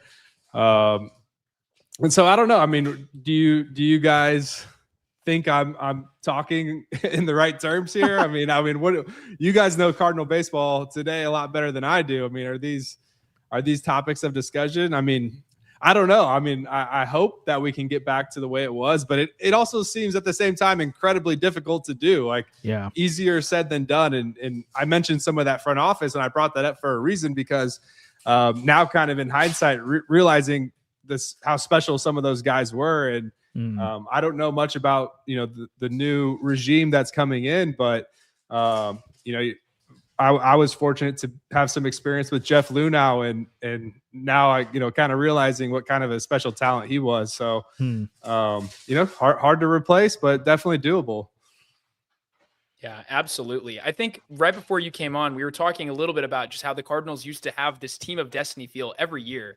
And you were on some of those teams, right? Like, take us back. Do you remember the 2012 NLDS? I'm sure you do. Incredibly special time, an unbelievable comeback from the Cardinals. You pitched in that series. It was awesome. I've got your stats pulled up. They're great. But what was it like to be on those teams where it just, you're down, your back's against the wall, and you just know. I mean, as a fan, at least, I just knew the Cardinals, they got this. They're going to come back. Pete Cosmo's going to come up, and it's going to, Daniel Descalso is going to hit. He's going to hit something over the right foot fence. It's going to be special. What was it like? What was that thing? And if you can't put your finger on it, it's okay. I don't think I can't put my finger on it. But what made that special? Oh, I mean, there's nothing better than playoff baseball. Out of all the major sports, you watch some playoff baseball games, they're all so exciting. Yeah. We were fortunate this year, right? With the World Series. I mean, you couldn't have drawn up any better entertainment than what we got for the 2025 World Series. But I mean, what was special during that time period is we just had a lot of players that no one realized how talented they were. I mean, we had guys, like myself that were coming up, and it was like, wait a second, who are these guys? And many of those guys are still playing today. I mean, looking at Michael Wacha playing in Kansas City still. I mean, we saw some real all-stars, some real big league talent, and so I think that's what it was then. But to your point, like, those are some of the best memories of just being at the right place at the right time, and having this team mentality, next guy up. I mean, all the cliches that you hear in baseball, but we were trying to do our best as young players to live that out. And some really special veteran players that we had on those teams, Carlos Beltran and Jake Westbrook, even Chris Carpenter was around during that time. And it was just so fun to, be like Pete Cardinal, all these guys who's, they're wearing red jackets and showing up still today. And they're on the team and pouring into us young players. So what a way to take in the game. Yeah, I'm curious to poke at that a little bit more, like the grittiness, the clutch factor, like the never give up mentality. Like, is that like a skill? Is that something that's contagious in the clubhouse? Like, what was it about from 2011 to like 2015? Like, every single team, like, it's just, you never wanted to face the Cardinals in the postseason, because it didn't matter if you were the Dodgers, it didn't matter if you're those national teams that spent a lot of money, had a great rotation. Like, any of them were susceptible to the mighty Cardinals that would come in. And I felt like even in those years, you guys would always kind of be doubted. Like, the Nationals were the team to beat, or the Dodgers or the Phillies, but the Cardinals would always come through in the National League, except for the even years when the Giants did, which was crazy. But like, what was it about that team? Like, is this something contagious between people? Is it something that was built up through the minor leagues? Definitely contagious, definitely built up through the minor leagues. I mean, watching the Dodgers and the Blue Jays this year, I mean, those were two teams that I felt like each differently, but both represented that same kind of play where, it was a privilege, and it was a huge honor and a huge responsibility to put on that uniform and be able to take the field. And I think that came up through the minor leagues, and then it was kind of reiterated once you got in the major league clubhouse, at least from what I can remember in my experience. So it was like, we have a huge responsibility, and this is a huge privilege to be a part of this team. There's a lot of history and a lot of reputation here. Talk about the Cardinal way and what that means. It's, hey, we're going to show up and we're going to go about this. And we hope to look a little bit different than the team on the other side of the field. We want to carry ourselves as best we can. And that's, kind of going back to our first topic of, is that missing? Has that gone away? I don't know. I'm not in the clubhouse right now. But I can tell you from my experience, it definitely helped us in those moments. It definitely helped us, when times were tough, or to have that hope when we were down, and to keep fighting and clawing to get back into a big game. So I don't know. Hopefully that answers your question, but I do think that however you can have that and you can implement it, looking at the Dodgers, looking at the Blue Jays, I think two completely different organizations, two completely different teams, two big market teams. But I mean, it just, for whatever reason, they were able to have it. I don't know if it's like this scarcity mindset for players where, if I don't do my job, I'm not going to have this roster spot. It's not something that's given to me. I don't know what it is. But I think to be competitive in today's game, like, I think it's important to have that type of feeling in the clubhouse where, hey, we have to, it's a privilege. It's a privilege to be here, and it can go away at any time. Yeah, just a reminder, if you're listening now, final donations can come through to the charity in the GoFundMe. In the comments, it's pinned on there. We've got a couple signed baseballs from Brendan Donovan and David Freese still giveaway, as well as some headbands and a signed Nolan Gorman bat, so you can get entered into that giveaway. Any dollar donation to the Kaufman Fund tonight enters you into the giveaway. Trevor, I'm interested. I feel like this is probably an impossible, I'm putting you in an impossible spot here. And so I apologize in advance, because you're probably gonna be like, there's so many people I could name. But from that run specifically from the mid 2010s, right? 2011, 2015, are there any players you feel like that aren't appreciated enough from that run, or players that aren't talked about enough that really helped to be the glue of those Cardinal teams? Well, like Ty Wigington, is that like a guy? Yeah, tell me more. Ty Wigington, like a Mark Reynolds, like these guys that came in that were just incredible players. I mean, you look at their careers and they put themselves on the map, and for whatever reason, we were able to kind of get them and fill a hole. AJ Przinsky was kind of one of those guys, but incredible clubhouse guys, guys that brought us together and brought a unique perspective to the day-to-day. But I mean, at the same time, I earlier this year when the Cardinals added Daniel Descalzo and John Jay to the staff, I like to talk about those guys a lot because they really were important. I mean, important to the organization, beyond just the team. Like, these were guys that truly cared about being professionals and getting and improving themselves every single day. And that rubbed off on the rest of us, great teammates. And so I think St. Louis is very fortunate to have them around today. I've told this story, but one of my favorite stories about Daniel Descalzo is the year when we came into spring training and Matt Carpenter had to make a transition to second base. And, Descalzo was out there every single day helping Matt learn the position, talking to him about it in the clubhouse, taking him in the video room. And I mean, it's not very common, I think, for somebody to help somebody else take their job from them. So that kind of, servant type of leadership, it was talked about a lot, but there were guys that were really living that out. So, gosh, I mean, every single guy was awesome. I mean, you can't talk about influence without talking about Yadier Molina. Just incredible competitor, incredible energy, true leadership. I loved Rafael Furcal. He was just a fun guy to be around, and another ultimate competitor. Those Latin American guys, like they're just another level when you're in between the lines. Like, it's like, I'm going into battle with this guy. This guy's gonna have my back. I'm thinking, just as you brought that up, how much did you overlap with Oscar Taveras? Like, that just feels like one of the biggest what ifs in Cardinal history, baseball history. But like, did you interact with Oscar much? And like, kind of like, how much of a special talent do you feel like we missed out of that? Yeah, Oscar was on my team in Johnson City. No longer a team there, but we played Johnson City short season rookie ball. We played in Quad Cities and Low A together, teammates in Springfield at Double A. Yeah. What a crazy what if. I mean, he was a phenom. Yeah. Yeah, I mean, you even hear Mo talk about him in recent years, like referring back to his tragic passing as something like that really changed the trajectory of the organization. And just another thing as you were talking too, I'm like thinking of the success in the minor leagues that feels like your era of Cardinals prospects won in the minor league levels. You weren't just like top prospects, but you guys had success on the field. And thinking of the Springfield Cardinals team this year, which I think set the record for wins in the Texas League and then won the championship. Like, how much does winning as a core at the single A, double A, triple A levels actually translate to the major leagues?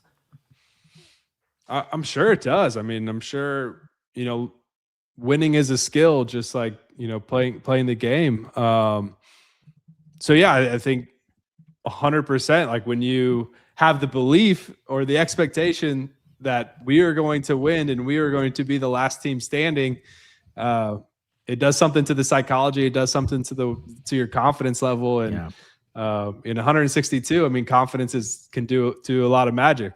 Yeah, absolutely. It might be the secret ingredient that this team needs. They just got to get their mojo back. This organization as a whole, they got to get it back. And I know we'll be there for the next winning era of Cardinal baseball, and it'll be a lot of fun. But I want it to start now. We had the pleasure of talking to Brendan Donovan earlier tonight. Always so fun to just have him on. It's awesome. He's a great guy, and we got to talk a little bit about what it's like to be a player when trade rumors start swirling around you. Can you tell us a little bit about what that experience was like for you at different times? What was it like to have that uncertainty headed into an offseason, not really knowing where you're going to play next year? Yeah, that's got to be tough for Mr. Donovan. Wow. I mean, especially the situation that he's in. I mean, it's always good to be wanted. It's always good to be on the rumor side of the trade of, hey, this is a guy that we're picking up because he can come help us. So that's never a bad thing. I imagine, I've never had to deal with it through an off season, but just with logistics and knowing where you're going to have to show up and what that's going to look like. But that's part of the gig. That's part of what we sign up for. But yeah, I mean, you obviously you just hope for the best, hope you get into a good spot and around some people that are going to take care of you. And I think over anything, it's exciting. It's exciting when you put yourself in a position that you're that type of player that teams are looking to add to the roster to make an impact. And so at the end of the day, whether you're a guy that's going to stay with the team or go out, like either scenario will be a good one. And I know from what I can tell with Donovan, he seems like a guy that's prepared as best as he can be for any situation. Yeah. We got a question from the chat here from Kareem that I want to ask you. And I think we maybe talked to you about this before, but it's been a while. Love to hear Rosie's thoughts on his transition to the pen and whether he thought he could have found the same success being developed as a starter. Yeah, that's a great what if, that's a great what if. I think my challenge would have been developing as a pitcher, developing more, secondary pitches, obviously threw a lot of fastballs and that played well coming out of the bullpen in short stints. And when I reflect back on my career, like that's probably one aspect of my skill set that I wish I would have developed more. So maybe as a starter, maybe there would have been more emphasis or more opportunity to develop my arsenal. But I guess we'll never know. I'll maybe have to make a Hollywood movie or write a book like Mitch Harris and see, just imagine what it could have been. Well, we were really robbed of your opportunity to hit every 5 days. That's what we really missed out on. That would have been awesome. We needed you out there taking a couple at bats. It would have been a lot of fun. Yeah, just the off chance that I run into one, yeah, like that, it could have gone a long ways. But hey, there's a reason that the Cardinals took me as a pitcher and didn't keep me as an infielder when I got drafted out of junior college. What's the highest? So did you ever take a professional at bat? I had 3 at bats in the major leagues, all 3 strikeouts. Okay. Yes. Yeah. I think one of the at bats, Matt Holliday was on second base, or I don't know. He was somewhere, obviously. And I asked him, afterwards how it looked, and he's like, "Not good." not good. He didn't love the swing, so we probably didn't miss a whole lot.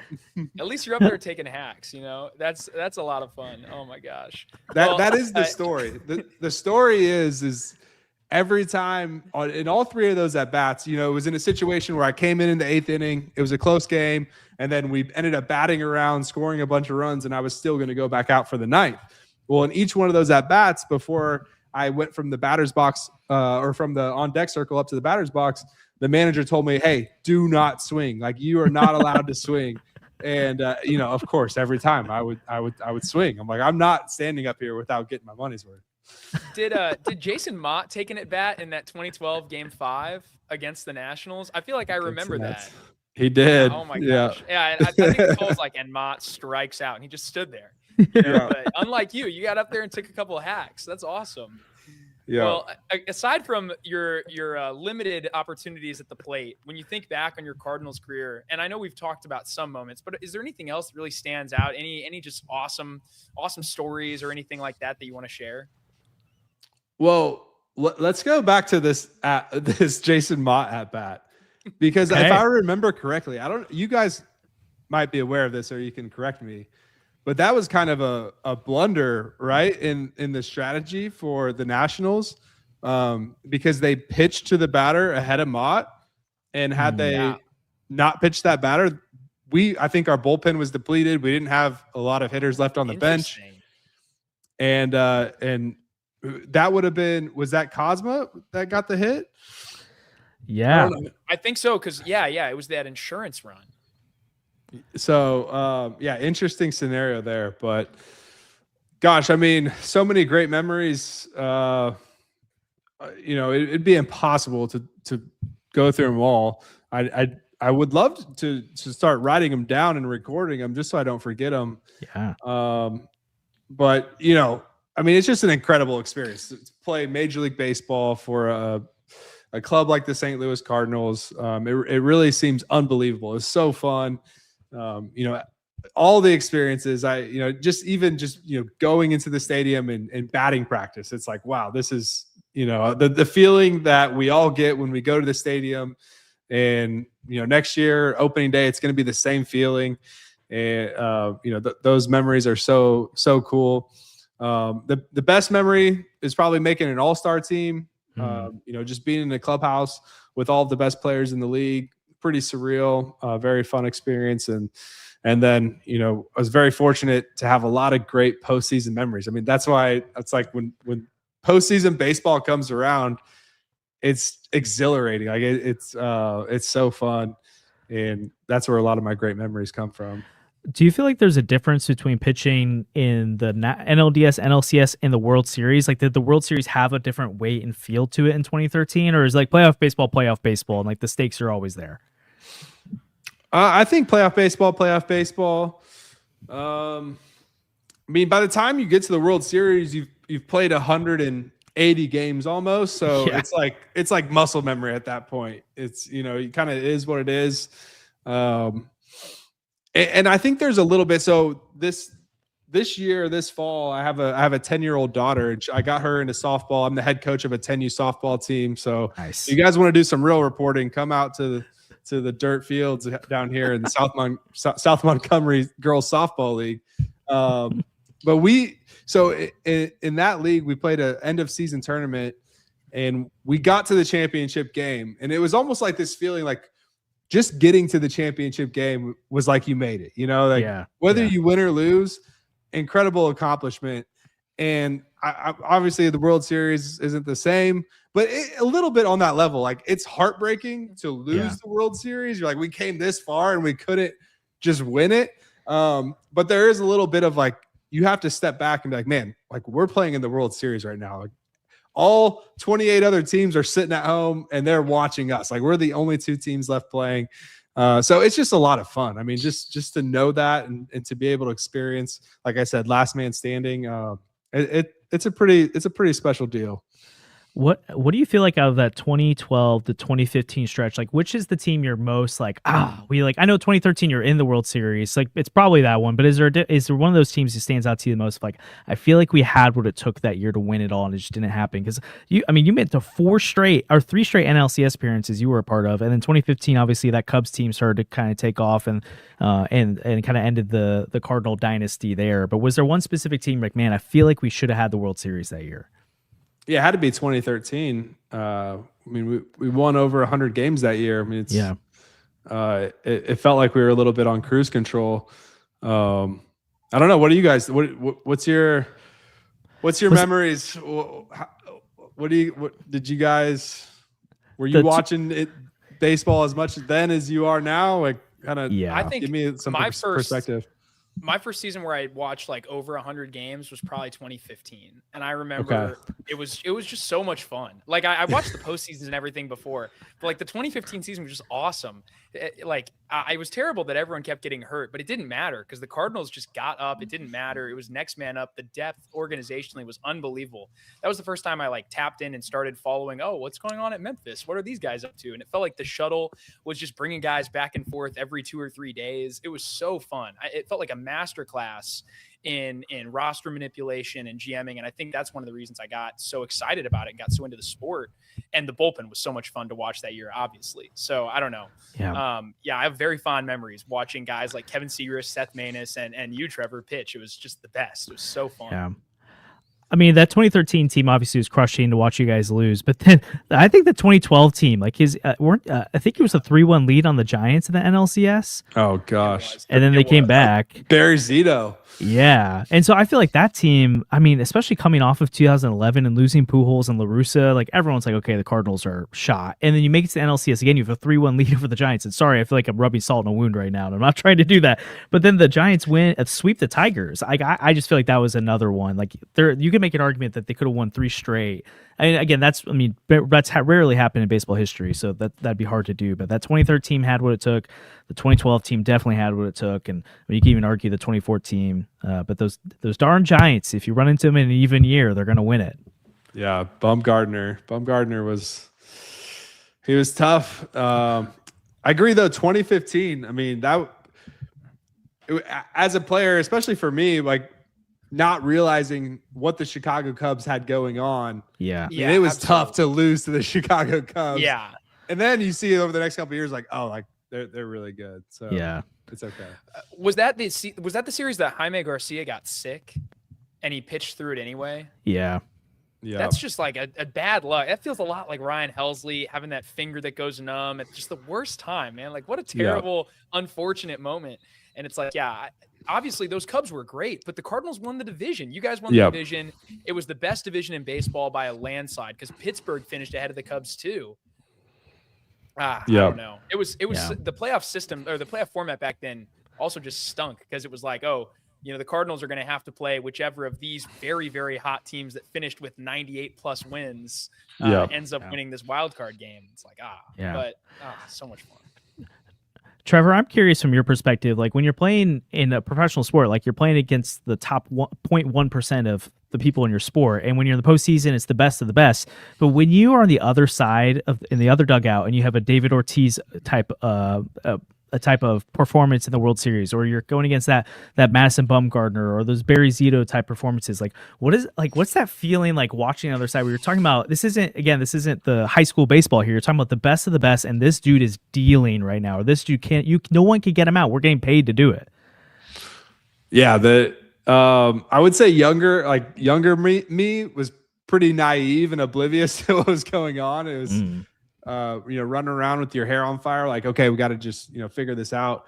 But as I got settled in, you start to, see the storylines and see like, oh, okay, like this is something that people are going to be talking about for a while. Like this is something that is special to be on the same field as what's happening right now. And so, yeah, definitely, a little bit of a mix of, being a competitor, but also being a fan and appreciating what you're able to be a part of, for sure. Yeah. Well, Trevor, we really appreciate you jumping on with us. Like you have all 3 years we've done this. We need to have you on the podcast again soon at some point too. So we went way too long not talking with you. But I'm curious, just as we're wrapping up the stream tonight, as we're wrapping up our time with you, what's a message you would share with Cardinal fans right now that are just coming off of a couple really rough years here and they're staring down a rebuild coming? So they're having to hold patience, but also want to be excited about the team again. Like, what would you say to Cardinal fans who are kind of struggling with that right now?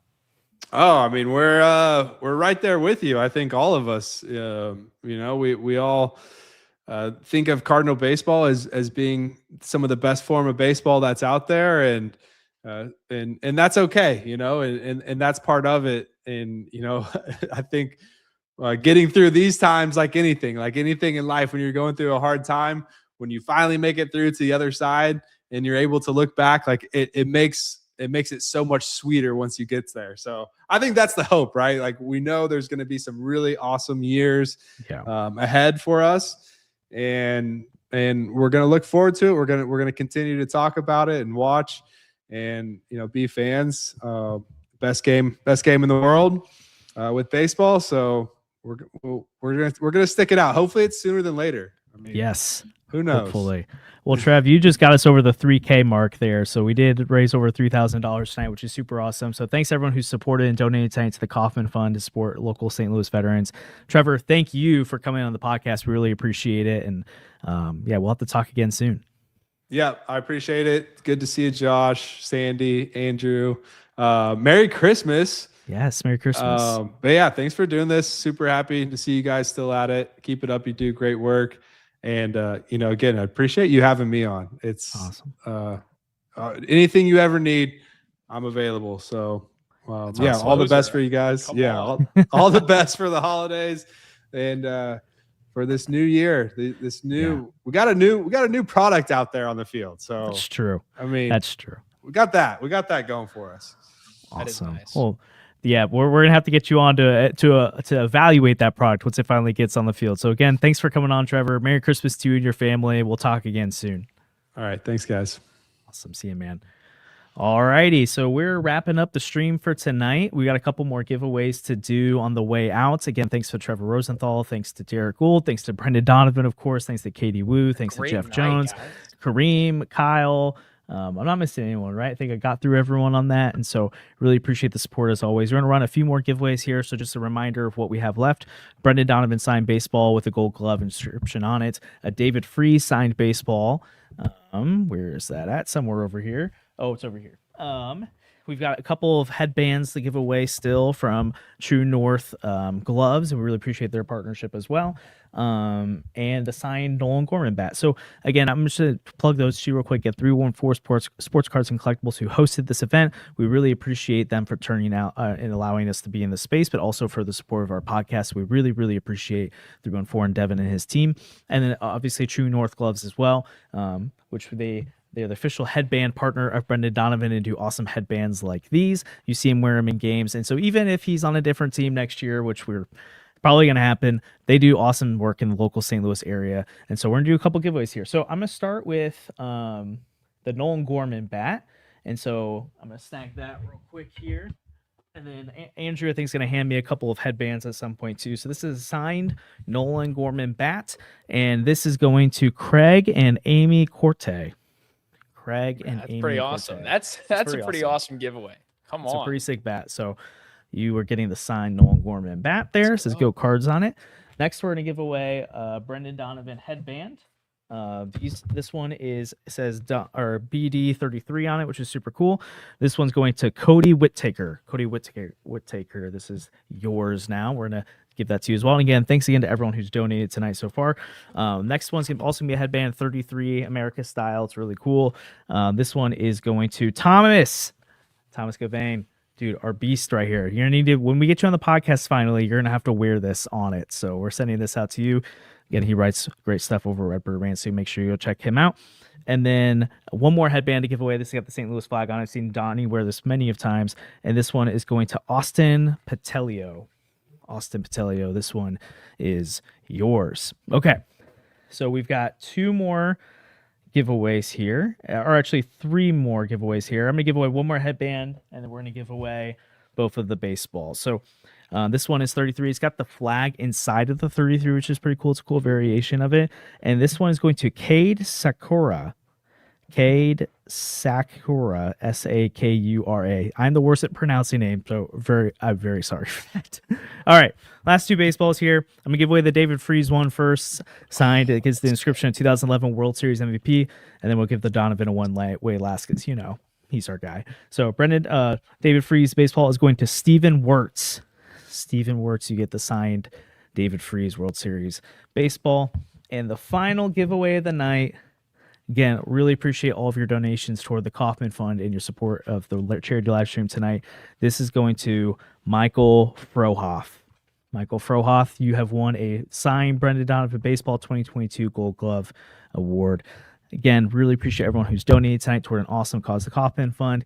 Thanks to Brendan Donovan for hosting this event with us. Again, all of the awesome guests we had tonight, Katie, Derek, Jeff, Trevor, Derek, I think I already said him, Kareem, Kyle. Kareem. It was an awesome stream. What a lineup tonight. That was so much fun. Also, so fun. Huge thank you to Andrew and all the work he did. Yes. I know he's there in the corner, but it is a full-time gig to be managing the production side of everything. All of the promos that you saw online, like so much of that was done by Andrew. These graphics he was cooking up, just awesome stuff. Our own two-way player. He kills it every time. And, Josh thanked him earlier in the night, but Andrew really does. He is what makes this podcast tick a lot of the time. Yeah. Make sure you spam the chat W's for Andrew. That goes viral on whatever reel. It's Andrew that does all of the backstage work, and it's awesome. Look at all the W's in there. Andrew, real quick, there's a couple questions in here about how winners are going to hear. So, what can they expect to know how they're contacted? I will put the email at some point and just send the email or come to 314 to pick it up. Okay, so he's going to put our email out there to reach out to us. So you can do that.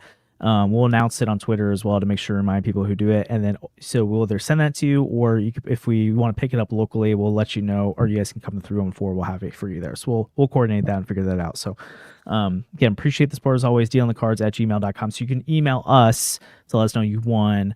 We'll also put that out there. So Andrew will handle that. He's great at that kind of stuff. Again, appreciate Andrew as always and what he does for this podcast, because it's truly incredible the amount of work he puts in to make this happen. And then lastly, again, want to thank you all for tuning in tonight.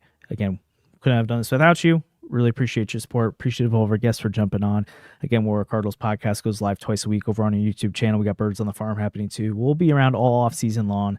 Really appreciate you tuning in for this episode, for this charity live stream. We're 4 hours in, so my brain is now mush. So I think we're going to call it there. So as always, thanks for joining in. We'll see you guys for our next episode. We'll also see you next year for the next charity live stream. Thanks, everyone. Thanks, Donnie.